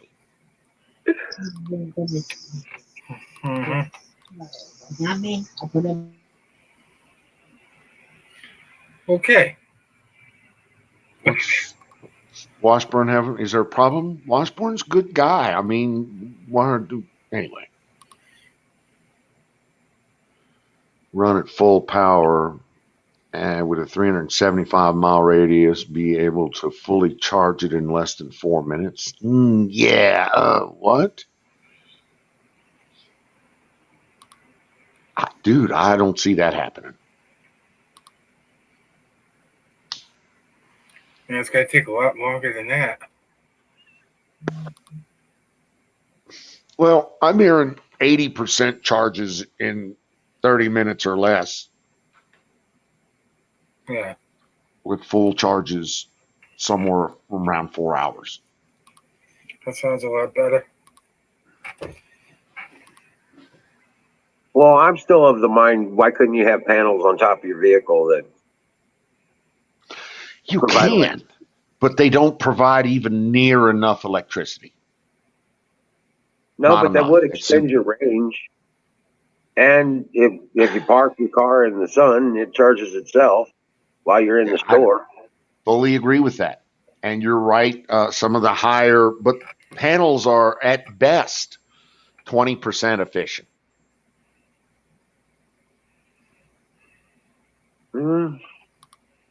So, I mean, the best panels you've got now are 500-watt panels, you know, within a square meter. Right. So even if you know, you're talking about 3,000 watts of solar into an inverter, and these batteries don't even turn over until they're 60 volt, 100 volt, 48 amps, 100 amps, 500 amps. You know, we're talking about 50 kilowatts of, or 50,000 watt hours of battery just to get a Tesla 3 charge. Right. That's a shit ton of fucking storage. Yeah, that is. And it's going to use it up. Yeah, I know.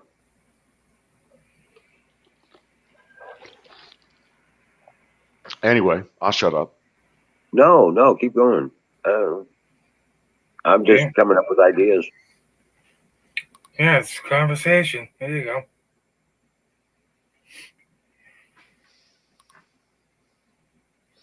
Well, like I said, I just moved 10 kVA inverters, 2 5 kVA inverters down to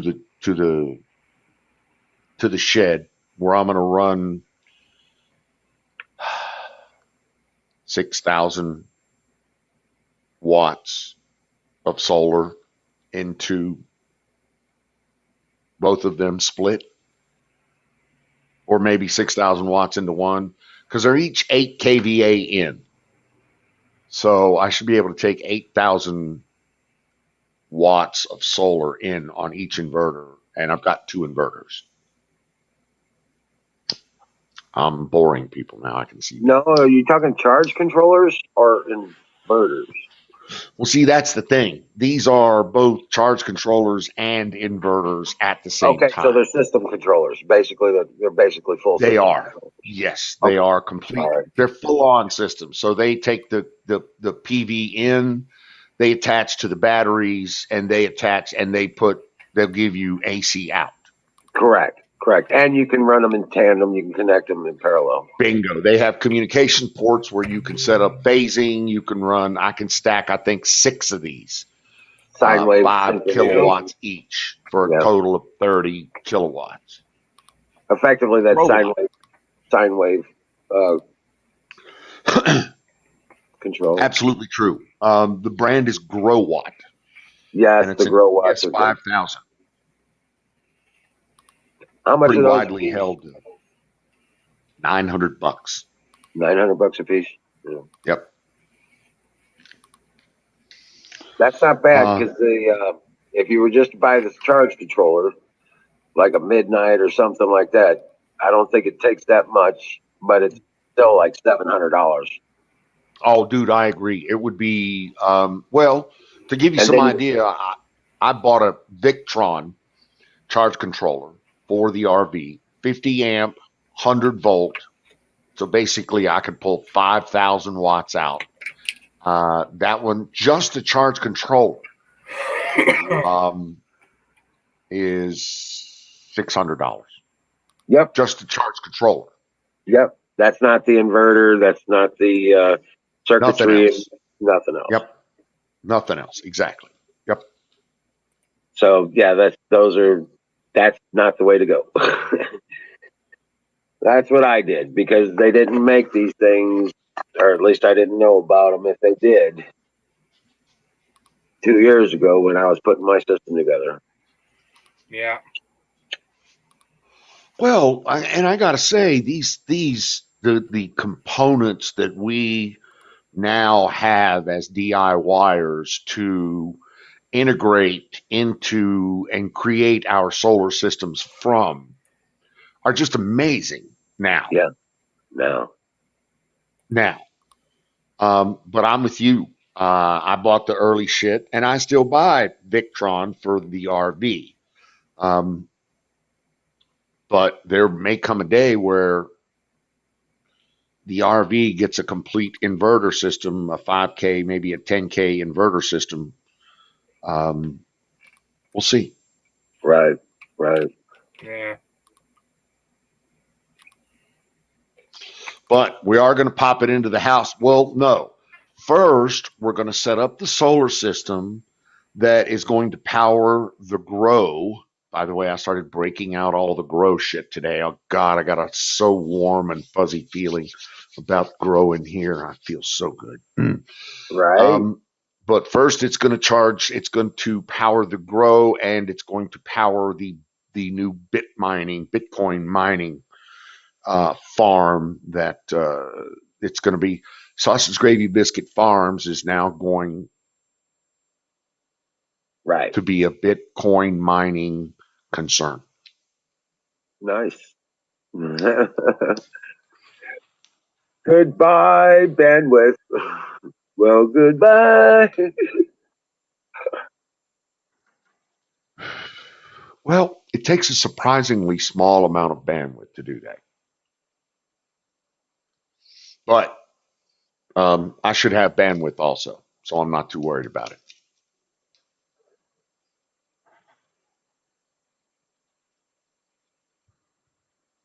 So yeah, that's going to be my two side hustles on top of voice over IP, and that is a lot of power. You're absolutely right, and I can add on to it. So I'm going to need a little space in the building, but that's cool. You can mine Bitcoin on your phone, but you'd be mining like what is it, 1/10,000th of a penny per mining cycle per hash. Yeah. But a shitload of electricity. Exactly. But both of these things capitalize on free electricity. The Bitcoin mining, and I'm running my grow lights and everything else from solar. And I'm using used solar panels. Yeah. Right. We'll see. Dude, it's a project. It's an ongoing, it's a process. I want to see if it'll work. I want to see if I can be successful at it. I think I can. I think I can make free power work. Right. Work for me, both in Bitcoin mining and in growing some of the finest herbs on the planet. Thank you, Dallas. Thank you very much, sir. Yeah, I can't wait to see it. You already got me jealous with the solar system. Thank you. Well, I just need to get it all put together now. But if I could get past all of the fucking finances and contracts that I have to do to get all these houses taxed to death. Right. God. But hey, it's fucking, dude, it's listen, and I know I'm wincing about it a lot, but listen, this is just part of the game. Yep. This is just part and parcel of the way it is. Your price of getting out of the machine. Well, you're not even getting out of the machine. You're just kind of transferring to a different section of the machine. Right. One with less taxes. Yeah, less taxes, less control, less this, less that, and a more, and more sand and more dirt, which is kind of where I want to be. That's the section that I want to transfer into. Right. But with that said, it's just a cost of doing business. It's a money thing. You know what? It's a wise man in finance told me one time. He says, listen, if you get to the point in your career or in your life where you have enough money to worry about the tax man, don't. Exactly. Pay the fucking tax. Pay the tax and be thankful that you have the opportunity to earn that kind of money. Exactly. I used to tell people, man, I can't wait till I pay so much in taxes. What do you mean? Well, you pay that much in taxes, you got to make that amount of money. Exactly. You're absolutely right.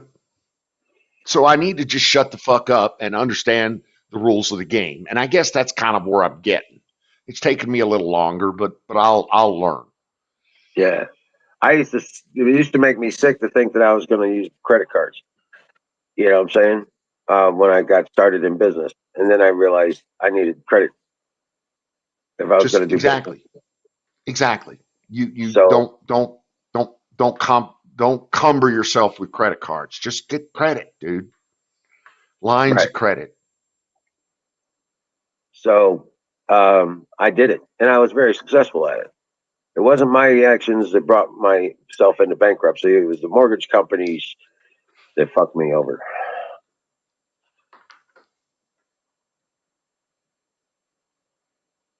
It was the mortgage companies screwed me.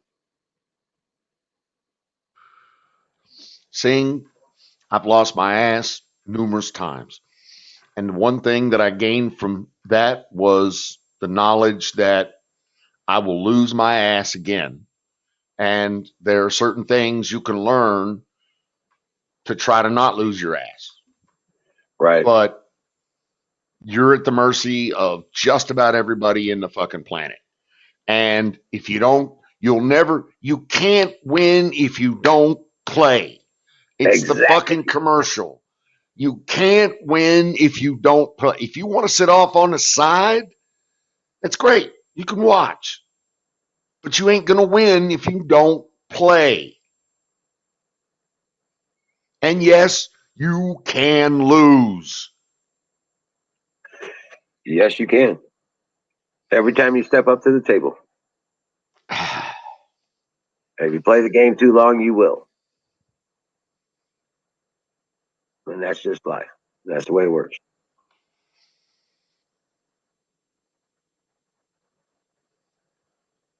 Carpenter says, I'm not very playing from the successful. sideline. Yes. Yes, he is. Absolutely.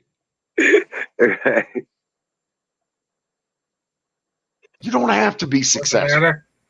You don't have to fucking win every time. All you got to do is bat 500. Ah, shit.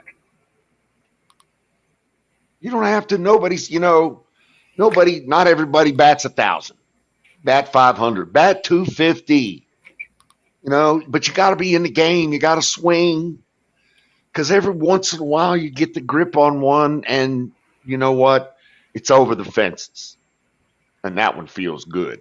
That one feels great. That's freaking amazing.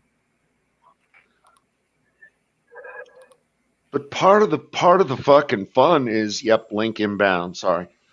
Part of the fun's playing the game. Right. Life is. And if you can find one of those things that nobody else does, and just, make it an industry. I'm telling you, man,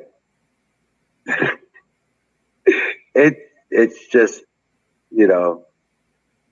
Find your thing, whatever that is, and get happy with it. Right. Sometimes your thing is everybody else's thing too. They just don't know it yet.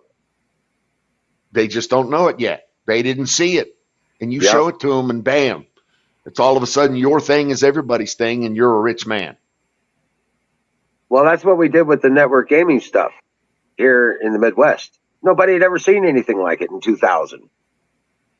You can hook computers together and play with them like that. I know, right? Nobody Who knew knew? about it. I am so glad you guys said that, because I agree 1,000,000%. There's so many people out there that don't get it, that you cannot win the game if you're not willing to play the game. Right. All you want to bitch, you just want to bitch and complain about things, and you're not out doing it. Yep. Wasn't just there like- a fucking lottery commercial that says you can't win if you don't play? Yep. Yeah. Yep. There's just so many people out there, but oh boy, that's a risk. It's like, you know what, like Don, that's what I was typing. I've lost my ass. I have, but I've also succeeded in some of those gambles. Exactly. Guess what? I just got a new house out of one of those crapshoots. Yeah. It's sorry. I'll shut up now. You've got to put yourself out there if you want to. If you can't expect return for nothing, it's you've got to take that gamble if you want to return on it. And that's why I say hats off to building your system up like you are. Heck yeah. Hell yeah. I've invested most of what I've earned this year into other things that it might turn out next year to where I don't get bids on the concrete or something. Who knows? But if I didn't try it, I would never have a chance to do it. Exactly. And you have to invest in yourself. Please, everybody, remember it's not about you writing checks to other people. It's about you writing checks for you. You know, the one thing that in professional life that I always invested in was training. So if my employer would not buy my training, I would cough on the money myself to go to the training. And that was always very expensive shit, anywhere from $2,000 to $5,000 and a week off.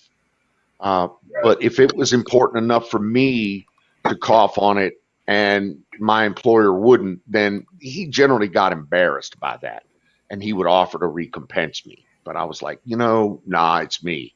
But the simple fact is you need to invest in yourself. You have to invest in yourself. Well, and in business, I decided that I'm going to expand. I could help, doing it on my own. I could help a few people out here and there. But what's it going to help out more? Me giving people, helping them with bills here and there, or me creating some jobs? Jobs. It's jobs. And then maybe even building up those jobs enough to where somebody gains an advantage of skill set in concrete, for instance. And they can go do their own thing. Yep. Well, no, not only can they work for you for another year and a half and you can capitalize on it, but then after that, they can go and do their own thing. Yes. Right. But you show them skill sets and then they hone those skill sets for you and you compense them for that skill set. Right. I'm from a business perspective. I'm sorry. And I'm stoned, so I shouldn't be rambling.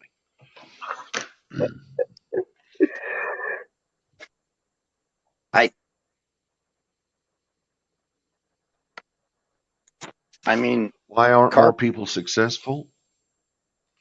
Game is rigged to make sure they are. Yeah, I'm not sure that's right. No. Carpenter, you're successful. I know you are. You've told me about the trailer that pulls your toys. I'm so jealous. But you're successful. You don't get those trailers and those toys without being successful. Right. Now, granted, there is a margin that's extraordinarily difficult to break. There's like plateaus. Sure there is. But I mean, definitely you see the rich get richer, the poor get poorer, but we all still have a shot at it. At the pie. I think a lot of that is what. Yeah. One of the things I've heard, if you always do what you've always done, you'll always get what you always got. Exactly. So there's no one in this chat that is incapable of playing my story one over and over and over and over again. And that's real simple.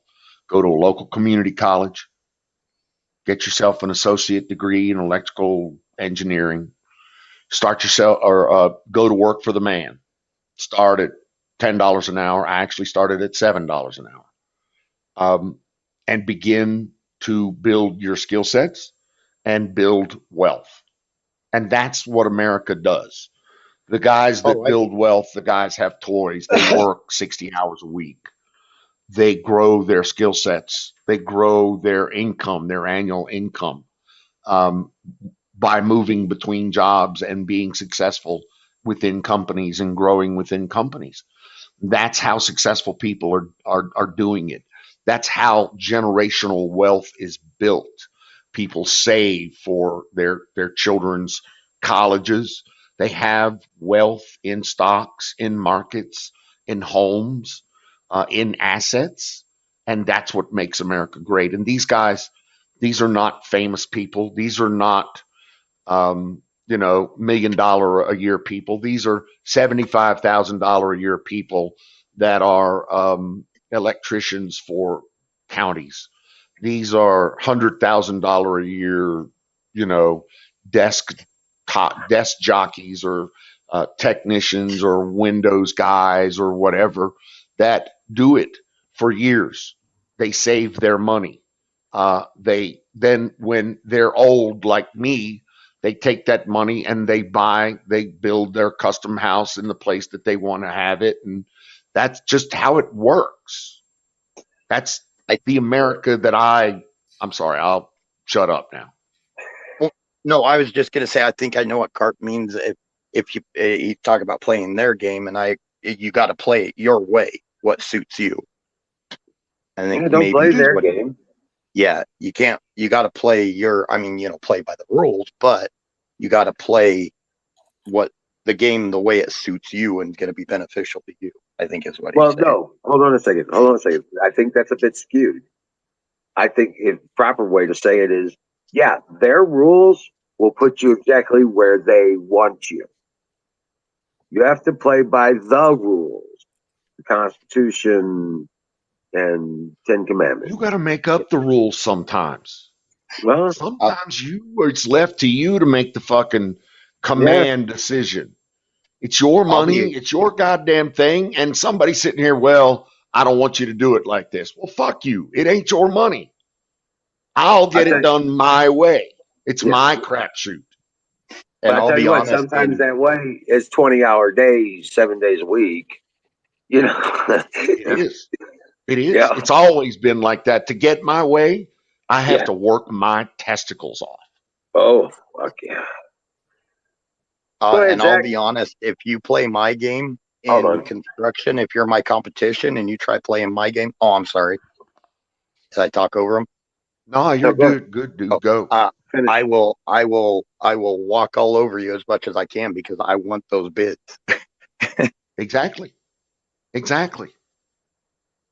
And so you work hard, long hours. You work. You do the things that advance your agenda and your thing. Yeah. I'm sorry. I'll get off my soapbox in just a few minutes, but this is one of the things. This is what makes America great. The capability of the sheer number of people in the United States that do this very thing. And are able to do this very thing. And are able to do this, given the companies, the work, the innovation that we have, the infrastructure that we have. I mean, I don't know if you guys have traveled before, but there's a lot of really nice places in the world, but none of them are even close to being as nice as the United States. Right. They're just not. I'm sorry. I agree. There's a lot of places I want to visit. There's a lot of places I want to visit. No other place I'd rather live. Exactly. All right, Zach, go ahead. Go ahead, Zach. That's why I'm going into mobile applications. Right. Do the thing that you like doing and you'll be successful at it. And that's what you want to do. You want to be successful. You want to learn how to do your thing better than anybody else. Play to your strengths. Yep. But again, that's exactly what makes America great. And I'll shut up. I agreed with this time. I can honestly say I agreed with pretty much 100% of what you said. I think we need just to. My little Saturday night rant is all it is. That's all. we need to re-inspire that dream, because I think a lot of the dream failures are you can't take your first failure as a complete failure. You got to stick your neck out there again and again if that's what you want to do. But a lot of people are perfectly content with clocking in, clocking out, and waiting on retirement. And that's cool.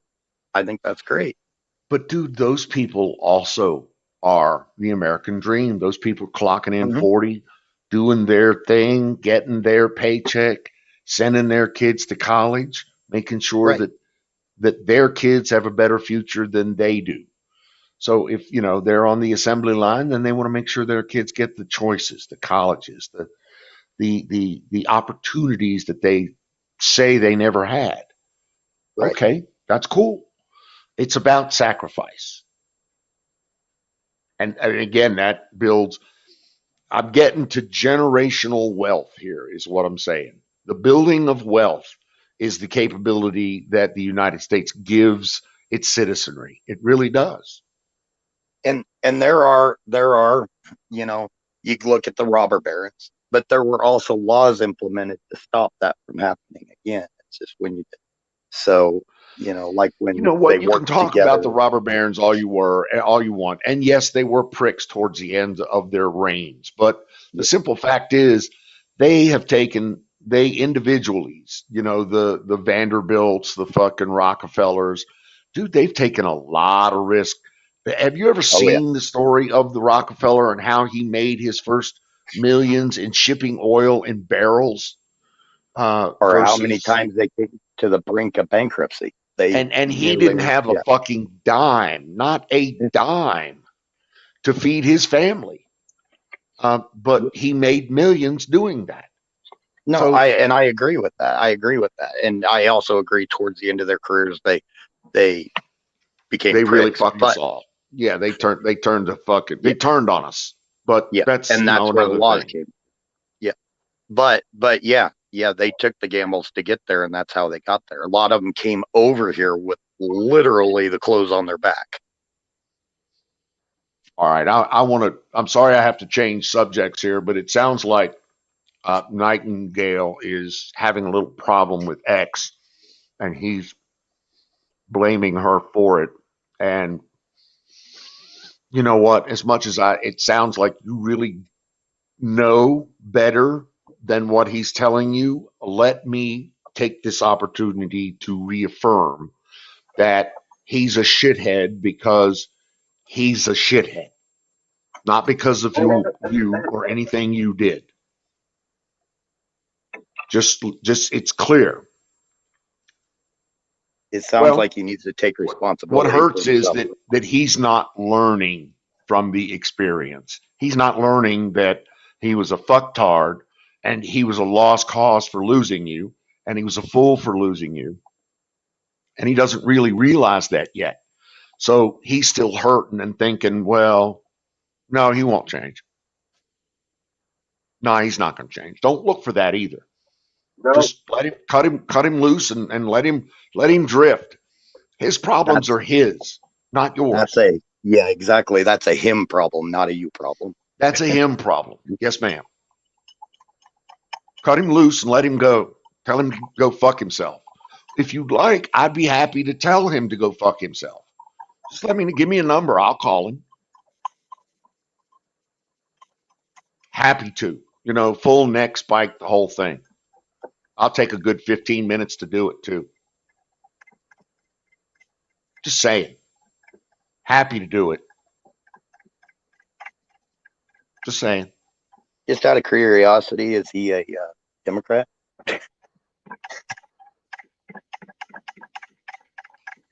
Does he have a man bun?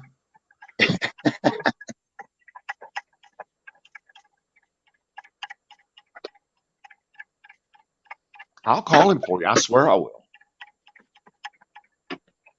And I will persuade him that if he ever calls you again under any circumstances, that he will be the Walking Dead. We have people for that. I'm sorry, what? We have people for that. We have people for that, exactly. And contrary to what you may think, I am a pretty persuasive kind of guy. Just saying.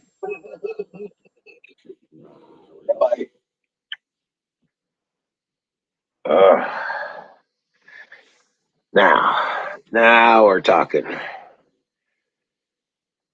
Oh, yes. Oh, nice hot. Oh, I said it, but I know all of you were thinking it, that he sounded like a Democrat.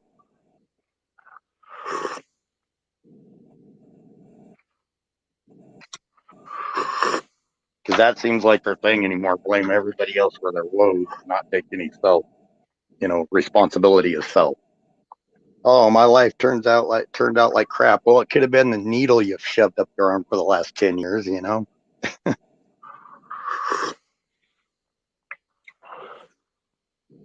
Just saying. Look at San Francisco. I think that bugs me more than anything. People that blame, like, oh, I went through this or I went through that. And it's like, well, yeah, but you put that needle in your arm yourself. That's what I don't have a lot of sympathy for somebody that with things like, not saying that, not Nightingale, not saying that he does that, but I mean, that's just a thing that I reference. That you get all these people that are on something and have screwed their lives up because they're on something. It's like, well, nobody stuck you with that needle, or nobody shoved those pills down your throat, or nobody, made you drink away all your chances or whatever. That's self-choice. Right. And don't fight with him. Don't argue with him. Just like, look, hey, it doesn't work out with us. You know what I'm saying? It's not going to work out. I'm moving on. Goodbye. See you later. Have a nice life. I hope you find what you're looking for. It ain't here. I'd block his number. If that was a chick doing that to me, I'd be like, okay, you're blocked. I don't have any time for that. And once again, I just want to throw it out there. I'm happy to call a guy for you if you really want. Just say it, and I'll shut up.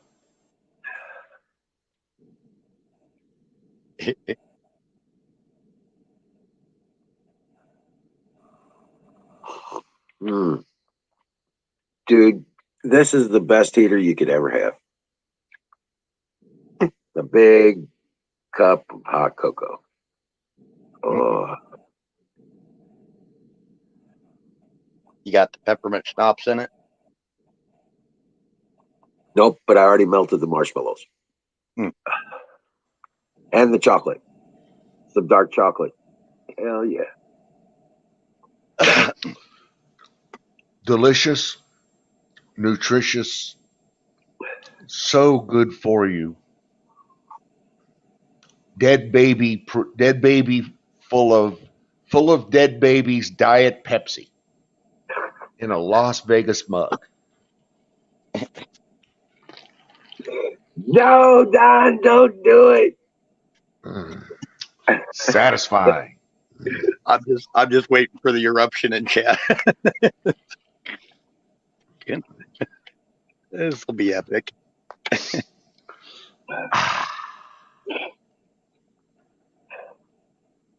I honestly, I quit drinking soda pop, and I did feel a lot better after drinking soda pop. I had more energy, but that was more of a, for me, choice. I know a lot of people drink soda pop. That's fine. I'm in the process of giving it up right now, as a matter of fact. Yeah. I like Doritos. You can't tell me that there's kid parts in Doritos. I mean, come on. No. Well, after, back to the point of progression in life, and making it big or making it, losing it, what have you. I've just gone through a series of losing it all. Okay. Lost my house, lost my businesses, lost everything. Just taken from me because my political involvements. But I can build back better this time. And I'm just in the beginning phases of it right now. I'm in the hard and tumbles, what I call it. You know what I'm saying? You're tripping over everything, trying to do it the way it needs to be done rather than the way they want us to do it. So I'm going to do it off grid. I'm going to do it. I'm not going to rely on them for nothing. I'm not going to borrow the money to do it. I'm not going to play their game with the utilities. I provide the energy and the materials and all of it myself. Cash basis, baby. I hear you.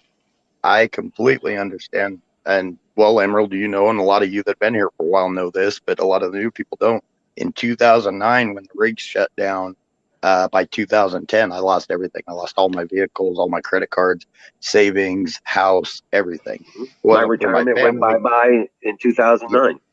Yeah. If it wasn't for my family, I would have been out on my ass hard and everything. I'm sorry. But I scratched and clawed. I own this house flat out. I'm back in business, doing construction.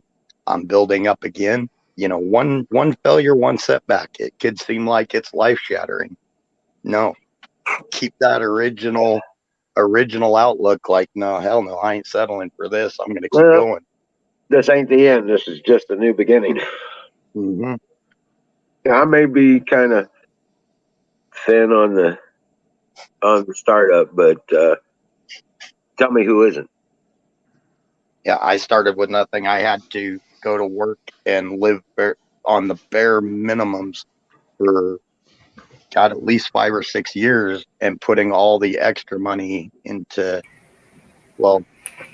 getting the house, rebuilding this house, into getting the tools again, getting all the stuff again and everything. Because when I lost everything, I also lost my construction business, everything that went along with that, the vehicles, the tools, because they closed on that as well. I had everything through one bank.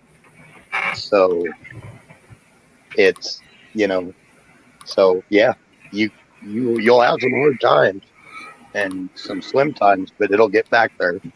It'll get back up. So I've started from zero twice now. This is my third. Well, it gets easier. I thought so. Yeah, this is my fourth. Nightingale, I really, I don't really know what to say other than you just need to cut that guy. I really cut him loose. I mean it. Because how does a winning personality such as yours get involved? And if you could see me right now, I'm hand working. How does a winning personality such as yours get involved with a losing personality or psychic such as that? How does that? I mean, I understand love is blind, but anyway, do yourself a favor. Or you could do the whole neck spike thing, Right. Just say it. I'll shut up now.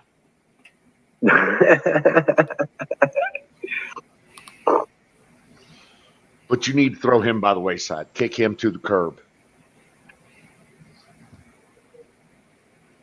It is 8:01 p.m. Pacific Standard Time, and I would like to call an official fire in the motherfucking bowl. All right, blow that shit up. There you go. You got it. Smoke them if you got it. Oh, shit.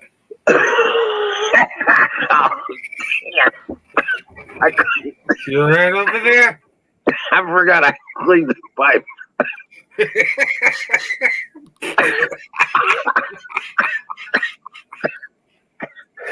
Giving up that lung for Jesus, baby. Can I get an amen? Give me that lung. I'm gonna be fucked up in a minute.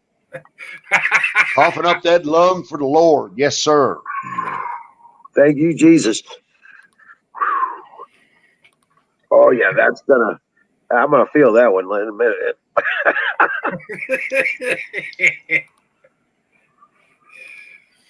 There you go. God's green, God's green herb. Yeah. Some of those hits you actually think are creating a spot on your lung. You think to yourself, well, that one is turning into a spot. That's for sure, because that one was really hard. Right. I've had those where you felt that you could actually feel both of those lungs coming up through your esophagus. That in when I was 21 and young. Yes, ma'am, I understand completely. I do. And 13 years is a long time of growing together, but man. Oh, excuse me. Wow. I just can't fathom, though, that he would want to pull you down like something like that. If he was actually, if he loved you and he was half a man, he would never say something like that.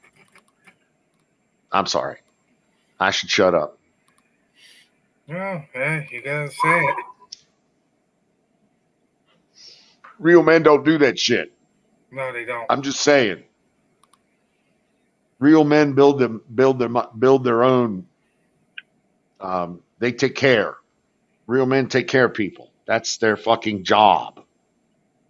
Yep. Yeah, post the links up, Washburn. Just post the links up. Yeah. He has the songs here. Oh, okay, fine. Right on. That's what I was taught too, but nowadays that's supposedly, what were we saying, the toxic masculinity? Yeah, I'm chock full of fucking Fuck all toxic. that bullshit. Toxic masculinity, horse shit. Yeah. Yeah, I got your toxic. Yeah, I got your toxic swinging. Right. Yeah. Nowadays, when people, if anybody says that, I'm just like, yep. Okay, I'll accept it. You're toxic. Yes, I am. I think you have your terminology wrong, sir. That's not toxic. That's called vitality. Well, contrary to what the left will want you to believe. Oh, jeez. Chris, do you believe a freaking sun is purple, for Christ's sakes? Exactly. What? Right? There's only one thing you got to do. Off your ass and do stuff. That's it. That never happens. They keep indoctrinating them. Well, no, I'm just saying, in order to enact that plan, in order to live up to that ethos, all you got to do is do stuff. Exactly. Just do it. Don't try. Do. I never did. Can't, never tried. Yeah. You remember when Nike used to be just do it, and now they're pretty much just fuck it? Yeah,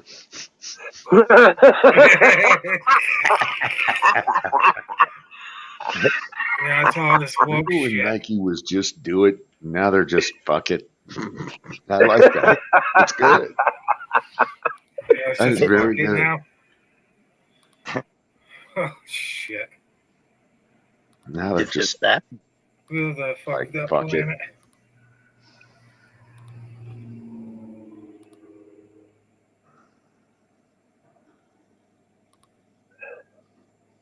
Treat you like princess. Yeah, you know what? I treat the wife like a princess, and she's probably listening.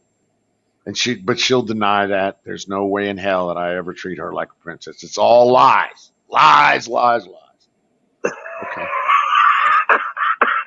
That's fine.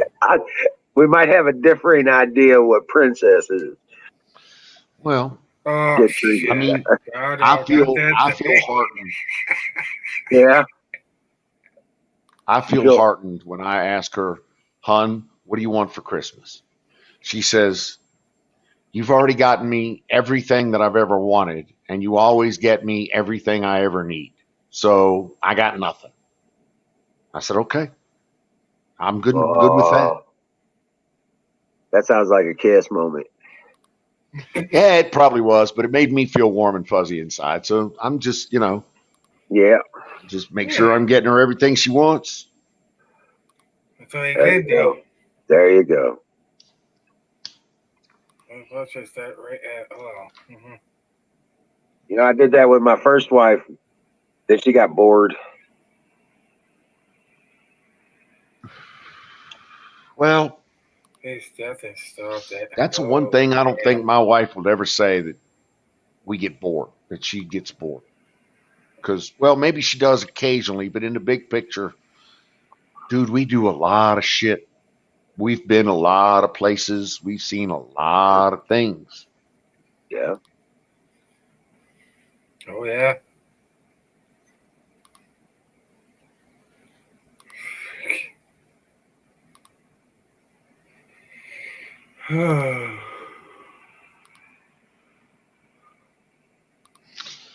Yeah, and that's what it is.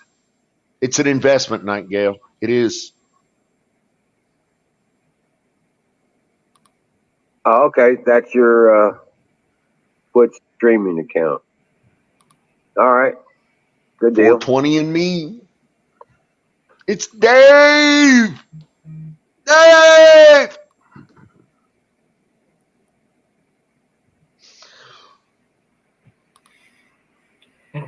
Trust me, I'm the guy you want around on a Saturday night.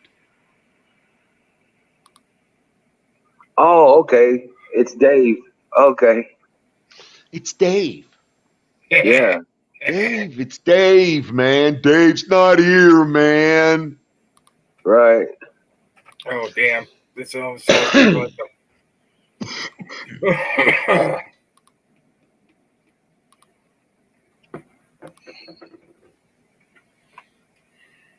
Oh, goodness gracious.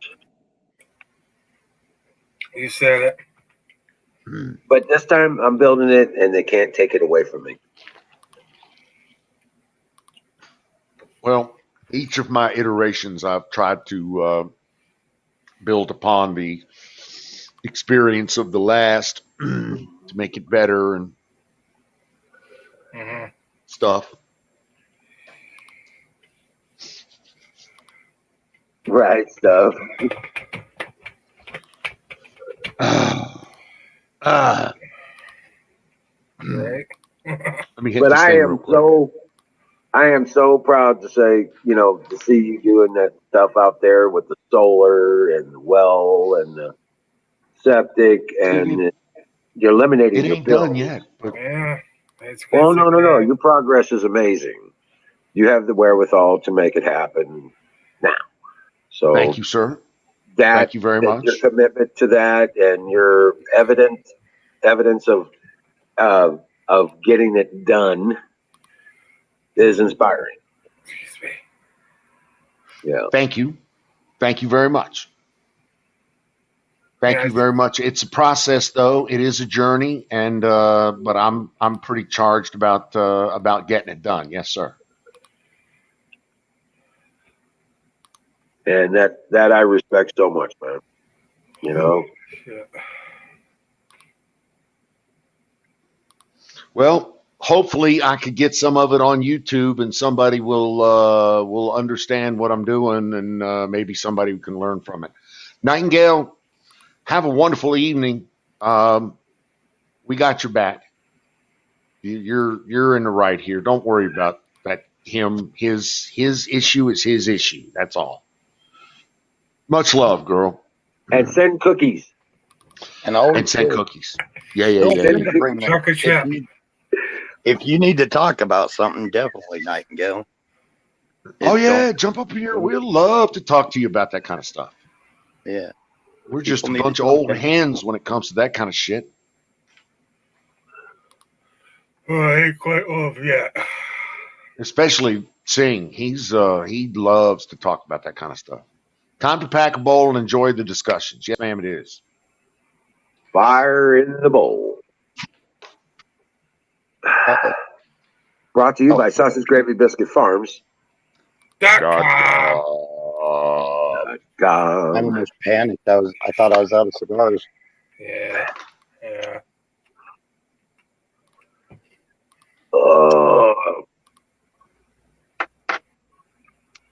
These are just cheap Prince Alberts, but they're the vanillas. I kind of like them. Gotcha. Okay. She's just packing. She's not leaving. Okay. Well, I'm not leaving. Just packing. Yeah. Yeah, I'm excited about next year's grow season myself. You know? Yep. There's a lot to look forward to. I've learned a lot this last year. I've learned a lot. And I'm getting a lot of compliments on it at this point now, too. So starts with good genetics, though. Right. From sausagegravybiscuitfarms.com.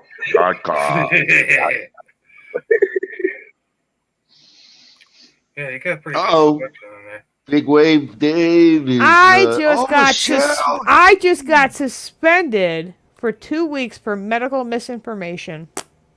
I'm so proud. Only thing I talked about was in order to go to my sister's house, guess what I have to do? Take a little test. Yeah, my dad said, I don't want her coming to your house, Deb, because she don't have the stick. Yeah. So he wants me to take a home COVID test. So you know what? Hey, Michelle, this is what I think about this whole COVID thing. Exactly like Zach just said. I guess I won't be going to her house for Christmas. You know, if you really want to piss them off, just say. Yeah. Well, I would just be if it was my family doing that shit to me, I'd probably be straight up ignorant to them back and say, you know what, I'm gonna have to get used to living without you bastards anyway. True. I was kind of disappointed because it's her house, number one, right? Well, I'd be disappointed because they were stupid enough to get that fucking jab and they're not going to be around for a number of years. Yeah, well, nope, they're not. He had it and he ended up going to the hospital. My mom had it twice and she ended up in the hospital after. So, what does that say? If they're going to be, ignorant. I say these things and they literally took me down when I was live streaming. Of course they did. I'm suspended for 2 weeks now. Well, with the family, I can only recommend that you flip the script on them. Say, listen, that's fine. If you're going to be that kind of prick, then I don't really need to be there. That's fine. I didn't have a nice one. Yeah, I didn't get into an argument because at that point we're in Applebee's and I didn't want to cause a scene. So no need for argument. Just say, hey, okay, that's fine. I just couldn't believe it. Like, you have home COVID tests where who knew they had home COVID tests? Like, but I guess they did. My older sister has them. I'm like, why? They're Fauci followers. Getting some talk back from you, Michelle. Yeah, everybody got the poke except for me, and it ain't happening. What are you talking about? I didn't get it either. My kids, no. That was my main reason why I pulled her out, too, because I said I will not send her to a public school system and her come home with a Band-Aid in her arm and say, oh, Mom, look what they gave me. I know, and they're doing this, and this is happening across this country, like I said. Time for homeschool, people. You know what, 420, you're absolutely right. That's Apex. They did that to Apex, and he got the jab. And then, they wouldn't let us see his grandmother until he got the jab. I was just really disgusted with that. Stop pushing back for this shit, I'm telling you. Because what's happening in New York, it's going to spread everywhere. And supposedly he lives in a family of medical professionals. I'm sorry, we can't hear you there. Oh, he was looking on his bike. He's like, ah, shit. Go. Can you hear me now? There he comes. There There he is. Yeah, he lives with a bunch of medical professionals. I'm married to a physician who absolutely says don't take it if you don't need it. It's if you medically need it, it's your choice. She's not going to force this crap on anybody. It's like, hey, I have to do it because I'm in the profession. Blah blah blah. For me, I did it just so I could go home. Oh hell no. So it boils down to he just took another one because his family won't let him come to Christmas unless he does it. Booster. Wow. I just got done saying, my sister just said, I can't go to my own sister's house because my dad said I have to take a test. Mm-hmm. First of all, Dad, that's not your house, number one. Mm-hmm. Like, wow, Debbie, you're allowing our father to tell you what to do. Say something. It doesn't bother her, though, and that's my point where I got mad, because it doesn't bother her. Like, do you hear yourself? Yeah. Like, I hear what you're saying, but do you really hear yourself? Right. And this is where I got in a conversation with Sarah between the difference between dictatorship and communist. Yeah, dictator and communist are a little bit different, but they're still the same. They're still on the same side. They want the same thing: power, Zach control. wants to say something. Go ahead, hold Zach. on a second. Hold on. Go ahead, Zach. Go ahead. I love his rants. My point of view on vaccines are that, in my opinion, they aren't really necessary. Like, I understand that we need the school-type shots for our kids, but this COVID shot is really getting bullshit. Honestly, why is it that we apparently need the vaccine for COVID, but yet when H1N1 and Ebola came around, vaccines weren't really forced on us? To me, this is exactly why I see through the bullshit and realize that if people want to be sheep, well, let them be sheep, because it weeds out the weak and lets the people who are strong be more passionate about fighting. I personally don't want the shot because it might fuck my unique ability up, and I really don't want that. I want to be in this fight because I love the ones who are in my life, and I don't ever want to lose or fail them. Yeah. Well, I looked at it like this. The Army gave me every friggin' shot on the planet, even the anthrax shot. So taking that stupid Johnson & Johnson, which was non-mRNA, and that's the only reason why I did it, my body ate that crap up. It didn't matter. I mean, I've been around people with it straight up, accidentally drank from their cup when they were in the high process, and I'm standing here. I didn't get sick. I have to agree 100% with Irish, with Big Wave Dave there. I was the recipient of every possible jab that the military could come up with. Mm-hmm. And then some special shit that, that the military couldn't come up with, but somebody else knew some shit about. And anyway, long story short, I'm pretty topped up on my jab right now. So I'm good. Thank you very much. I haven't had a problem, and so I don't think I need the jab. It's my choice. Mm-hmm. Contrary to what you may think, I do have a say in this. So fuck you in the neck, and I'll just pass on this one. Thank you.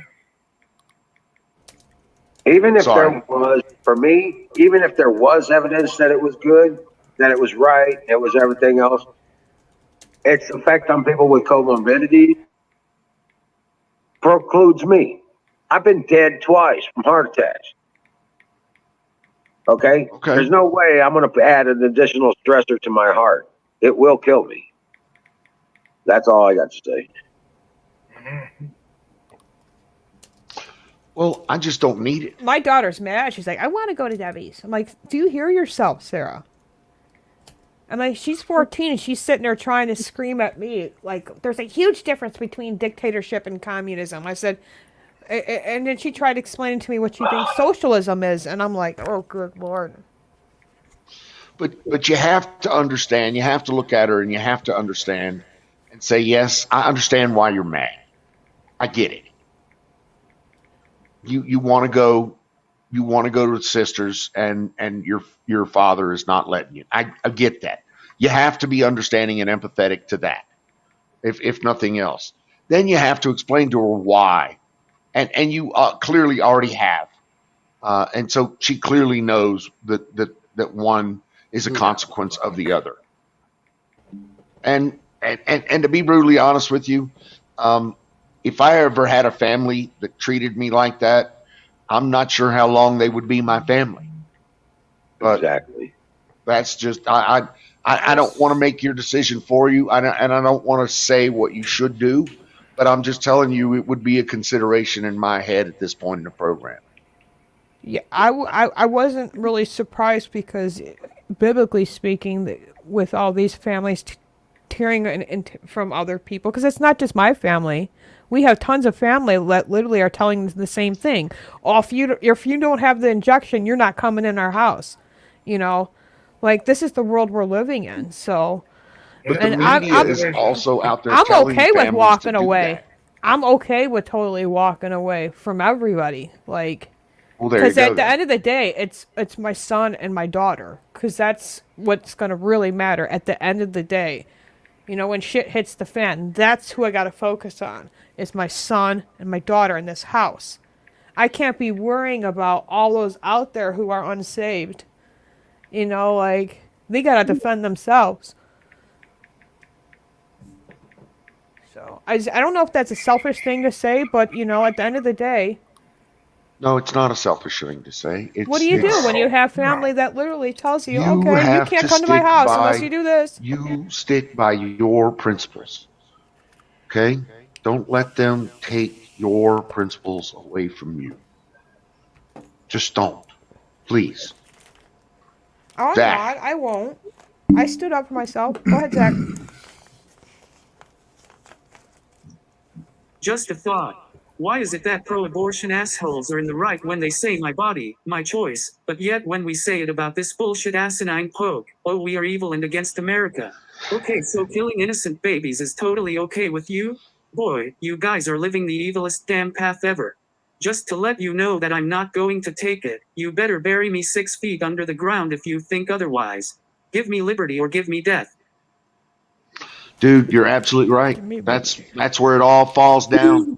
That's where their whole argument fucking just collapses under the weight of it just folds like a cheap suit. Yep. You're absolutely correct. Don't need a lot of that because this stuff is called Sativa, and this stuff helps me 100%. It's gonna keep you awake, though. I love sativas, but I don't like the other kind. Indicas. Couch lock. Couch lock. Bone glue is what we call them.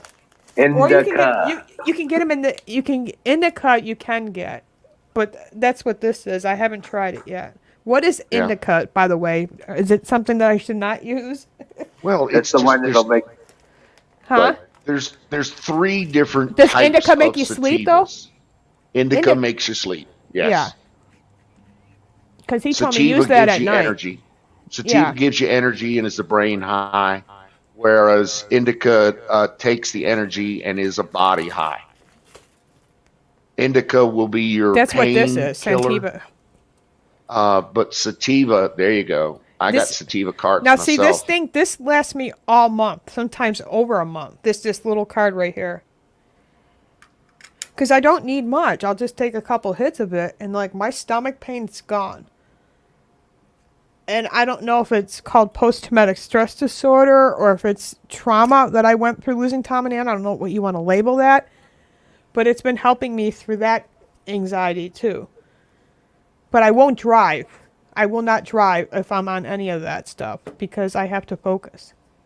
So then I just use my CBD in the morning.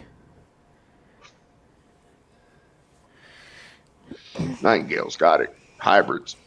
You find a good hybrid, the one you want, you know, and everybody wants a different one. So that's kind of the way it works. But I wish I could say hi to everybody. I'm a sativa man during the day and indicas in the evening. That way, when night time comes, it's easy to lay my head down. Yeah, that's why he said you want to try this stuff. Like I said, I just showed you at night.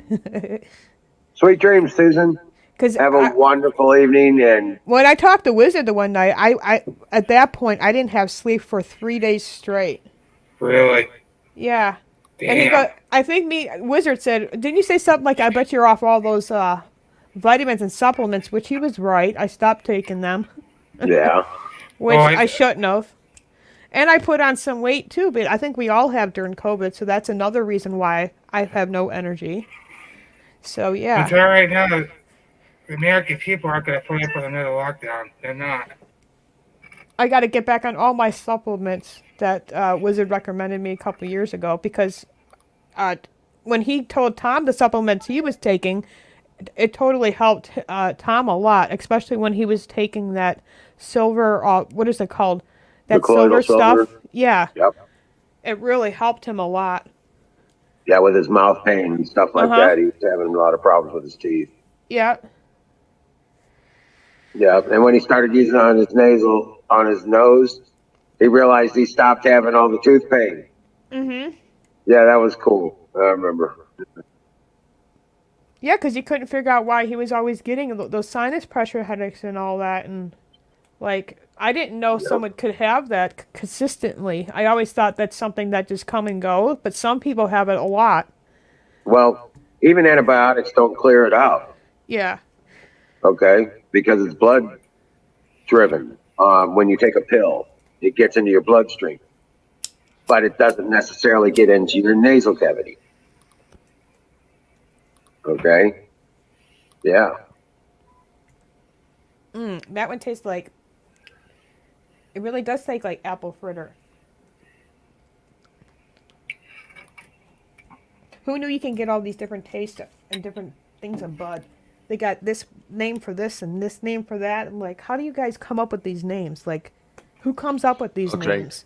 Well, no, there is no central name repository, just to be clear. There's a bunch of stoners. It's a bunch of fucking stoners putting together what they think is the coolest name. Peak candy. By and large, the way they try to build the names is each of the names will have two parts. One part will be one part of the genetic makeup or the line of the genetic makeup. The second will be the second line of the genetic makeup of the product that you're eating.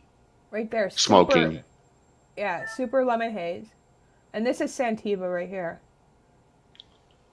Now, is that a bud? Is that flower? I'll show you. I can't see that.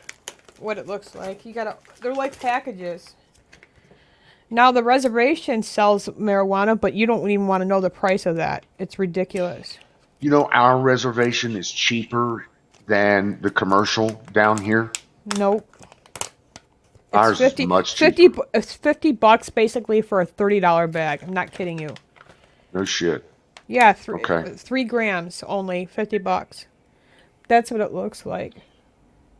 But I got a green screen, so you really can't see it. You're right.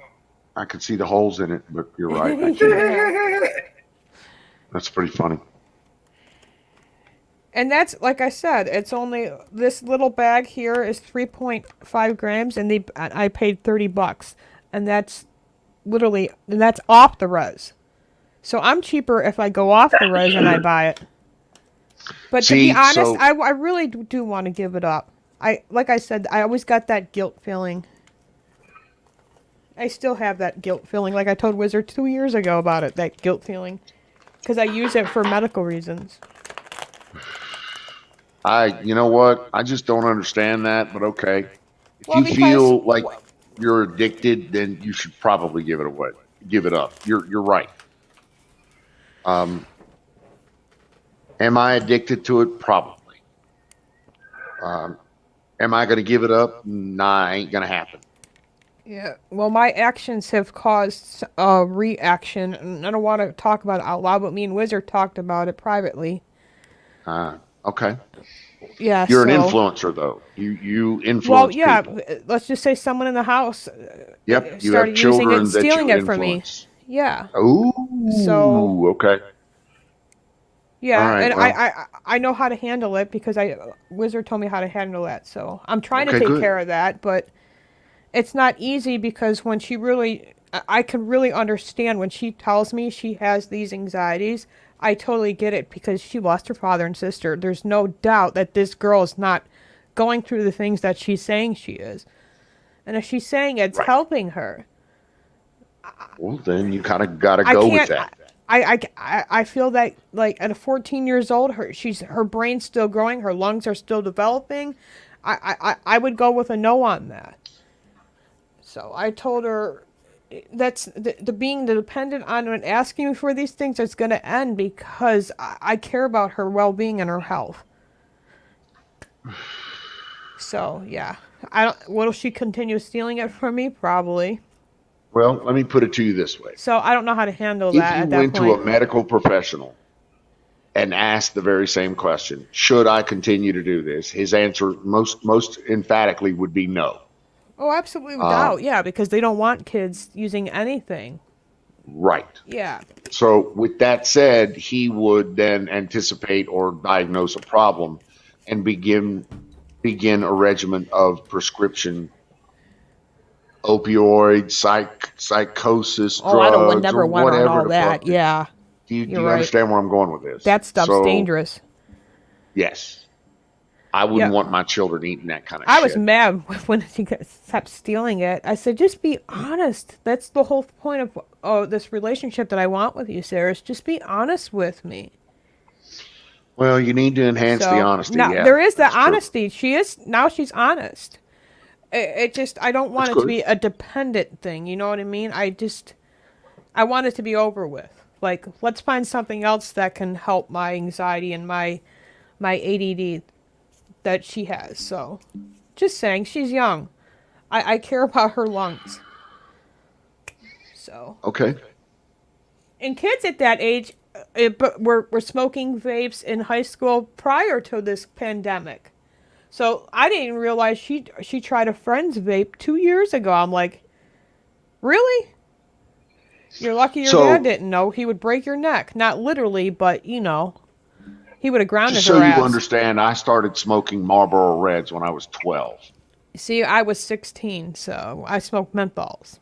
And I smoked Marlboro, a version even all the way up through when I was 35 years old. Yeah, we say these things, but didn't you say, when you were a child, I'm always going to do things different if I become a parent? I didn't say it was the right thing to do. No, I didn't say it was the right thing to do. I'm just saying that's the way it was. I know, back in my game. But it always happens. Your day. You're right. Brent says hi. Aww. Yeah, he's got it tough up there. Look at that.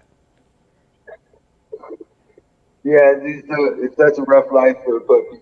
How is he doing since the loss of Princess? They're doing fine. They're doing okay. Dad's picked up a little bit. He's helping train him. It's a big boy right there. Youngsters are resilient. They manage. Yeah, he's only 3.5 months old. So have I, Carpenter. I've completely lost faith in most of the fucking medical professionals. I was a paramedic. Absolutely, without a doubt, lost faith in the medical system. Here. Same. That's why I don't go to them. This is my Lucy right here. Cutie cute pies. Okay, there you go. Get down. Your nails hurt me. I can't take her to a groomer again because it's closed. So she has yet to see a groomer all year. So now I bought everything that I need to groom her myself. The problem is the muzzle has not come in yet. And I'm afraid if I start filing her nails, she might take my finger off.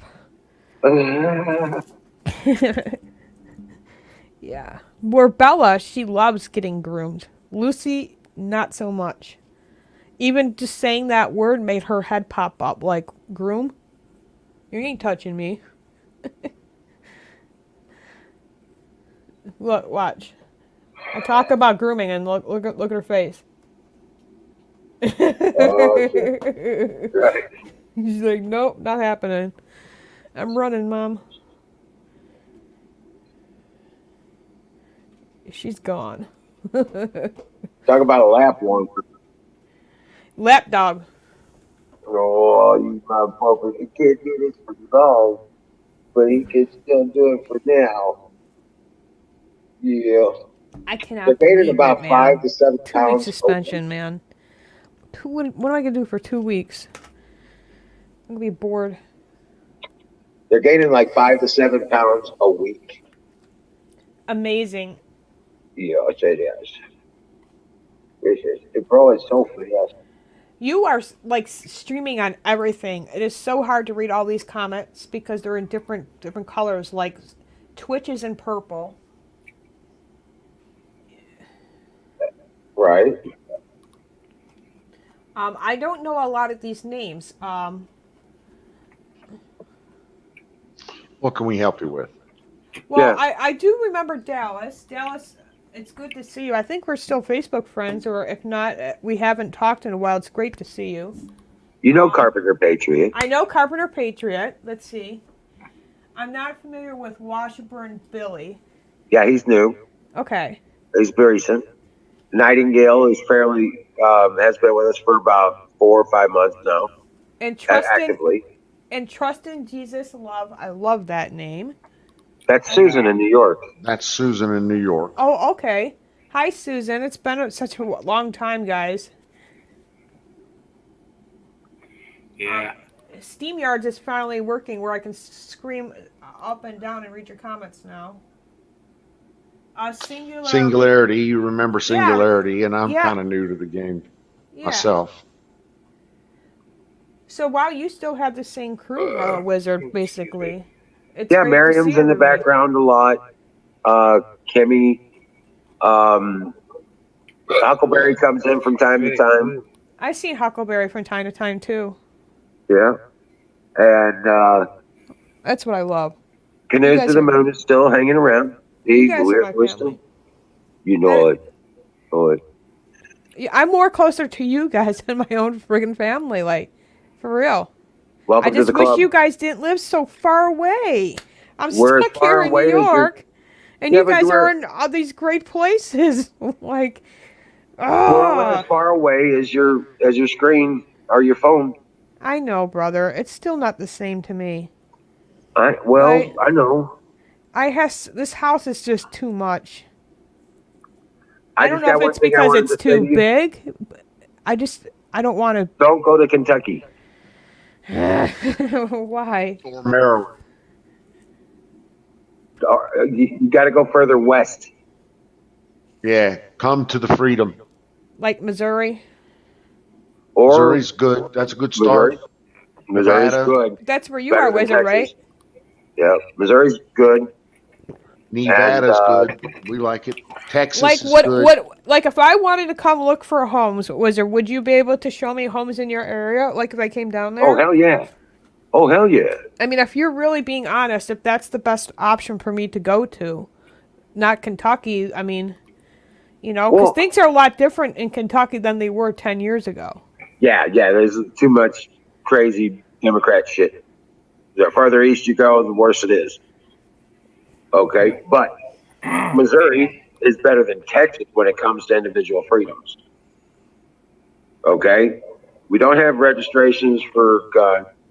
We don't have to have a concealed carry permit. We don't have to have an open carry permit. But transferring, like, how do I transfer don't matter. You sell a car. You sell a car to an individual. Okay, yeah. You sell a gun. It's just like selling a lamp. You got a tool, selling a tool. I was thinking about getting rid of all mine the other day because I got so mad because I was worried about money. Then I'm thinking, oh God, if I start selling my rifles, Tom would be just turning in his grave. Yeah. Like I have to keep praying and relying on God that the kids were happy today. They got their Christmas presents. I don't have to worry about buying for everybody in the world. You know what? Here's another thing. You go out. I was going to get rid of them all. If you get out in the out of the city of areas around St. Louis, but so you still have access, right? Yeah. I was looking today. You can get a house for like $200-300 grand, and I'm talking a nice place. 2-car garage, 3-bedroom house. Well, we talked basement, about on here about a what I little could bit list my acres. house with, right? So Yeah. Use like $500,000. well, we built it for like I said, 275 something. How many years ago? I was built in 2009. We moved in. Yeah. You were talking about a $500,000 house. I could never sell it for what we put into it. Yeah, you will.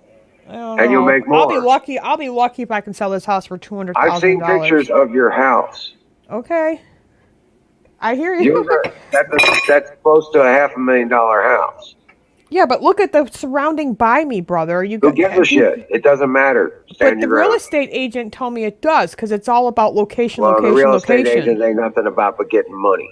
He wants fast sale. I hear and what you're that's all he saying. cares about. Well, I appreciate There you you go. that I could literally pick up the phone with you and you can tell me these things because I don't want anybody taking advantage of me. If I do have that opportunity to get out of this state, I'm going to take that opportunity. My sister's telling me that's not a very good idea because then you'll be completely broke. But I don't Well, think they told she's me when getting I what I'm told- saying. Yeah, All I'm doing is selling this house, taking that money, and buying another house. I It's went not to like see I'm it. taking the Sorry, lawsuit this is and the same spending all sister that money because with she's the afraid jab that comes- Michelle, look, when I went to go sell my house, the one I just sold a couple years ago, Mm-hmm. they told me Uh-huh. I wasn't going to get what I thought for it. Okay? They all said I was crazy. well, she said I was crazy for even thinking about moving. My sister today. What she wants you to be close to you can control you? No, this sister doesn't do that. It's just she was telling me those are not good ideas. That's not thinking clearly. But I wasn't trying to say I need the lawsuit money to go buy a house with. I'm not touching that money. I wouldn't be stupid. That's the money I got to live on. But I'm talking about I own the house now, so I could literally sell it, like you said, and take that money and buy another house with it. Right. Wherever you wanted to be. I would never take that lawsuit money and go spend hog wild. I know better because that's the money I got to live on. Right. Like if you're coming from New York. And what if I don't get nothing for it? What if they say, okay, we're only Then going to you give don't you... sell. Then I'm You don't stuck get your here. price, you don't sell. I'm It's as stuck here simple as because that. I have to think about... I don't need to go You're to a not place stuck. where I'm paying more taxes. That's my biggest thing. I don't know if you saw what I pay in taxes. I pay like... Republican state? Oh no. I pay $4,300 right now, so $4,300 right now in taxes. You live If I were to in- go... If you live in the red state, you'll probably pay a lot My less. sister's paying $10,000 in taxes in just Erie County, New York. You're in the highest tax, one of the Michelle. highest tax states. New York's and California are the What was it? highest property tax states in the union. Tell me what Yep. if I would get a house with no? I don't want no sidewalks. This is what you know what I want. We've talked about it. I don't want no sidewalks, no village. I don't want to live on top of neighbor. Tell me Right. what I would pay for property tax at a house like that in your state. I'll put it this way. I've got over 80 acres. We have a 3-bedroom house on the property. Mm-hmm. Well, and everything else. My taxes are $500 a year. Damn. That's pretty good. I pay village, county, state, City. and city. So that's Federal. 4 taxes. Mm-hmm. Yeah, village, county, school, and like you said, the state tax. So that's 4. Yep. You know what? I got one bill that goes straight to the county. Never ever want to move to a village again because that has that added tax, that stupid added tax. And again, I don't want sidewalks. I want to be able to like have a couple acres where I can go hunting or just be able to just plink my gun, which means target practice. Yeah. But my sister told me today, which disappointed me because I believed her. She said it's not possible. To get that out of my head. That I'm not property thinking taxes clearly here- about property moving. taxes here- Property taxes here are only for the county services. The fire and the street. Maybe she's right. Maybe maybe it's a bad idea to move. I don't know. You got to make that decision for yourself. Don't base it on anything else. Yeah. to let her tell you. My biggest thing, I told you, brother, I don't want to. I have to take this. I have to invest in something because $200,000 home in Missouri. I don't want to spend anything of the lawsuit. I want to act like that money don't even exist. I want that money to grow. Hold on a second. Let him talk. Go ahead. A $200,000 home in Missouri, you will pay $2,760 a year in property taxes. If you live in a city. I don't want to live. Yeah, in rural Missouri, you will pay $1,860. In St. Louis County, you will pay $2,760. I don't want to live in St. Louis. No, you don't want to live in rural Missouri. $200,000 house, you'll pay $1,860 annually in property taxes in Missouri. Then I got Sarah to think about. Remember, 'cause she already said she wasn't moving to the other 4 states that I wanted to go to. So I'll mention Missouri, and she'll be like, So I got to take in consideration what my kids want too. It's not like they can make the final decision because I'll make that final decision, but I don't want to go somewhere where it's going to make them freaking miserable. That'll make me miserable. That's my biggest concern, guys, all here. It's always been a financial thing because I don't want that burden on my children. God forbid something happens to me. Carpenter, you like to hunt? No. That's a surprise. You know, anybody that wants to move over to New York State just for a little bit and help me fix up the house, let me know. Because I'm like, I've been praying. Literally. Been praying for help because there's things I have to get done before I even think about putting this house up for sale. Small stuff I can't do by myself. Right. Yeah, I'm bad with budgeting money too. So, like I said, there's things that have to completely change once this thing is settled. Like, I gotta think smart this time about, like, we talked privately about investing. But what do you really invest in? Because sooner or later, the bank systems are gonna go down. And there won't be any money. The Social Security system will be all gone. Stop right there. I know that's gonna happen. That's the future. Stop thinking that's the future. It is the future. It is gonna happen. No, it is not. No, it's not. You don't know what the future's going to be like. We don't. I don't. When's it happening? Yeah. When's that supposed to happen? What day does it start? As a matter of fact, I could use that information. Oh, that's a whole different type of conversation. And I don't know if you know what the New World Order is, but that's after the rapture. So I'm going home before that. But I don't want to be around for all that. But my kids will be because. You know, you got Sarah who literally denies Jesus exists or God is real. All right, well, we're getting way off the subject here. But that's where I was going anyway. You gotta have hope. Financial burden is my biggest worry. You say you're a believer in Jesus Christ. I am, but you always got that burden. So you don't stick your butt in it. Don't stick your butt in it. You a believer or not? I am your brother. You're right. There is no excuse to use the word but. You're right. Sorry, God. Let God worry about all your troubles. You know what? He's also trying to get me out of here because he knows I want out. Yeah, you guys are in pretty bad shape. Yeah. To think the last sister who I really get along with and love, who's been there through me, who literally helped me plan the funeral for my husband and my daughter, literally allowed my own dad to be a dictator. You want to hear about leaving fucking a tyrannical state? Yeah. You ought to hear what it's costed me to get the fuck out of the state of Maryland. Oh man. I just learned that it's going to cost me an extra $30,000 to $35,000 just in income taxes, and I'm not even a goddamn resident. state of Maryland, and they're going to charge me $30,000 to $35,000 in income taxes just to be able to sell my home in the state of Maryland. Yeah. Don't even get me started. Wasn't that the whole point of why we had the American Revolution? To get rid of taxes? Well, the sale of his home.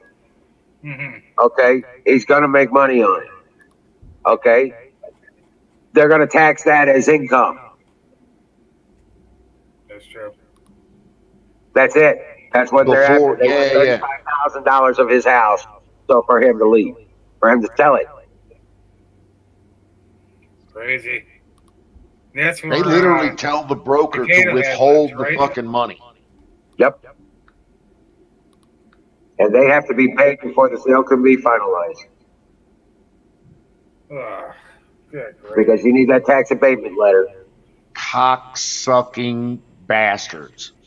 Right. Yeah, they I know all about it. Let me be very clear about this. Yep. Cocksucking bastards. How do you share stuff on here? Hey, Don. It cost me $7,000 here. Let me see. How do you? Well, see, most states have these things now, and it's just un-American. It's just wrong. Hey, Wizard, if I wanted to I know. They didn't even take into consideration we only made $40,000 on the sale. How do you do that? But we only had it for 3 years. So the turnover was great. But still, they took $7,000. Well, luckily, it is a. What's that word? Whoa. But that's because the city of and the county of. Yeah. Well, luckily, it is a percentage of. Correct. And I'm doing pretty good on the sale of the home, so I can't bitch. Go ahead, Michelle. I'm sorry. These are my latest creations, man. Right here. Anybody I found out that I could put patches on these type of hats too. So like I'm gonna start buying these in bulk, like winter hats. But these are my latest hats, gentlemen. We the people. I think it looks pretty sharp. The orange makes a statement, nice and bold. That you're not Do you have a messing merch around. link? Do you have a merch link I where people can buy this? I do have my email, and you can go to a Facebook, but not a lot of people have Facebook, so I do not have a link or a website yet. When I do have the money, and Zach knows, I'm waiting very patiently to be able to pay him, and he's been so kind. He's going to help me build a website, so I will eventually have a link for you guys to go to. For the Patriot for the But win. you guys, most of you guys have my email. I mean, you have Wizard can get a hold of me too. You know, you guys can always text me in something if you're interested in something or something you're looking for particularly. I could always do that too. So yeah, this is just a design of a sweatshirt that I made for somebody and they didn't want it, so I went ahead and threw an American flag on it. Yeah, like I could do anything. You guys just have to come up with your ideas and your sayings. Like, I didn't even think about doing my old Let's Go Brandon t-shirts until the other day. Like, I could have been doing them a long time ago. I refuse to comply. Yeah, or I will not comply. I could do literally I will not comply t-shirts. Cut for the Patriot has a pretty good verse there, Michelle. So for I know the plan I have for you, declares the Lord. Plans to prosper you and not harm you. Plans to give you hope in a future. Jeremiah 29-11. I always love Carpenter. Yeah, he's awesome. He is. You're awesome. He's a good brother. I love you, brother. I know we haven't seen each other, but you haven't come to my backup channel. But again, now there's no point because I'm suspended, so. Somebody just told me he likes to hunt. I love to hunt, but I can't hunt. I live in the village. No idea. I live in a friggin' village. I can't go hunting in my town. Yeah, try to get a gun. It's probably like pulling teeth, right? Oh, well, for a rifle, you can go that day and get it. For a handgun, you gotta wait 2 weeks, and each county that you live in, you have to know 5 people. And those 5 people can't be a former employee, can't be a neighbor, can't be an ex-boyfriend, can't be your husband, can't be your cousin, can't be your mother. Like, well, who do you can put on these lists if you're listing all these people who we can't get? You can't even ask somebody that you even went to high school with. You can't be friends with them. It says former employees. But you have to know 5 people. So since I live in Cattaraugus County, that's the exact same thing. Same thing with Erie County. Pennsylvania and Ohio, you can go get a handgun and walk out the store that day. I don't know about their hand permits, how it works for Ohio. I'm sure you have to file like for paperwork for a hand carry permit. But to be able to buy a handgun, not in New York. You have to wait like 2 weeks. You cannot walk out the store with it. But for a rifle, as is in Pennsylvania? You can. Or shotgun, you can walk out that day. Well, Pennsylvania, same way, what Don's saying. Yeah, Pennsylvania, every other place is like that. Yeah, Pennsylvania, you can walk and get a handgun and walk out that day. New York, and let me be clear, the state of New York is the anomaly. Dude, is the don't even get me weird started. one. I Okay, know. they're the anomaly. But as I understand it, the state of New York is about to go down in front of the Supreme Court. What gun club is it in the Supreme Court? Yes, ma'am. So that rule is about to change for you, from what I understand. Well, I already have a Supreme Court judge who said I'm allowed to own guns. Even though my husband had prior felonies, we had the police illegally come into my house and removed our guns. I found a lawyer who sued not only the town, but the county sheriff too, and the police department. It wasn't about money. It was about returning my guns and my rights. The Supreme Court judge said in New York State that you will return those guns to Michelle. She has every legal right to own those guns because the Second Amendment says I have those rights. Just because my husband made a mistake at 18 years old, which a lot of people do make mistakes when they're very young, shouldn't affect them for the rest of their lives. And it shouldn't affect my rights and ability to bear arms. Oh, that's good. Because my husband got in trouble when he was younger. But we had the police department who legally came in our homes and they literally took the guns out of our hands. Yeah, literally. they wanted to surround the all over a dispute because of a neighbor. Yes. Seriously? And my husband messed up when the judge asked him when he went in front of the court, because it was just basically a parking ticket. He didn't go to jail. He was released right away, and he saw the judge, and the judge is like, well, do you own any guns? He's like, I don't know. I'm not allowed to own guns, but my wife does. He shouldn't have said that. He didn't have to say anything. That's what my lawyer said, or else we wouldn't have been in that mess. But, yeah, here we are. I had to go through all that. I had to hire a lawyer. Yeah, and I embarrassed them. And when I hired that lawyer for the lawsuit, it wasn't about money. All I wanted was to get my guns returned and them to admit that they violated my constitutional rights. And because of that case, my lawyer uses that case to help others. And other big lawyers in Erie County use that case as an example because this is not the first time that police have done this.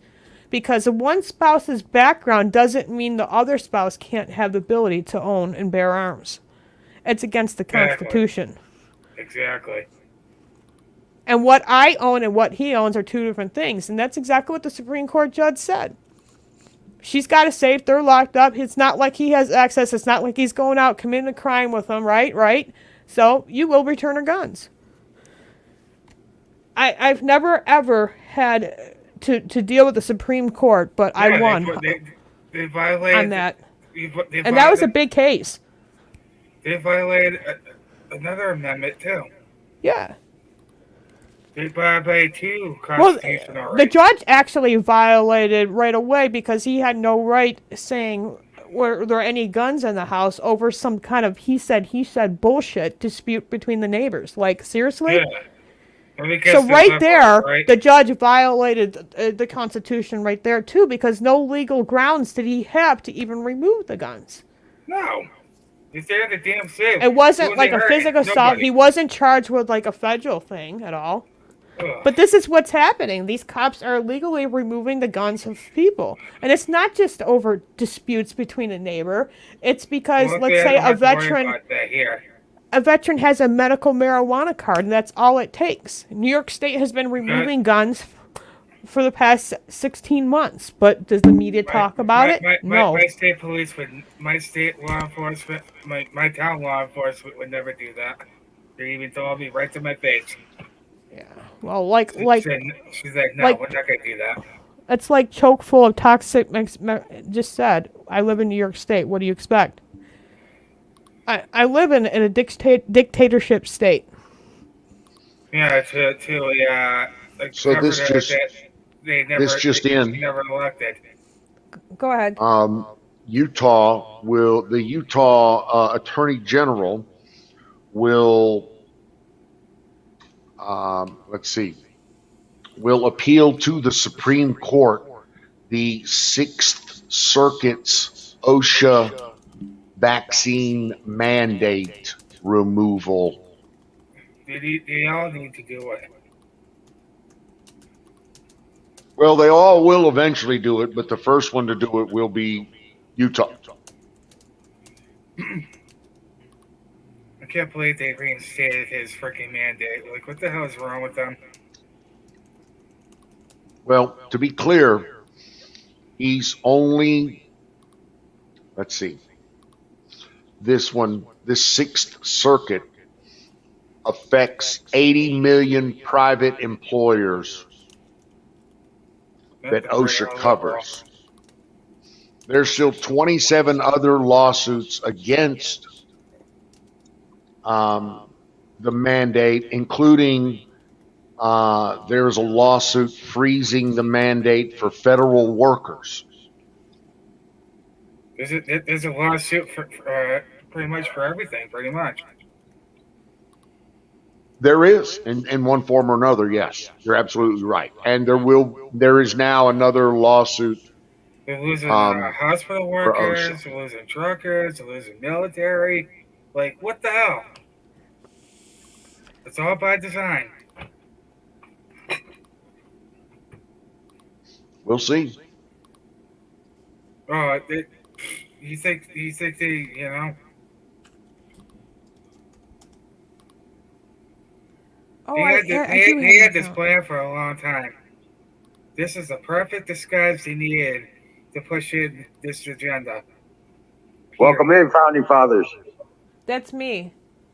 Oh, is that you? Okay. Yeah. Oh, hey. That is my Twitch account because I had to make a new one. Oh, okay. Yeah, I gotta.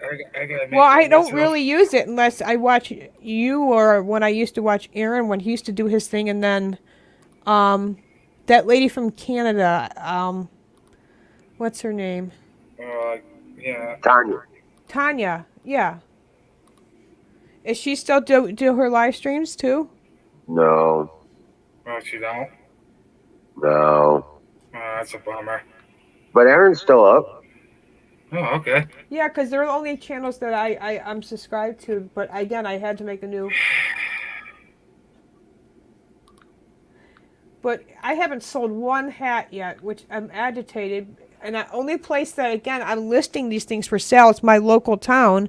And because literally I am like the worst person, I wouldn't say worst person, but let's say I'm shunned. Let me use that word, because let me explain to you in simple terms. I'm shunned from this town, okay?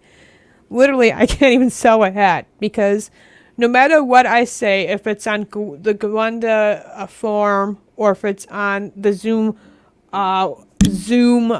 school board meetings or if it's a local post, my post every time is deleted. And it's my basic thing, just saying the same thing but a different way, is that we have to stand up against this government that we have today.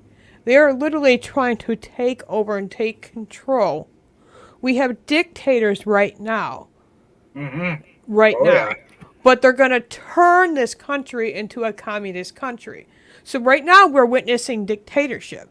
And once they get that full dictatorship, they're going to do away with that. And that's like what I said. I don't know if you agree with that, Wizard. But we're going to be doing away with But them. we have to fight back. Do you agree with that? No, we're just we are fighting back. We are doing what needs to be done. The system is working, and the The founding fathers will. I don't know if you would disagree with me if you see our country That's going not the through. future. That's all getting reversed now in the courts and everything else. It's getting shut down. We are doing away with these people. We're one election away from just eliminating them, most of them, from even the public office. You really think that I know so. Not a question, not a think, not a guess. But they didn't fix this Dominion software issue. Yeah, they have. 28 states have already eliminated that bullshit. Well, okay. I'll have to say you told me so. I'll be the one who literally apologize. Well, I see things happen differently. I will apologize. I think there's 28 states now that have implemented voter ID. That gets rid of most of their fraud. Yeah, it does. That gets rid of all the dead people who vote. And the illegal aliens that are voting. With those dead names. I can't see a positive election anymore. Well, have faith. You say you're a Christian, have faith. Have faith in the government? Trust God. Trust have God. Faith in these you don't have to trust anybody. You don't have to trust anybody else, Michelle. Okay. All you got to do is trust God. Well, do you agree that we do have politicians, even on the Republican side, that are weak? Can we agree on that? Time limited. They are that all of them really need to go. A lot of them. Most of those are going to be gone. We need them to say stuff like this was a fake insurrection. This was planned. This was a coup. But we haven't had a politician or a rhino to come out and say that yet. Those rhinos are nothing but Democrats with an R in front of their name. No one has yet to say that. They have been identified and they will be removed. It's all you got to stop with this doom and gloom shit. It's not doom and gloom. It's yes, it is. It's doom and gloom. All right. Go ahead, Zach. I'm going to hop down. I love you all. Much love, brother. All right, bud. You have a good one, man. Dream well, Patriot. Have a good one, buddy.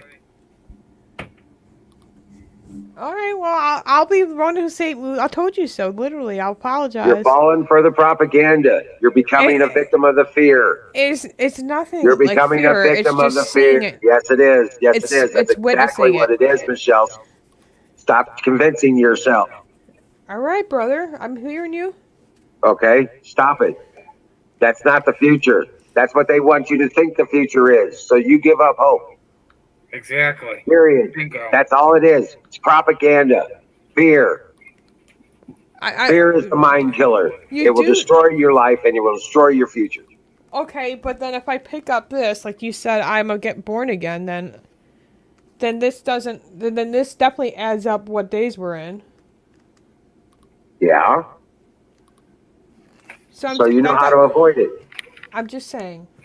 It's not telling you you're going to be tortured and killed and your children aren't going to have a future. No, because I'm going to be raptured. I'm not going to go through all that. It doesn't. It's not about that. What do you? We're in it. We're already there. We're in the tribulation. Okay? It's a war of powers and principles. No, it's not a war of people. Tribulation is after the rapture. It's right here. No, it's not. Well, you got to read what Paul wrote. Because I had to read. I had to read. I had to read it several times. Me too. And I really had to read it. But then I prayed about it before I read about it. And then it does talk about that when the dead shall rise first, and then the rapture, which means we people go home, lifted up. He brings his people up, lest no flesh survive. And then after that comes the New World Order and all that, the fake Satan and all that. Like, yeah, there will be a fake Satan that exposes himself that says he's Jesus Christ himself, but he won't be the real Jesus. He'll be fooling everybody. Because that's when you talk about the 7 seals and all that. Well, I'm just going to tell you. Don't worry about it. Leave that's in the hand of God. We know who wins. If you skip to the end, you see who wins. Oh, Jesus. Amen to that. Okay? That's all you got to worry about. Amen to that. Mm-hmm. That's all you got to worry about. All the rest of it's just banter and propaganda. Fear. Fear is the only weapon they have. Yeah, I mean, That's the only one, and it only works if you let it. Look at all the protests going on all over the world. You think they're gonna let that slide? No. People have had enough of this.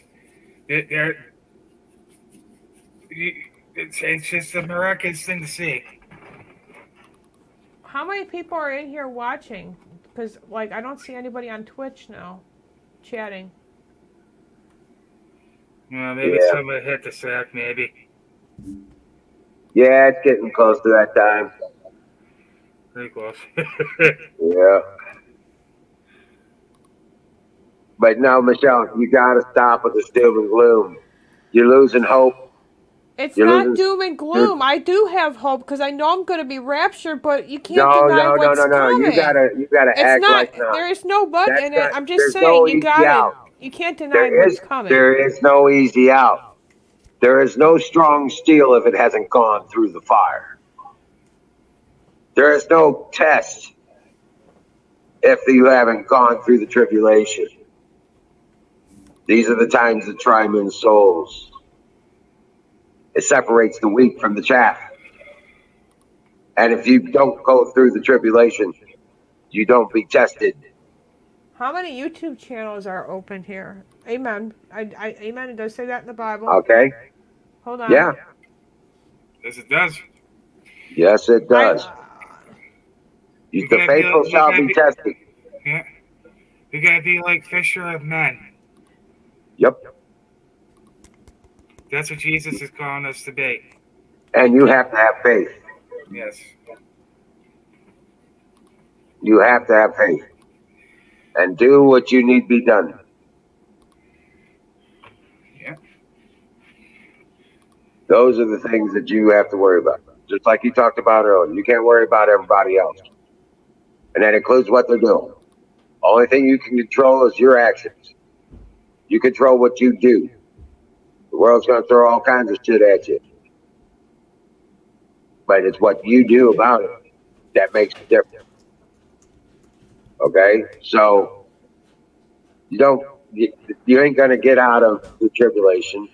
We don't get out of the tribulation just, we're going to be raptured because we're so righteous. No, that's not how it works. You have to be tested.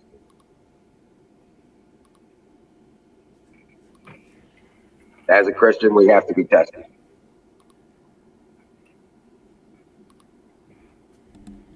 That makes sense?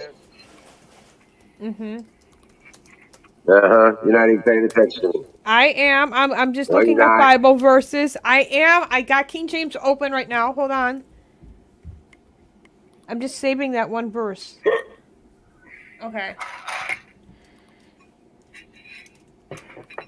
All right. I have to read it. Washburn, yeah, you're correct. We don't be judged on this earth in this form.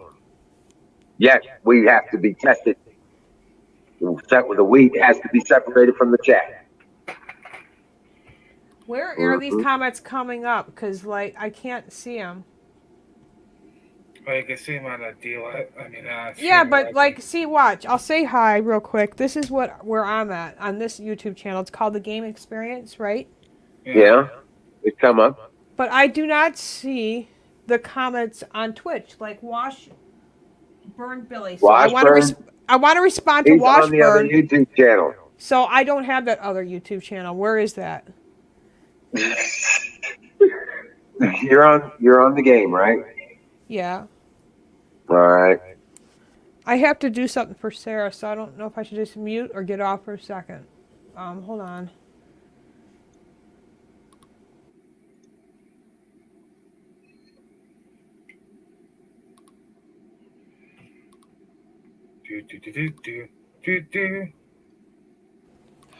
Great, I forgot I had to grade that homework.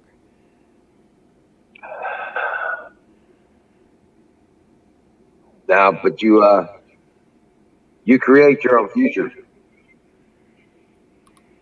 with the thoughts of how you form it, your expectations. your forward-looking thought forms your future. Does that make sense? Makes sense. So what kind of future do you want? Do you want that doom and gloom and the torture and pain, sorrow and sadness? Or do you want something bright, happy, joyful, prosperous?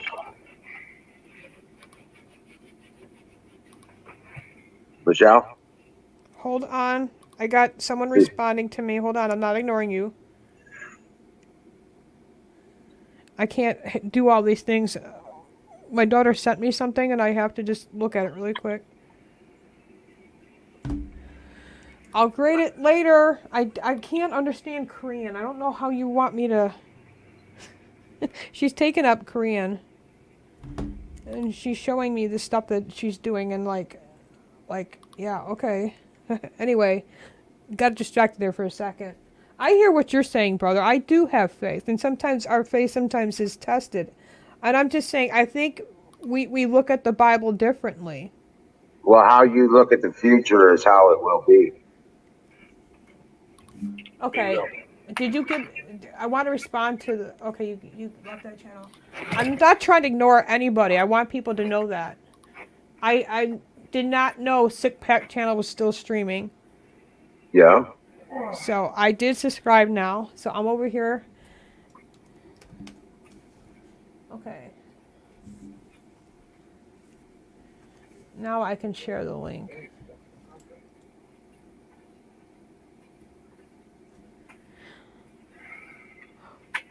For 1 Timothy chapter 2, for who will have all men to be saved and to come unto the knowledge of the truth, for there is one God, and one mediator between God and men, the man Jesus Christ, who gave himself a ransom for all to be tested in due time.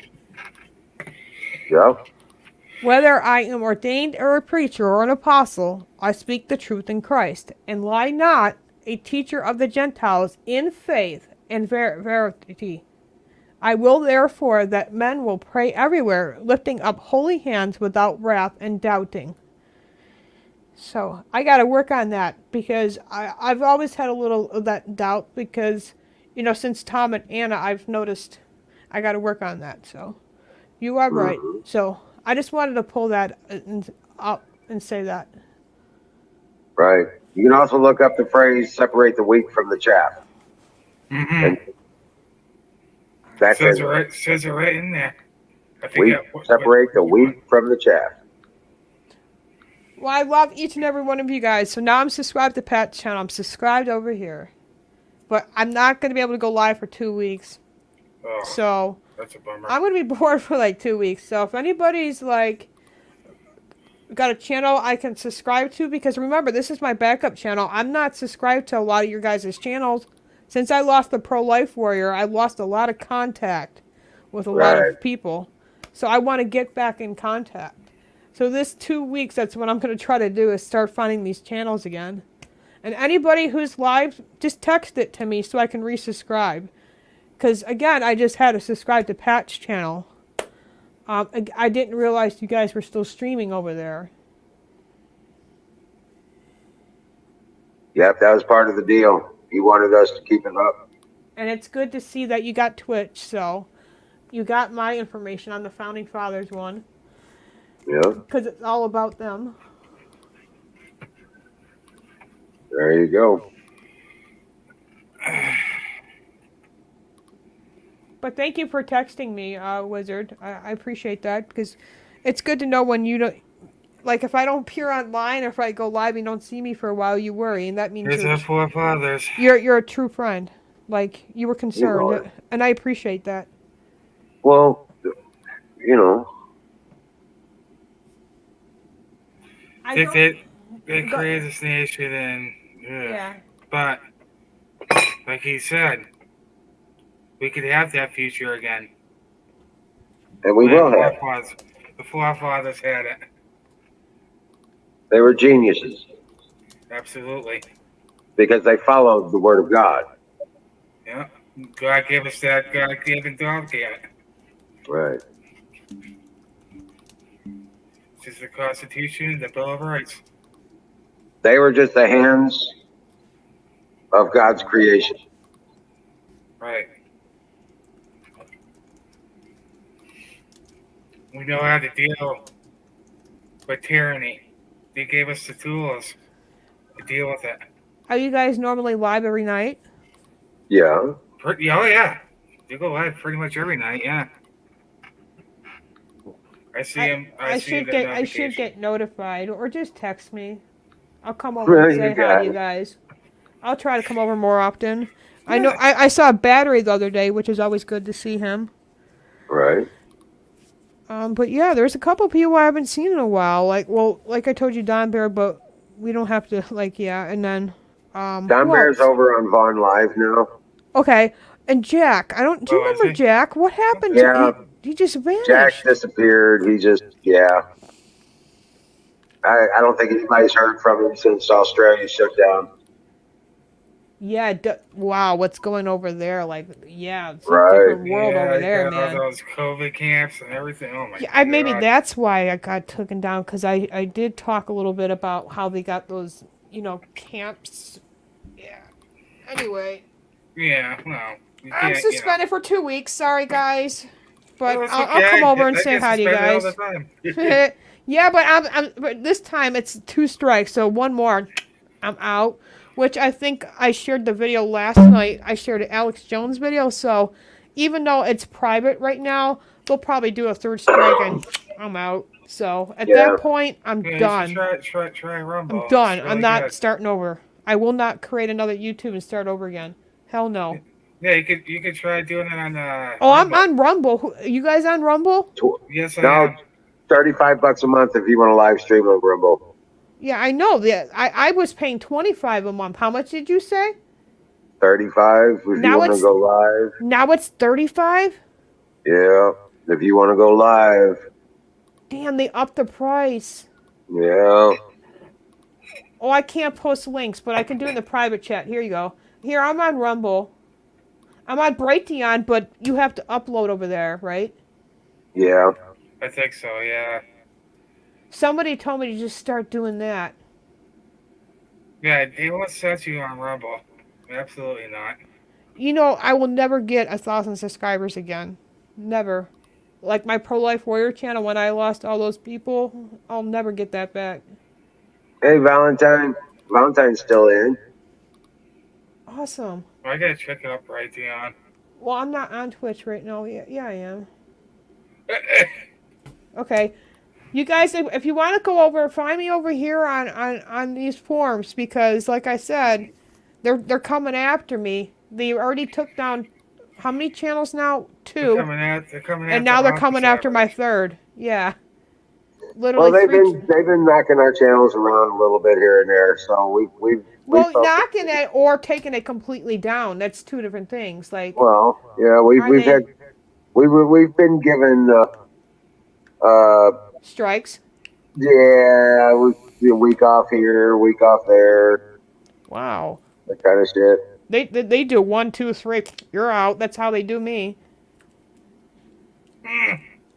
Literally. And like I said, only thing I talked about today was about going to my sister's house for Christmas and what my dad said I had to do in order to come to my sister's house. I had to take a home COVID test. And I talked about how... That, are you?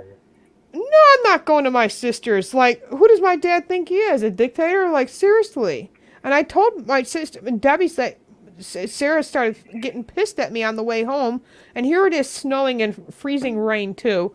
And these people are driving like assholes. Like, 2 people almost, could have caused a bad accident. So my focus was driving. And here's Sarah complaining because I told her I was not going. And I told her why. I said, do you think I want to go to your Aunt Debbie's with my dictator father there? She goes, oh, I don't think you know the difference between dictator and communist. Like, seriously, Sarah, I don't want to get in this conversation. What you were taught were all lies. Exactly. Like, he's absolutely being a dictator. He's telling me I can't come to Debbie's house unless I take a COVID test. Do you hear yourself? Say that out loud and think for a minute, Sarah. But she still didn't get it. I said, literally, think about that. Your grandfather is telling you and telling me that we all have to take a COVID test to go to your aunt's house. And she goes, I don't see a problem with that. So what? I'll do it. And I'm like, good Lord. But I really, again, I couldn't really get into it and start screaming because my focus was driving. I didn't want to get in an accident because there already assholes were on the road today, or earlier. Well, there's a lot of them here. But yeah, that's a very definition of a dictator. Who is he to tell my sister what she can do in her own house, number one, right? So that's why I was disappointed. So it wasn't just my dad. I was like looking at my sister like, are you crazy? But you don't have a problem with that. And she goes, no, I bought the tests already. Don's going to take one.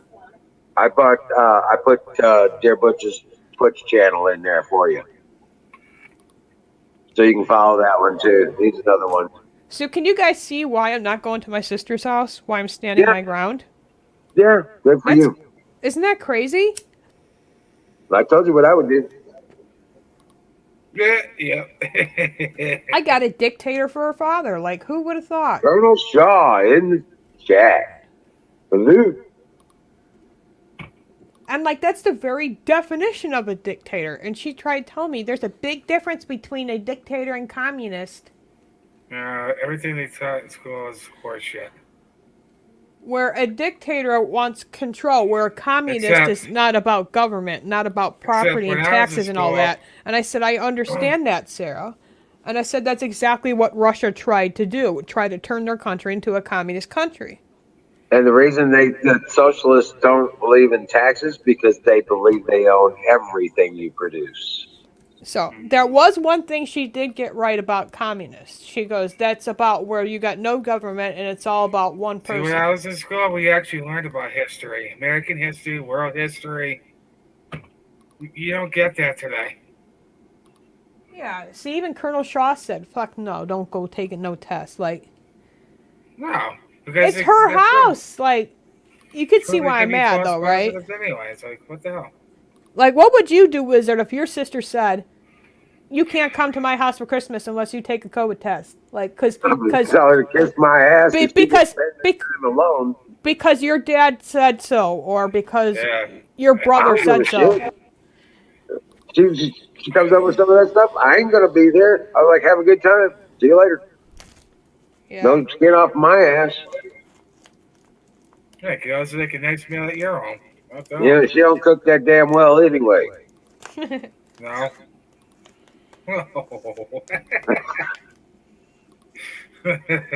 you probably take a bite. You're like, what the fuck is that? No, but it ain't that bad. But it's just it ain't that good either. Yeah. This is called. Look at this. I can't tip it because then it'll fall out. Right. You know what that is, right? Wax. Yep. I don't like it. Yeah. Makes me tired. I don't either. I will never buy that again. Yeah, I think I'm just going to stick with the Santiva. And then they know. They tell me I got to do a test or take a shot to come to their house.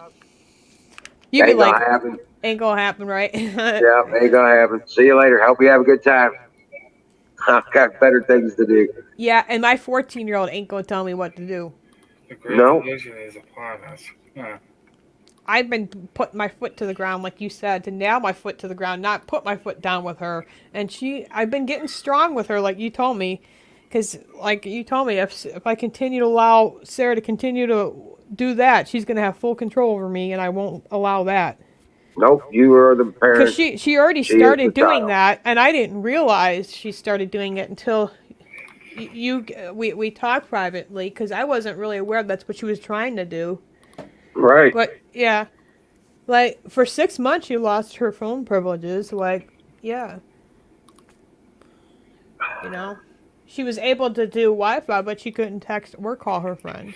We're in full lockdown again yesterday, man. Just continue. Where do you live, Colonel Shaw? Netherlands. Oh, shit.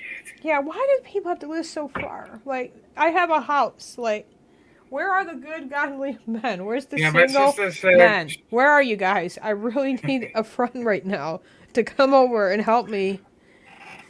Oh. My sister has a friend that lives in Australia. She said they haven't had any cases for months. If I hear my sister say one more thing, well, get Nate to do this, get Nate to do that. I'm like, do you understand? My kid don't know how to even use the basic tools. Because his father didn't teach him, because that's what my husband did all the time. Keep fighting over there. Don't give up. Sleep, home, eat, work. I mean, driving tractor trailer wasn't the easiest, but he did it. Don't let them ruin your country. Take it back. So he can't do certain things around the house. So, and then he gets mad because he can't help me, and then I can't find any help. Because I swear to God, if they try that here again, it's game on. Well, Missouri already told them. Missouri already outlawed all that shit. Missouri told them all to go just stick it up their ass. And they try to enforce their bullshit, the gun rules or their mandates or any of that shit in the state, they'll lose their They'll lose their ability to operate in the state. Okay, Michelle, let's go. I'll pay for your plane ticket. I'll pay for your plane ticket, and you can like stay here for 2 weeks, and you can help me do the jobs that I need to be done, and then, yeah, I'll literally pay for your plane ticket. I'll feed you. Anybody who wants to just get away. I know the last place you really want to come to is New York, but yeah. And it's silly things, but I just really need to get these jobs done because it's irritating. You probably have to go on the freaking quarantine thing. No, I got a family that literally, one person that literally used me for money, which I was stupid. Should have never gave him a loan, because I never going to see that money again. And then I learned that the first time. Yeah, lesson learned on that. I give us this as like, I did like who would have thought when people die, people come like after like you start using Vultures. you. Yeah, Vultures. right. I told you that would happen. I know you did, but I was stupid and I should have talked to you before I gave her the loan. It's just like, I needed $700 to pay my mortgage. You probably would have told me, don't do it. Bills? Right, don't do it. Well, I'll be there. I'll do things for you. So far, I cut her off. Now I'm just managing on my own.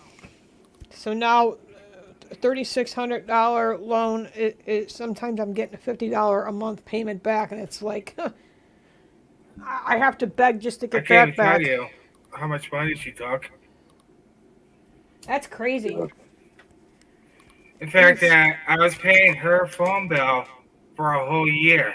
That's crazy, conservative. Didn't even tell me about it. Just did it. Yeah, anyway. Colonel Shaw. Yeah, they're saying that not one person in the United States has even come close to dying. Hold on a second. I'm getting a lot of talk back from your mic there. I'm hearing it, Michelle. All right, thanks. But Colonel Shaw. You just gotta work it out. That's all. Right. There's only one person or two people total that have died from Omicron. Total. And the majority of people who are getting the Omicron is a common cold. Exactly, Colonel Shaw. Yeah. The majority of the people, I mean, like 95% of the people getting Omicron are the ones that are fully vaccinated. The reason they're getting it. The reason they're getting it so drastically is, number one, they're monitored. Number two, they don't have the immune system to fight it off. No. Because they took the fucking shot. Yeah, get out there, buddy. You know what time it is, don't you? 1776. It's time for pie. Yeah, I love you guys. Have your pie. It was great to see you, but there's other people on tonight. I want to go tell them about what happened, and I'm not going to be able to do tomorrow's stream because I am suspended. Okay. And, I have I'm going to talk about Biden. Just kidding. A backup channel. Oh, I gotta whisper about that. But there's only 12 subscribers, So at this point, sharing that link to my last fourth channel, that's a hidden channel, what's the point? Right.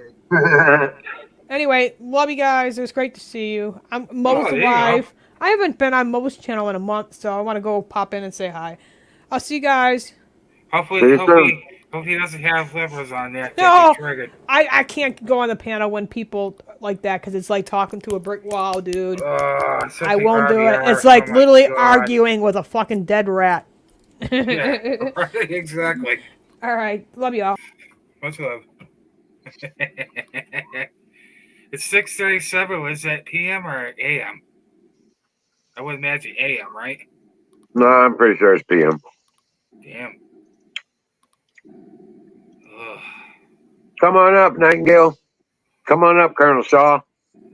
Yeah. Come up and tell us all about it, brother.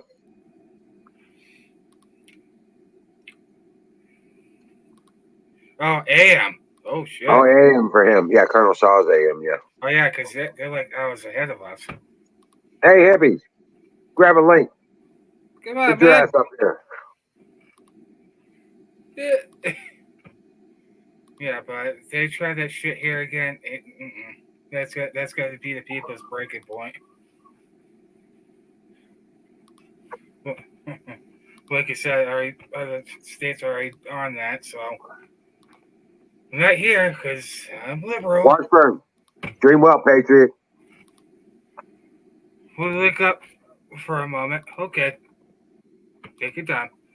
Yeah, it's still way early morning for him. Yeah. And this is kind of his day off anyway, or supposed to be. Oh, is it? Mm-hmm. Huh. It's Saturday there.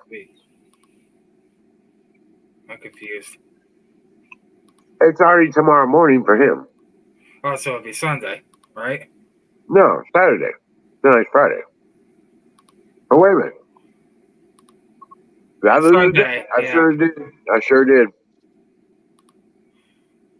Yeah, tomorrow's it's Sunday already for him. I thought it was Friday. I thought it was Friday. Shit. He's tracking the freaking days. You know what the hell is going on? Well, the problem is that there was no sun today at all. Yeah, really? So it makes sense. I lost a day. But this pie is awesome. Which one is it? Blueberry. Oh yeah. Is that what the heck is it? Am I the only one that thought he was eating a cheeseburger?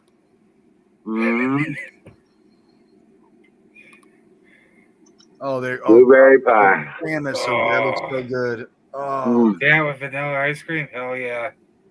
You're not helping.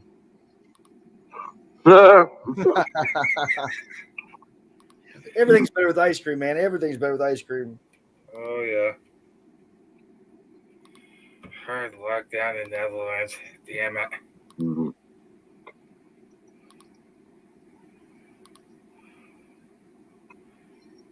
You should see Italy and France. They're the ones that are protesting the most. Oh. Did you see that the run on Parliament today or Downing Street trying to push through the doors? Really? Yep. Whereabouts? It would be UK. It would have been in London. Oh yeah. They have. Oh, they've had it. Say what? What? Oh, go ahead. Sorry. Yeah, Christmas hot chocolate. Dang. Continue what you were saying, Woody. Well, that's it. They are really going to task on their they're just done with the lockdowns. And they were going to put new codes in, and I guess people they're just like they've had it. The final straw was, and I never read about this in the news here, but there was they had a big party that they all went to, like all the upper ups in the government, while everybody else was locked down. And I guess there's leaked pictures of people getting crazy and drunk, and so when everyone else was locked down completely, they were having a time of their life just hooping it up. Yeah, it's rules for thee, but not for thee. Yep. And so I guess people they're done.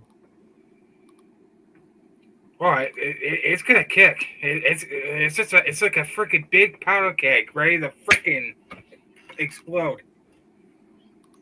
Things are going to change really soon here. The thing is, for the it's gonna better, not happen. for the worst.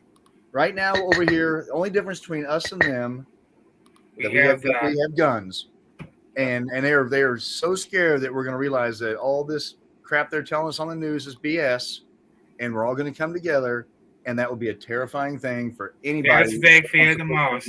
It's when everybody is united.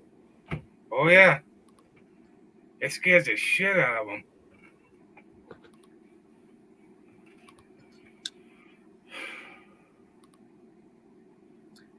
Well, it's look what they're doing in Australia. Yeah. It's already starting in New York City. They're already trying to make it a police state. But if you don't have the passport, guess what? You can't go into a restaurant now. Well, you can't pay for it anyway because you lost your job. So,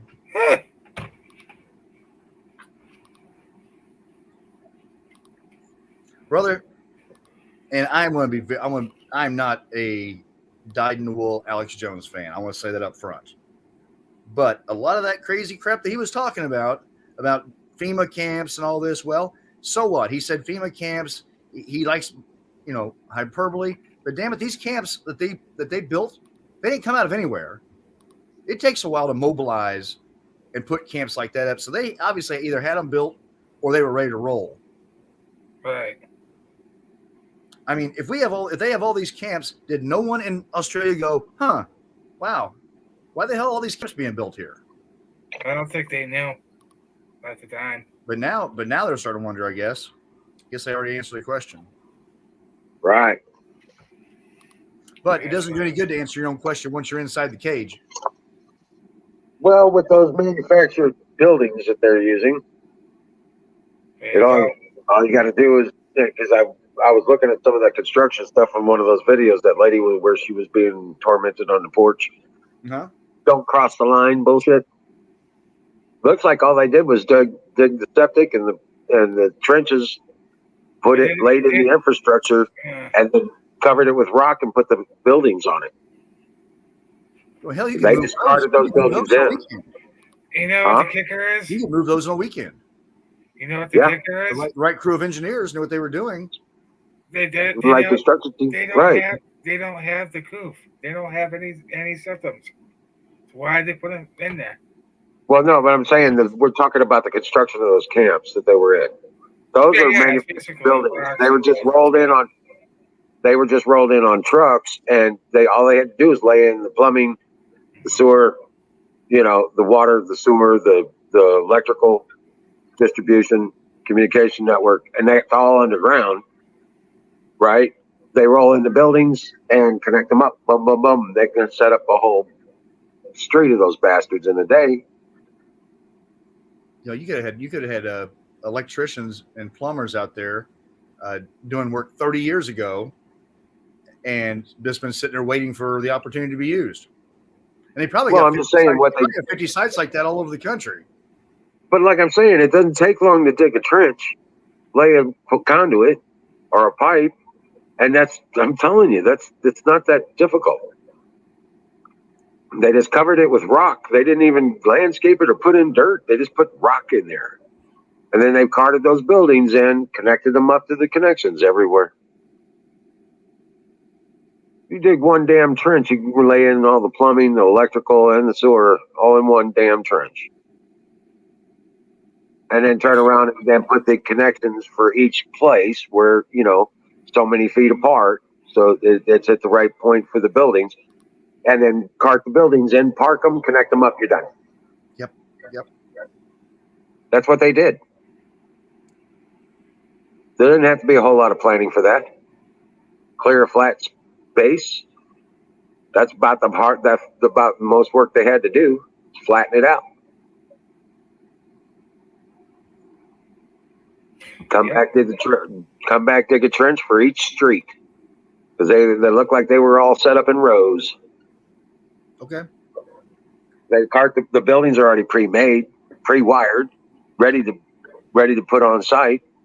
So they just order them. They put them in there as fast as they can put them out. Done. Build them like a factory. Crazy. But they had to, right, and then a lot of those have already been built. That's the one thing weird. Mm-hmm.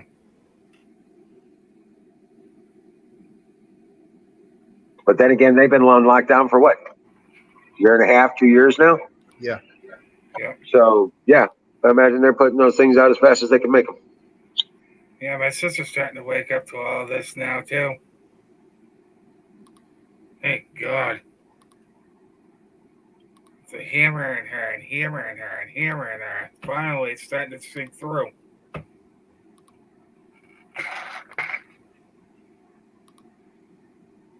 And like I said, she has a friend that lives in Australia.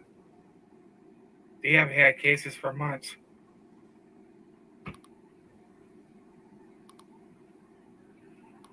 I was like, I rest my case. So there's no reason for him to be locked down then. None.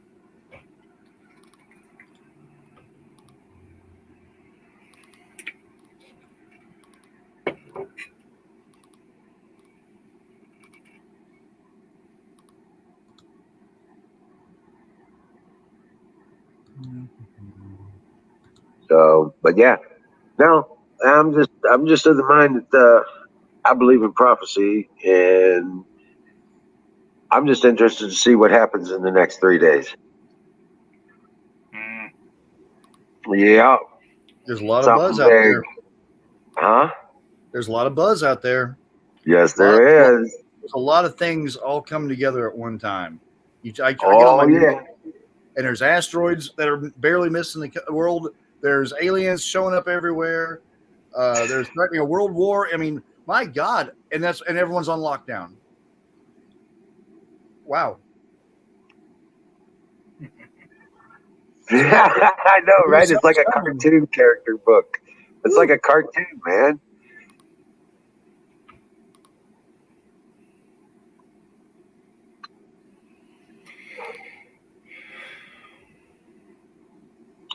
Well, I believe it's going to be something major, Colonel Shaw. I think it's going to be something straight from God, possibly.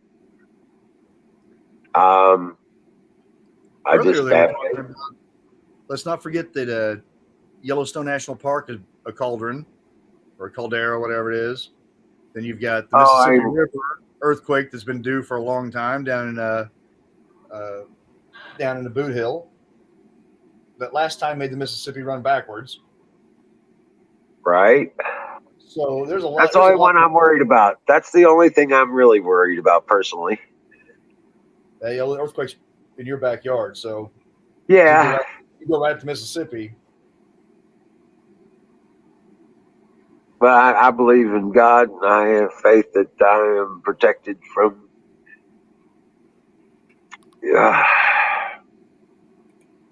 all of that. So,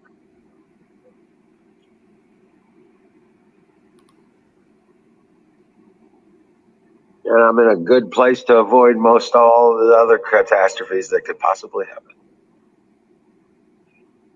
Tidal waves, and, everything but the earthquakes. I'm pretty much good to go on everything else. The only thing I got to worry about is the earthquake.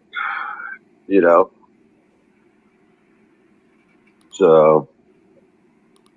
Yeah, you're pretty safe from tornadoes there. Yeah, we don't even get tornadoes here, and we live on the edge of Tornado Valley, between Oklahoma and St. Louis, right?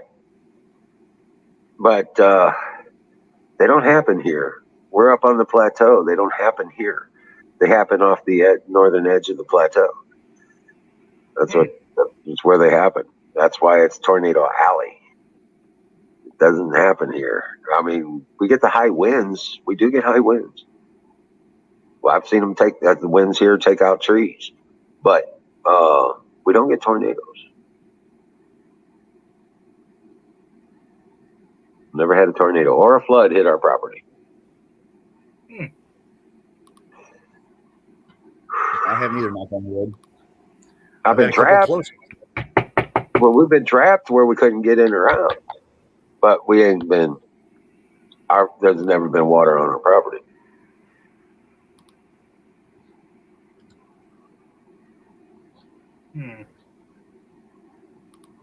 But yeah, that's why I need to get a boat.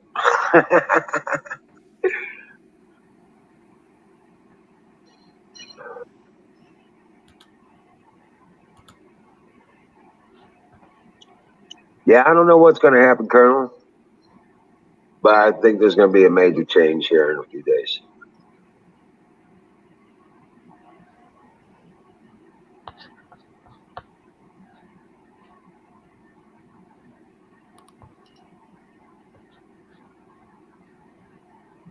Hey, Bill, come on up. We got a few more minutes. Come on up with us, man.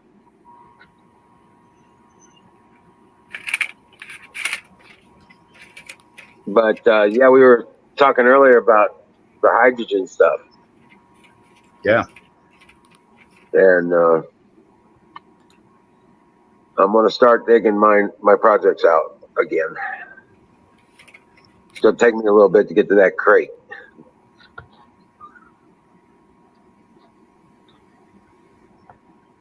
But I want to get to that project and get it going again.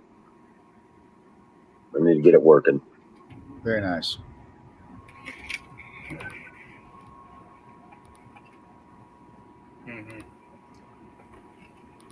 I can use some of these propane tanks. I can use propane tanks to buffer the fuel, and I'm going to set it up on a generator. You're gonna do some welding on some propane tanks, are you? No, I'm just going to connect them up on plumbing and feed them into the generator. I had in my head you were gonna do something else with it. I thought you were gonna try to get creative by tearing them apart. That could be pretty risky. No, I'm not going to tear them up. I just need the store. I need the storage because I got solar panels. I'm going to dig out my generators, hook them up, and put them in with check valves onto the tank plumbing system. I'm going to plumb about 2 or 3 of those tanks together. Oh, okay. And then so I can pressure regulate it, and then feed that into the generators. And I got all the gear to do this. Might as well get it done. That's awesome. Yeah. What he said. Yeah. But yeah, all I got to do is develop I only need about 60 PSI. Yeah. And if I'm running 60, well, if I'm running, those are about 3-gallon tanks as far as volume goes, 3 to 4 gallons tanks. Now, if I'm running 3 of them, I'm running 12 gallons of capacity. I'm producing 2 liters a minute out of a generator. I've got 2 of those generators, so I can produce about 4 liters of gas in gas measurement per minute. So a gallon per minute. So I should be able to fill those tanks up within about 15 minutes, I would think. Yeah. And with that, with a full tank set, should run that generator continuously, indefinitely. Because once they come up to pressure, I have a pressure valve that'll shut off the generators. Okay. And then turn around, and once the tanks are up to pressure, it'll shut the generators off. And then once they get down to a certain point, it'll kick it back on and repressurize it. We're only using 14 PSI at most at the carburetor. So with 12 gallons of reserve as a buffer, yeah, it shouldn't have to be utilized that badly. We'll see how it works, but As far as I'm aware, I'll probably be able to run that generator 24/7 if I needed to. Just on solar panels and a little bit of water. Well, definitely nice to have a plan in the event that we get the sun gets blotted out for a few days and have that contingency plan. So if you never have to shut it down, it'd be awesome. Well, I would test. Once I get the thing up to pressure, one of the first tests is I'd find out how long it would run just on the tanks. Right. And if I'm not happy with that, I just expand the number of tanks. Okay. Yeah. Nice.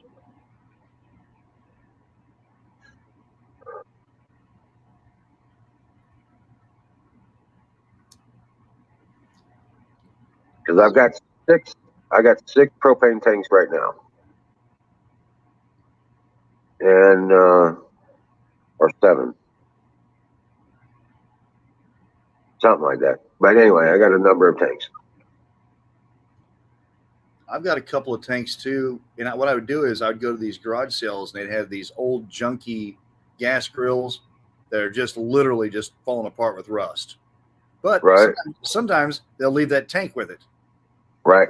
And so it's literally not worth anything, but the tank, which is worth what, $30, I might be able to pick up for $5.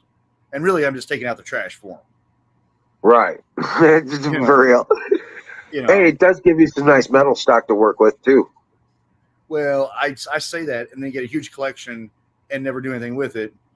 And I want my neighbors on my side, so I don't want to have any problems. I don't want to fight. I don't want a Hatfield McCoy situation like you have already. Where? Oh, I thought that was you had a neighbor up the road or something that was giving you grief about your dog. Yeah. Well, there is that, but yeah, they don't affect me. They don't. Other than that kind of shit, I'm pretty sure they're going to have consequences over that. Karma's a bitch. Yes, it is.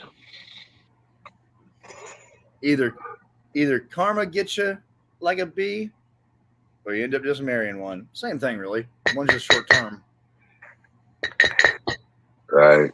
Well, hey, fire in the motherfucking bowl. What did a Nightingale do to Don? He got him all worked up. No, it wasn't Nightingale. It was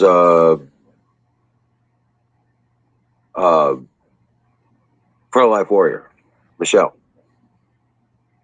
Oh. Her doom and gloom stuff. Don doesn't tolerate that much. Got it. All right. Let me get my stuff here. All right. Ready? Fire the bowl.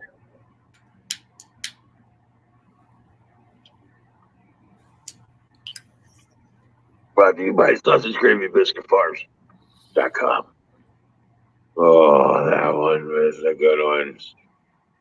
For all your seed needs. Oh, that was the spine release right there. That was the stress reliever thing. I'm good to go now. I don't think now I can get high. now I'll be getting high. That's how it works for me. Once I get the stress relief off of my shoulders and my spine, then I can get a buzz. Okay. Well, I'm glad Don's okay. I thought he said Nightingale, something about a guy. So I don't know. I was. Oh no! That was he was fine working with that. It's Michelle started in with that doom and gloom and the end of the world shit. Oh. Again. I have to go back. Yeah. And watch it. I have to go back and watch it. Well, she's had a lot of loss here just recently. It happens. And then her family turned into shit, that kind of thing. So she's feeling a lot of loss and a lot of anguish over it. So that's what she's dealing with, It's tough, and we all agree. We all deal with things like that in different ways. None right. of us are the same. She just needs some encouragement, some reason to see hope. That even somebody has a sane thought in the right direction. She's just grasping at straws, just trying to hang on to reality. Yep. Okay.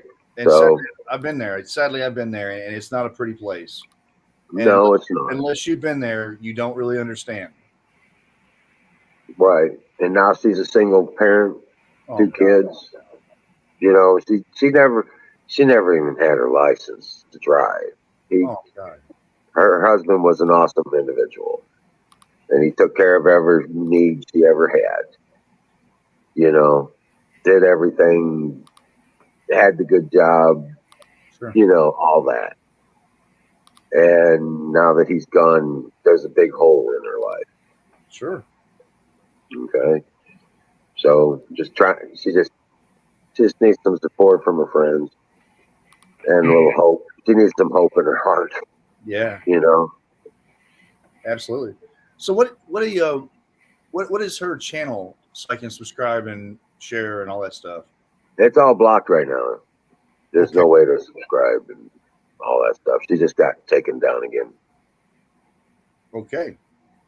Well, she's been taken down again. That means I would probably like her content. I generally find myself watching content that is usually not illegal, but banned on YouTube and things like that, you know. Yeah, that's the thing. Which doesn't mean much anymore. Correct. If you try to do some research from legitimate doctors, you can get banned, and they can get banned. Right. Hey, all you got to do is quote their own documents to them from the CDC, and you'll get banned. Well, I guess, and maybe I'm cynical. I've been accused of that. Maybe I'm just an a-hole. Also, probably true. But if someone has a medical license, a legitimate medical license to practice medicine in the United States of America, and they come on and they say pretty much anything medical related, who the hell is a $15 an hour fact checker sitting there in the middle of the night looking through stuff, know about enough medicine to make that decision as to what is good or bad medical advice? If they were that damn smart, they should be what they call doctors. Right. I don't go to a fact checker to get my back looked at. I go to a doctor. And if I get a second opinion, I don't go to a fact checker. I go to another doctor. Am I looking at this wrong? Am I delusional? No, you got it. You got it. Yeah. By the way, not taking anything away from fact checkers. I'm sure it's a great job. I'm sure it's got benefits. No, fuck them. They're all bullshit. They're all political activists and political hacks that are being paid to propagate an agenda. That's it. They're just cronies, button pushers. Paint everybody with the broad brush. However, I think there are more that lean away. I think there are more out there that disagree with my side of things than there are that would agree with me. But I think it's crazy about the doc and lawyers too. They banned, I think, that Rakita guy, Nick Rakita, or after the he got a huge following after the Rittenhouse trial, and they banned him. Once again, he is a lawyer. He's giving political law commentary on a trial. That's who I want. Once again, I don't want lawyers that agree, because Lord knows if they start agreeing, we are screwed. So he's giving right. You know, I'd rather have those two assholes arguing it out online than dealing with me in court. So, you know, they banned him. So what exactly was the measurement for practicing? I thought going to school and going massively in debt to get a degree in those fields would make you the expert, but I guess not. Right. Okay, hold that thought. I gotta let the puppies outside. They gotta go play. Thoughts, Conservative Patriot? I'm sorry, what?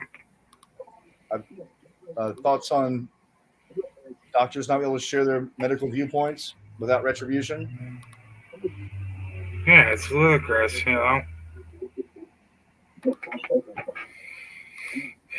I mean, these are actual doctors telling you what these things are doing to people.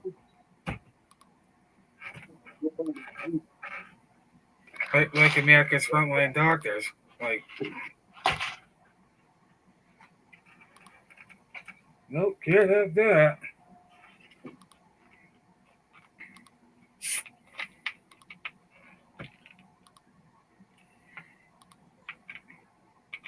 I would say that I don't know 100% what the qualifications are, but I probably have the qualifications to be a fact checker. I'm not overly educated or anything, but I don't know what it takes. So if you have a couple of years of college, I would think to be a fact checker, maybe a little bit more, I could probably do it. And I would not want to take any medical advice from me. As a matter of fact, I wouldn't take any advice on anything from me. So shut up. Smoke a ball. Fire in the ball. Says, in court file on Facebook admits fact checkers are nothing more than opinion, not statements of fact. Hey, I got a fact check for you. I just built one of those. I made one of those Crisco candles. And it's working fairly well in my front room. It's not keeping it warm, but it's keeping it from freezing. 3 days. That's my bid. It's I lit it at the beginning at 12:01 on the 17th. And so that makes, it's been running for 24 hours and it's only dropped 2 inches from the top of that vase.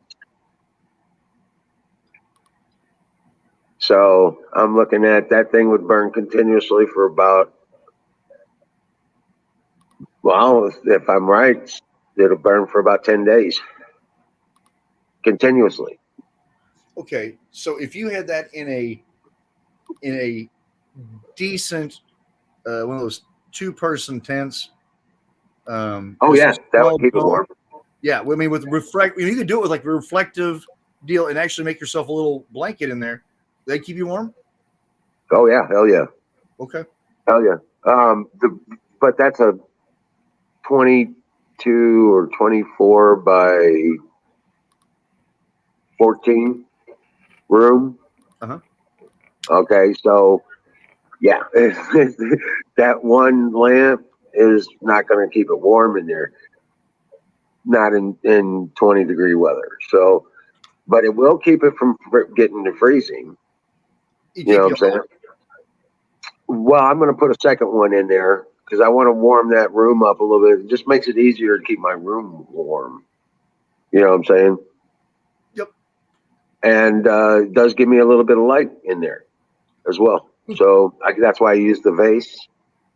And then I put the Crisco in it. And then I use the candelabra taper candle and put it down in there. And yeah, it's doing pretty good. There's about 2 pounds of Crisco in that vase. So I actually got 2 candles out of that 1 3-gallon or 3-pound Crisco can.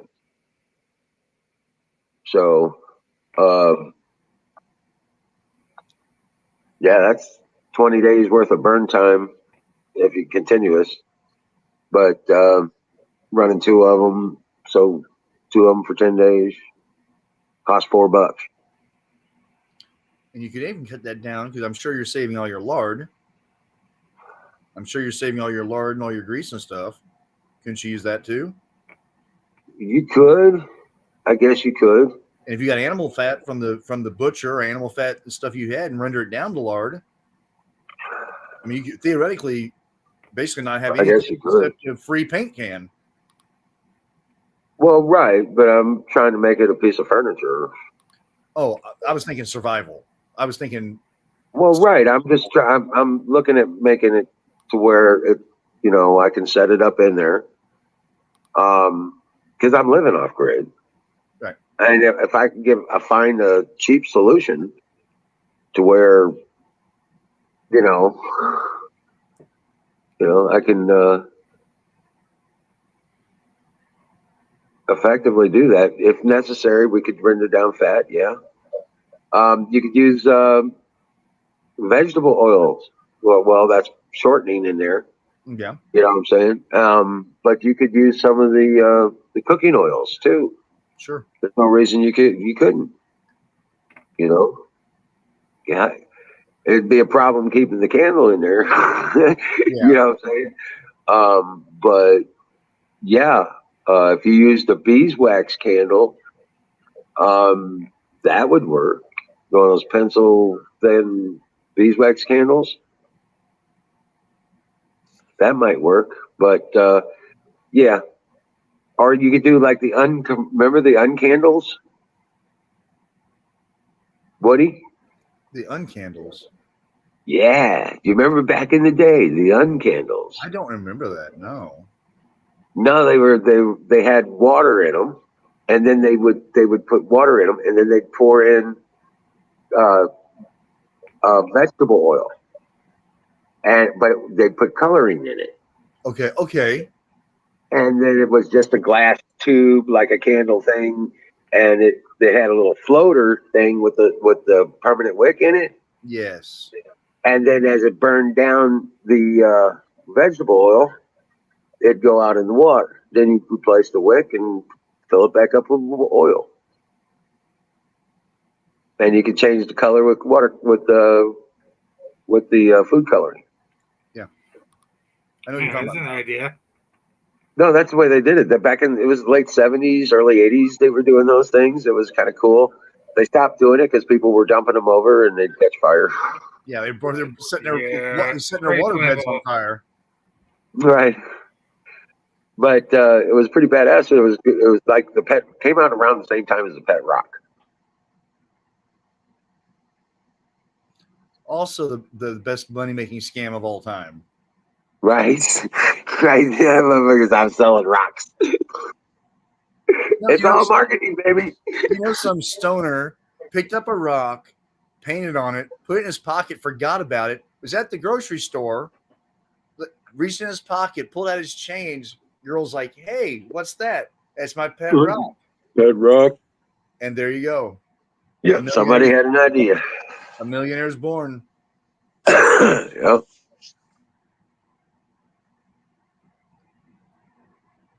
Yeah, but I really can't wait till I can get into the creative phase of my projects. You know what I'm saying? Right now I'm building the shops. You know what I'm saying? It's kind of drudgy. I got to build the greenhouse. I got to build the mill. I got to build the metal shop. I also need to build an area for work, a building for working on clay and rock, ceramics, stuff like that. So, I mean, like I said, it's facilitation, and once I can get to the creative phase of these things, I've got some ingenious, killer ideas for this stuff. I want the metal shop so I can build my own equipment. I don't want to buy a bunch of equipment. I want to build it. I want to build a tree dolly so we can move trees with just a four-wheeler. And it just tows the damn thing around like a trailer. You know what I'm saying? We just put wheels on a tree trunk. Wow. That's what it does. I'm just really wanting to get some of this stuff going.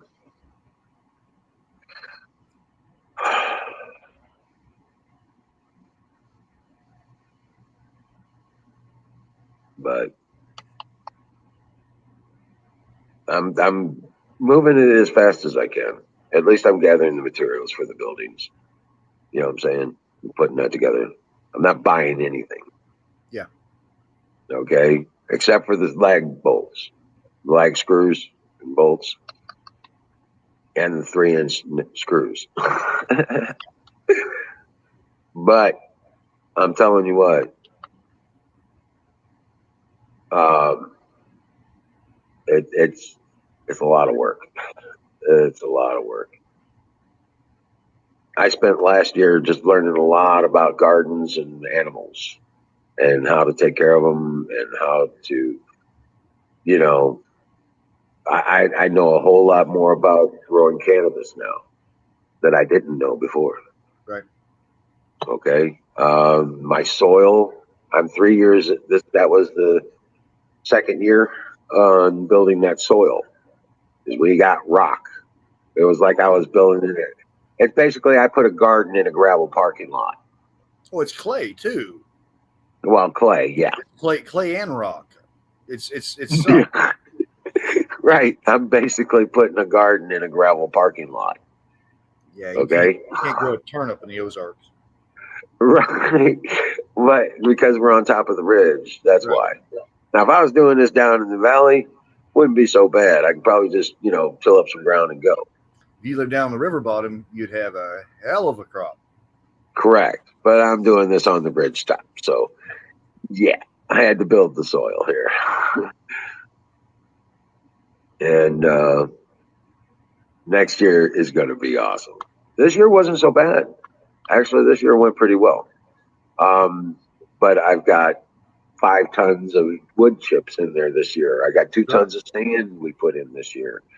Not to mention all the manures and the eggshells and coffee grounds and other nutrients. Compost, all your compost stuff, sure. Ashes from the fire pits and stuff like that we've thrown in there. And sure. Okay, so yeah, we've been jamming this. This garden is going to be next year. Oh my God. I can't wait to see how she comes together next year.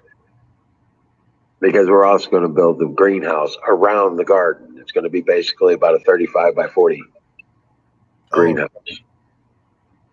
So you go year round. Well, a lot of it, yeah. A lot of it, yeah. Maybe the next fall we'll maybe think about trying to heat it. But I've got some ideas for that too. There you go. Yep. I make what I call chicken wire barrels.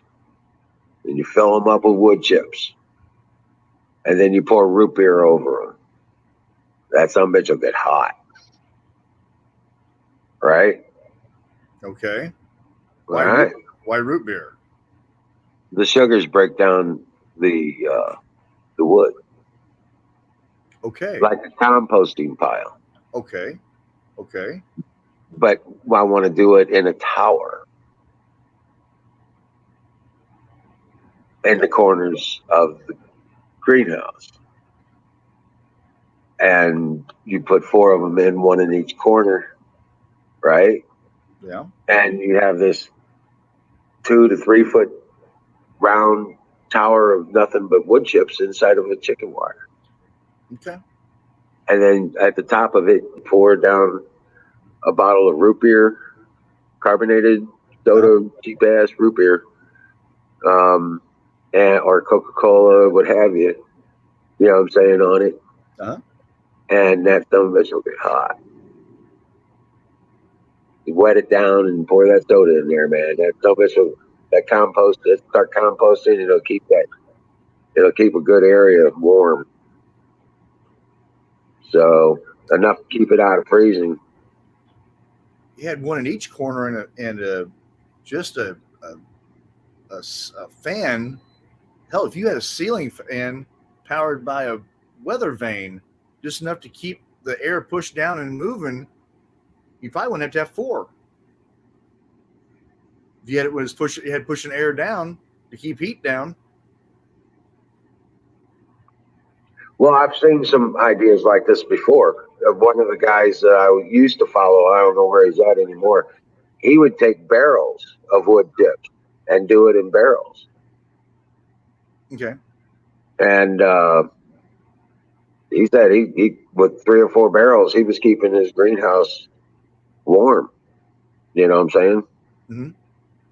And that's a pretty inexpensive way to do a heater. You know what I'm saying? Something like that. No, especially if it's just a byproduct of wood you're working with. I mean, if it's stuff you're going to have anyway, if it's just wood chips you have, you're not going to be. I mean, you can throw it on the ground or you can use it for heat. That's great. Right. And there's I still have to dig for the retaining wall, for the back retaining wall. And when I dig for it, I want to try and dig for the tanks, the water tanks too, the fish tanks. I want to put them in the ground, so I don't have to regulate the temperature so much. And then we grow fish in a hydroponic system. It's called aquaponics. Yep. Okay. And with the tanks in the ground, inside the greenhouse, I won't have to worry about temperatures so badly. A simple dip tube heater would manage the temperature for me. Yeah. Okay. I don't have to run any plumbing for those tanks because all of it's going to be pipe fed, and I can just hang them. I can just put them right over the edge. Okay. So there's no plumbing to this. I just have to put the concrete tanks in the ground because all the plumbing comes in from the top anyway. So it makes it real easy. Then I build the tables over them, do the gravel, wash and boil the gravels, and run tables on top of it. Shit. I won't even need a pump. I'll use a air pump. One of those 12-volt air pumps. And run them through soapstones. That's my pump. That'll move all the water you want. There you go. Right? So I used to sell a book on this. Oh, nice. Yeah. I still got all that stuff. I still got all the directions. I got all the compendiary books. I've got all that stuff. I even have my Tesla sales stuff page also. All the library that I have for Tesla, I've got it all hosted. I still have the library links for it. All that work was not in vain. Nope. I used to sell it for $10 for a week's worth of access. Download everything you want. Complete access to the library for 7 days. I used to sell it for $10. And I made thousands of dollars on it. That was years ago. Yep. There you go. I made a pretty good chunk on the aquaponics books too. And I've offered those up for any of our community who wants them. So if you want access to that stuff, just let me know and I'll give you the links. Not a problem. Wait a minute. In fact, let me see.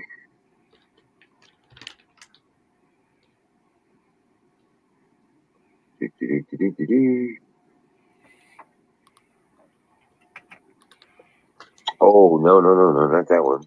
Maybe this one.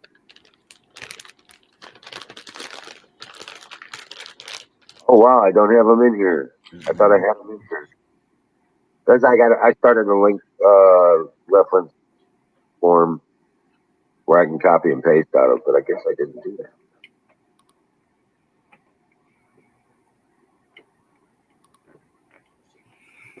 Ooh, maybe others.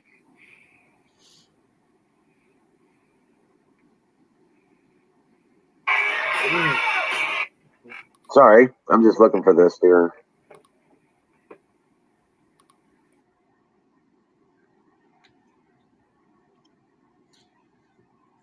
I am going to do the Solo Cup challenge that a friend of mine is having. It is an autoflower Solo Cup. So from start to finish, 1 16-ounce red Solo cup. Anything you want to add to it, but it has to stay in the cup. Which means you have to basically water it pretty much twice a day with really good nutrients to keep it from getting nutrient burn or lockout.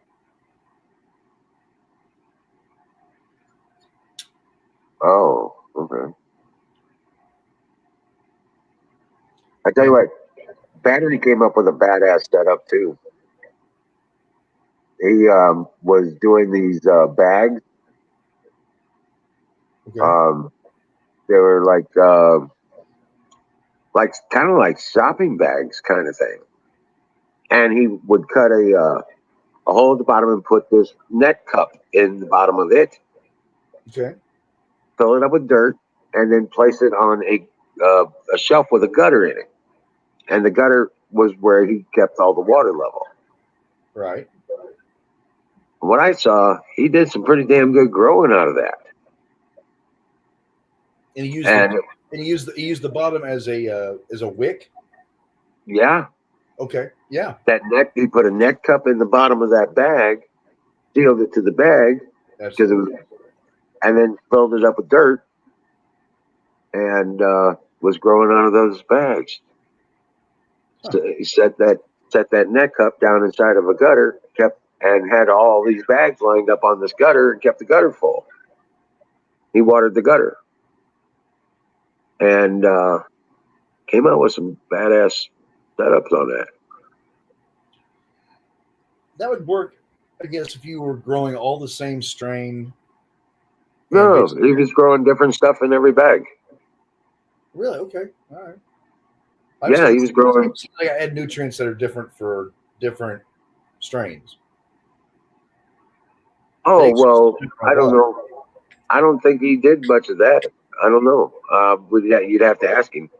But yeah, I see where you're coming from with that. But yeah, some of the stuff he was growing was pretty intense. It was like cool as hell. Well, maybe one way to do it without being in the ground. You know what I'm saying? Right. Well, the winner of this competition gets a nice grow light and a bunch of seeds. First 3 people get seeds, all kinds of stuff. Damn it. Yeah. So I'm gonna give it a go. Say that again. You have to. Everything that goes in the cup has to stay in the cup. Okay. You start basically once the seeds are germinated. You start everything in a red Solo cup, and it's got to grow out of that. So you got to maintain the root system, but because there's not much room for the roots, not much room for everything else, you got to really watch the monitoring, how much water, how much water, how much food, and all that. Okay. And, right. And when it's done at harvest time, the biggest buds, most developed buds, win a grow light and a bunch of premium seeds. It's free entry. Oh, okay. Yeah. You're not going to grow too much out of a Solo cup, though. Yeah. You would be surprised. Maybe so. Hey, we got rated. Dear Butch rated us. What's up, buddy? Rock on, man. Welcome in, Raiders. Atomic Citizen. Skulljazer. Yeah, Puerto Rico Gringo. I'm a juggler. Yeah, kick ass. Jason Pearl, welcome in. I didn't see you there, bro. Colonel Shaw still in the house. Skulljazer, the guy with the mad scientist crazy shop thing going on there.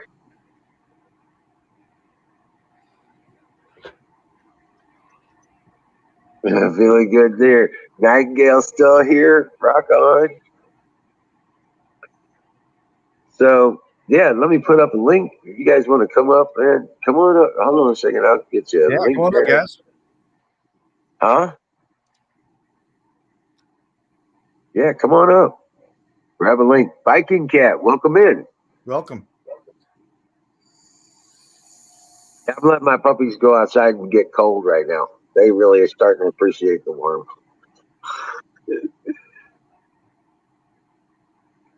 King of Gossip, what's going on? Welcome in. Hold that thought. Now, Woody, tell us about what you think is going to come out of these cups. I got to go get the doggies. I was just telling him about the Solo Cup Challenge for those of you who are interested in crafting some auto grow medical marijuana. You may do so, and I happen to have a link. DM me, and you can grow a plant, Solo Cup, and it's got to stay in there. And the best looking bud, biggest plant, everything all together can win a grow light. And I want to say it's free entry or very, very inexpensive. So DM me if you're interested.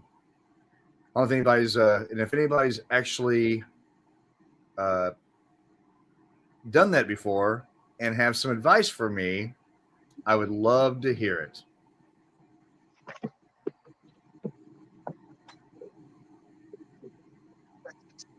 I need to get more.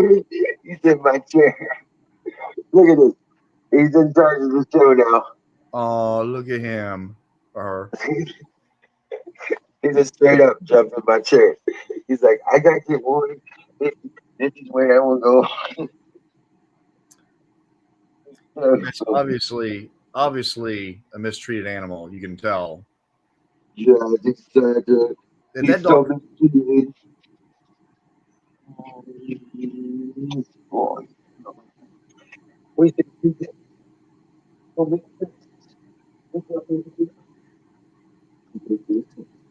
See,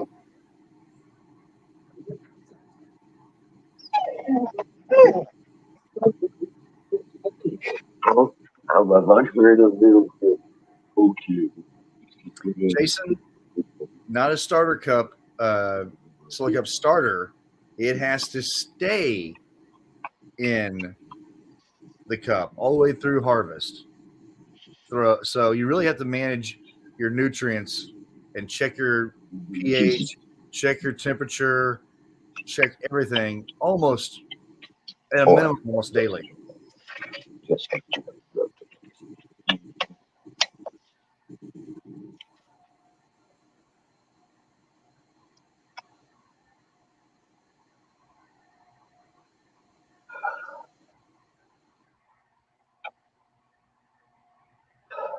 Now watch. I'm gonna go over and love on Princess, and he's gonna get all upset. What? I'm going to love her.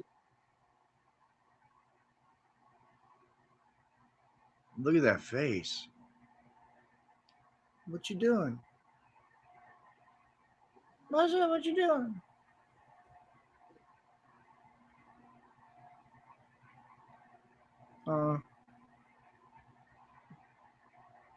Can't beat puppies.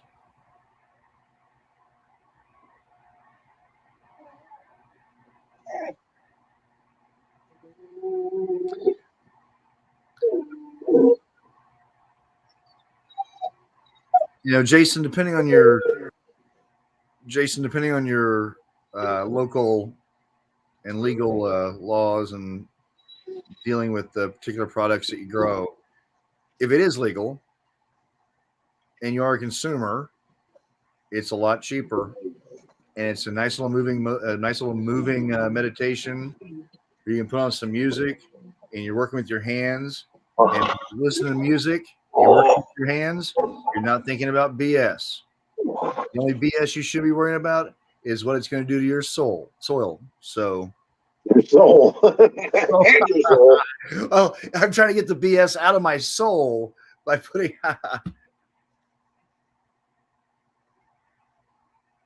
In my head, that made perfect sense. Mm-hmm.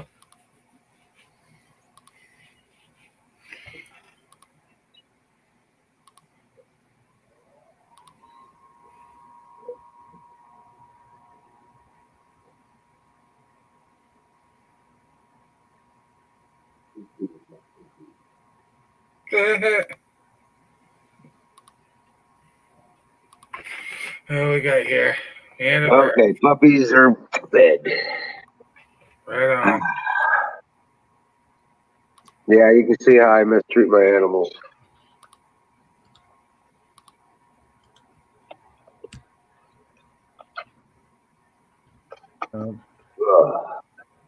Me? You know what I'm doing? I'm building 4x4 foot boxes that are going to be in the ground 2 feet deep, and then open at the bottom so they can grow into the natural terrain.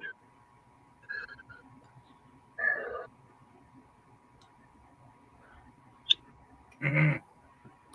I'm putting them in the back of my garden, inside the greenhouse.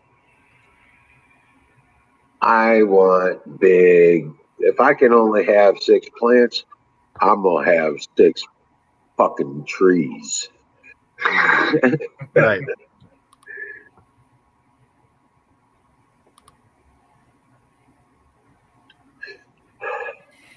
My garden, my greenhouse is gonna have a peach tree in it. Right, I've got about a 4 or 5 year old peach tree that is.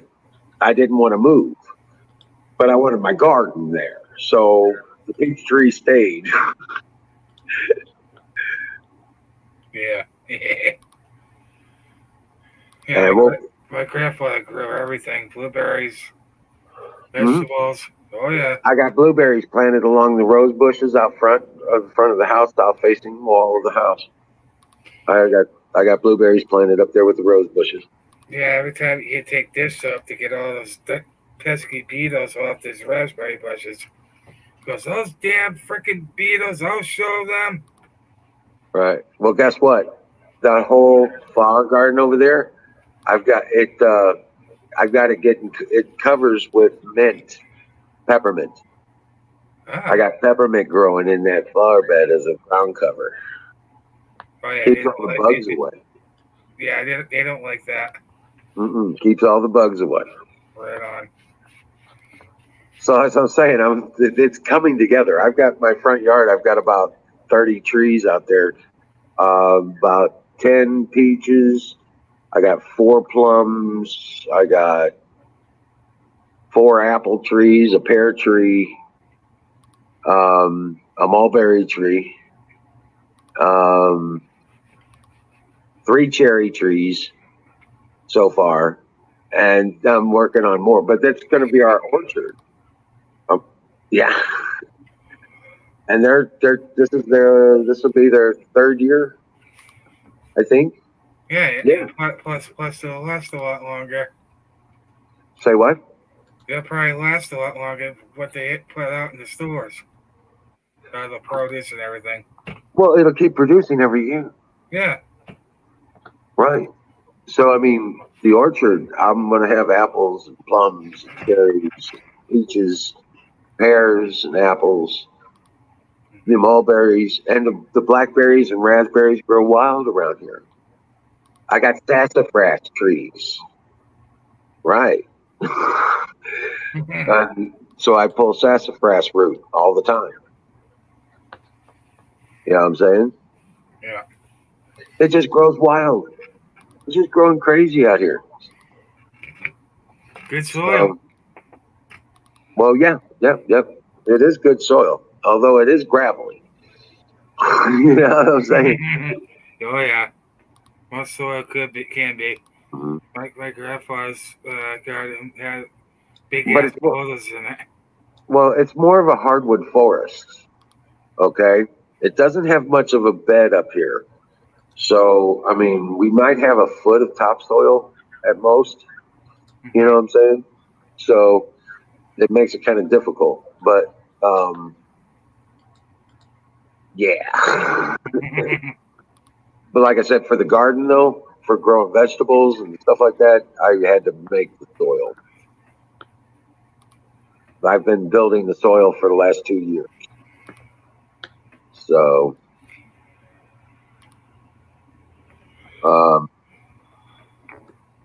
but it should be. It's going to be awesome this next year. I know for a fact.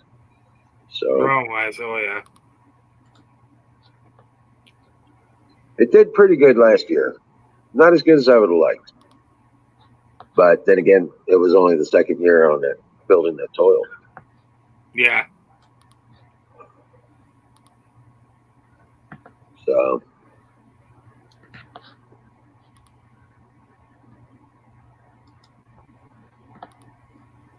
I've been working on trying to get this one thing to show you. I don't think it's ever going to happen. Your desktop. All right. Of course.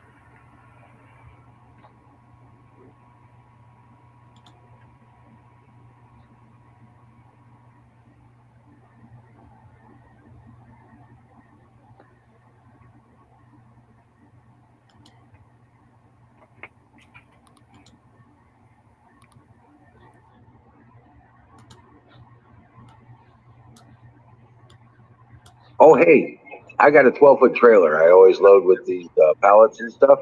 Yeah. Now I use that pallet. I use that trailer also to haul wood chips and sand loads and gravel and stuff like that, right? Well, I'm going to build me a one of those crank roller unloaders. Okay. Wow. You know what I'm talking about? Oh yeah. You just lay out the crank, and it's basically put that mat on rollers at each end inside the trailer, and then you turn the crank. You put the piece out back, and you turn that crank, and it moves that mat. Yep. Pulls all the load out, so you don't have to go up there and shovel it out. I'm gonna make one. It's kind of how they did the pyramids. They say one of the theories. Really? They thought that there was maybe mats, maybe floating rafts somehow. They got to float up from certain parts and then did that across the land. They thought about maybe put them in trees and put them on trees, and they rolled them on a mat across the trees, and then they'd get to the end and then they just keep putting the trees in front. So it just kept rolling. Oh, really?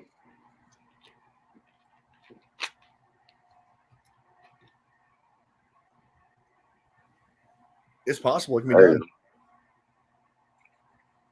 Well, we've all remember I was telling you I wanted to do the clay, rock, and ceramics shop. Yeah. Well, we've got plenty of clay. We got iron encrusted limestone here too. Ooh. Right, and it's already in layers. Right, this is the area where they get that orangey white limestone rock to cover houses and stuff. I know exactly what you're talking about. Yes, this is the place where they get that. It's all over the Ozarks. It looks like they got concrete stucco between them that's holding them together. They've actually been there for 300. They've been there for 150 years. They're made, but they look like they're going to fall in. Hell, a lot of those didn't have floors. What are you talking about? Those old rock houses like that. Well, we're just talking about right now. They harvest that stuff and they face the buildings with it. I thought you were talking about those old houses where they make the walls out of them. Oh yeah, that was the way they did them way back when. Yeah. Yeah, and they're still around. Right, they're still here. The structure is still there. The structure is sound. If you cleaned them up and repurposed, you could repurpose the building. Yeah, that's what I was saying. But some of those, when they were originally made, didn't have even floors in them. No, they were made from the land, and they were just picked up and stuck together to keep the wind off of you, so to speak. Right, keep shelter. Right. Yep. Wasn't nothing wrong with the dirt floor. Most rich people would want to use it now for ornamentation. Well, yeah, they like to cover their houses with it because it's no maintenance. There's no maintenance. Yeah. Not on rock. You might have to power wash it for mold or something once in a while, but If it's treated properly, once you put it up on there and you coat it with the polymers, you don't ever have a problem with it.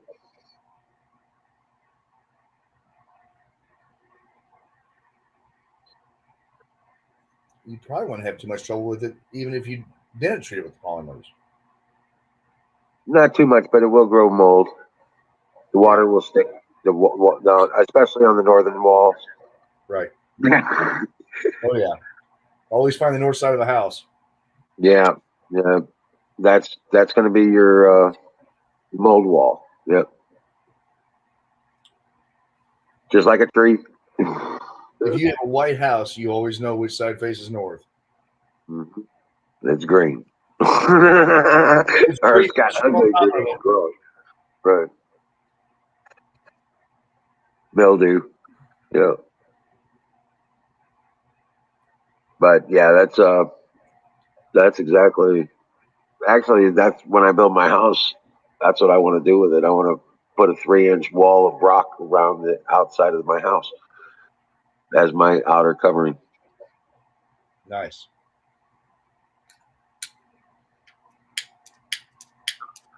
So yeah, I want my building to be fireproof. You know what I'm saying?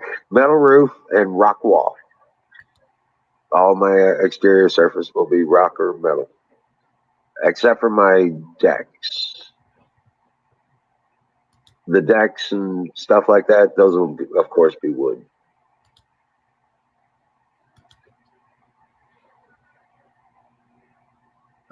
Maybe if I win the lottery. Right now, I can't even afford to go in Home Depot and look around. Well, what I'm saying is I'm building the house out of the materials from the land. I'm building the mill so I can make the timber to build my house. Right. The timber and lumber, because I want to do timber frame construction. As well as I'll do the lumber because I want to build my own cabinets. Right. And if I can pull the slate out of the ground here somewhere, I won't even have to buy countertops. I'll just make it straight out of the slate. Sort of say that's, and honestly, you could probably sell a few of those here and there to help fund the other stuff. Exactly. Once you get those skills and put that stuff together, then you can do it again and again and again. Yeah. You see where I'm coming from? Everything we're doing is repeatable. Even down to selling the lumber. We just wanted to sell timber. You know what I'm saying? Yeah. Or build up an order for trade on something we don't have. You know what I'm saying? That kind of thing. So all these facilitations that I'm talking about allow us to take raw materials and finish with finished product ready to go. So we take raw materials. This is the whole business model here. We take raw materials. We take the clay. We make the clay. We make ceramics. We put in a kiln and we start making ceramic stuff, dishes and tiles and bricks, what have you. We turn around and we take the rocks and we can mason the rocks and shape them out and do whatever whatever project we want. We want capstones for some kind of wall or fence. You know what I'm saying? Stuff like that. Sure. We make them ourselves. So whether it's cutting down a tree and making timber and lumber, I'm looking to put in a 20-foot lathe. I'm going to build it. You know what I'm saying? So we can do a whole tree. Now, how are you going to power the lathe, though? We can do it with a gasoline engine. Okay, with a gas engine. Okay. I started saying you probably won't be able to do it with solar power, but yeah. No. Not everything. So, but the gasoline engines are easily convertible. Sure. To hydrogen. Yeah. Okay, that's what I'm saying. I can run the internal combustion engines. I can utilize all their power and run it on hydrogen. Never have to buy fuel.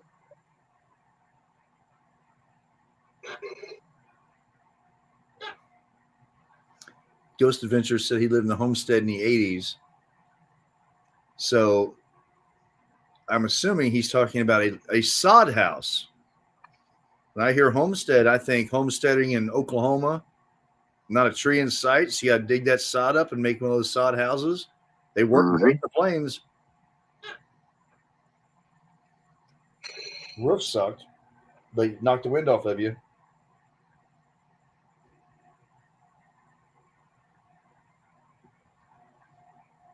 You know, the other thing that can be done in this ceramic shop is we can grind up all the plastics and forge them down into cinder block sized Lego blocks. Yeah. There was, and I don't think I ever saw him here, but I want to say it was Heineken made bottles that you could stack into bricks. They were square bottles. They looked like Jägermeister bottles. They were green like that, which what makes me think of Heineken. But when you're done, you could stack them. And they were selling in, I think, Africa. Oh, really? Yeah, it was a recycled deal. Let me see if I can find a picture of it.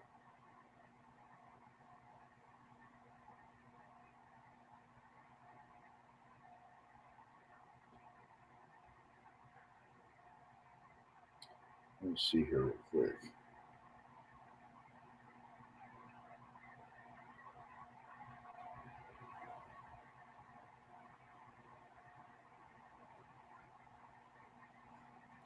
Recycle.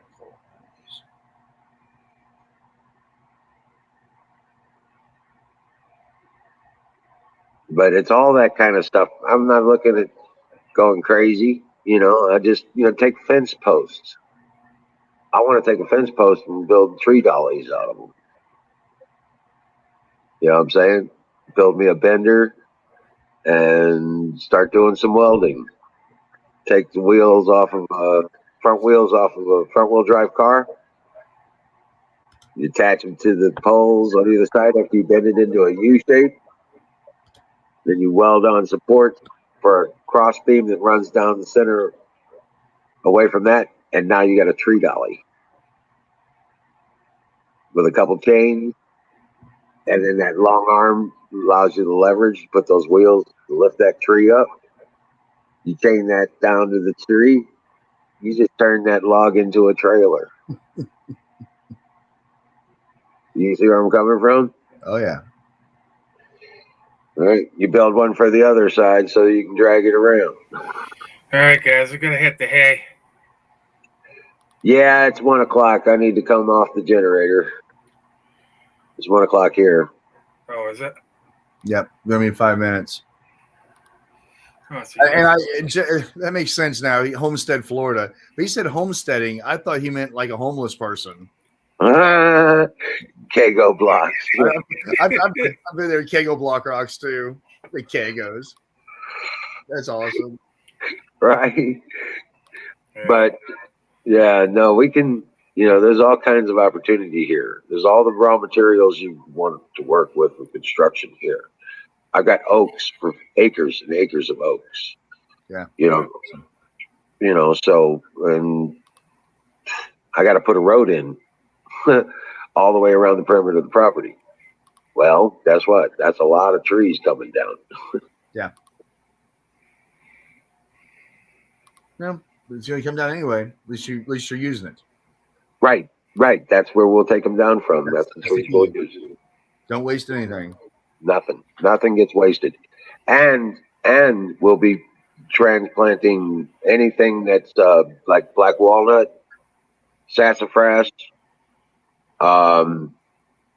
cedar, young cedar trees. We'll be replanting those for the young ones. So we're not destroying those either. All right, guys. You guys have a good night. All right. Be well, Patriot. And you too, buddy. Good night. And I've got a little yellow dog here wanting me to take him outside, so I'm going to do that. Good night, Patriots. God bless everybody.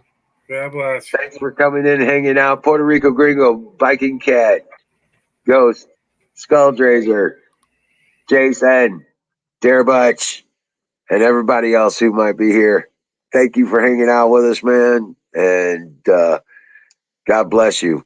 I thank God for each and every one of you, each and every day. Nightingale and Drina Marie, and oh my gosh, Miriam's in the background somewhere out there too. I know she is. So thanks, man. Thanks for hanging out. Great night, great show. God bless you, and see you tomorrow night.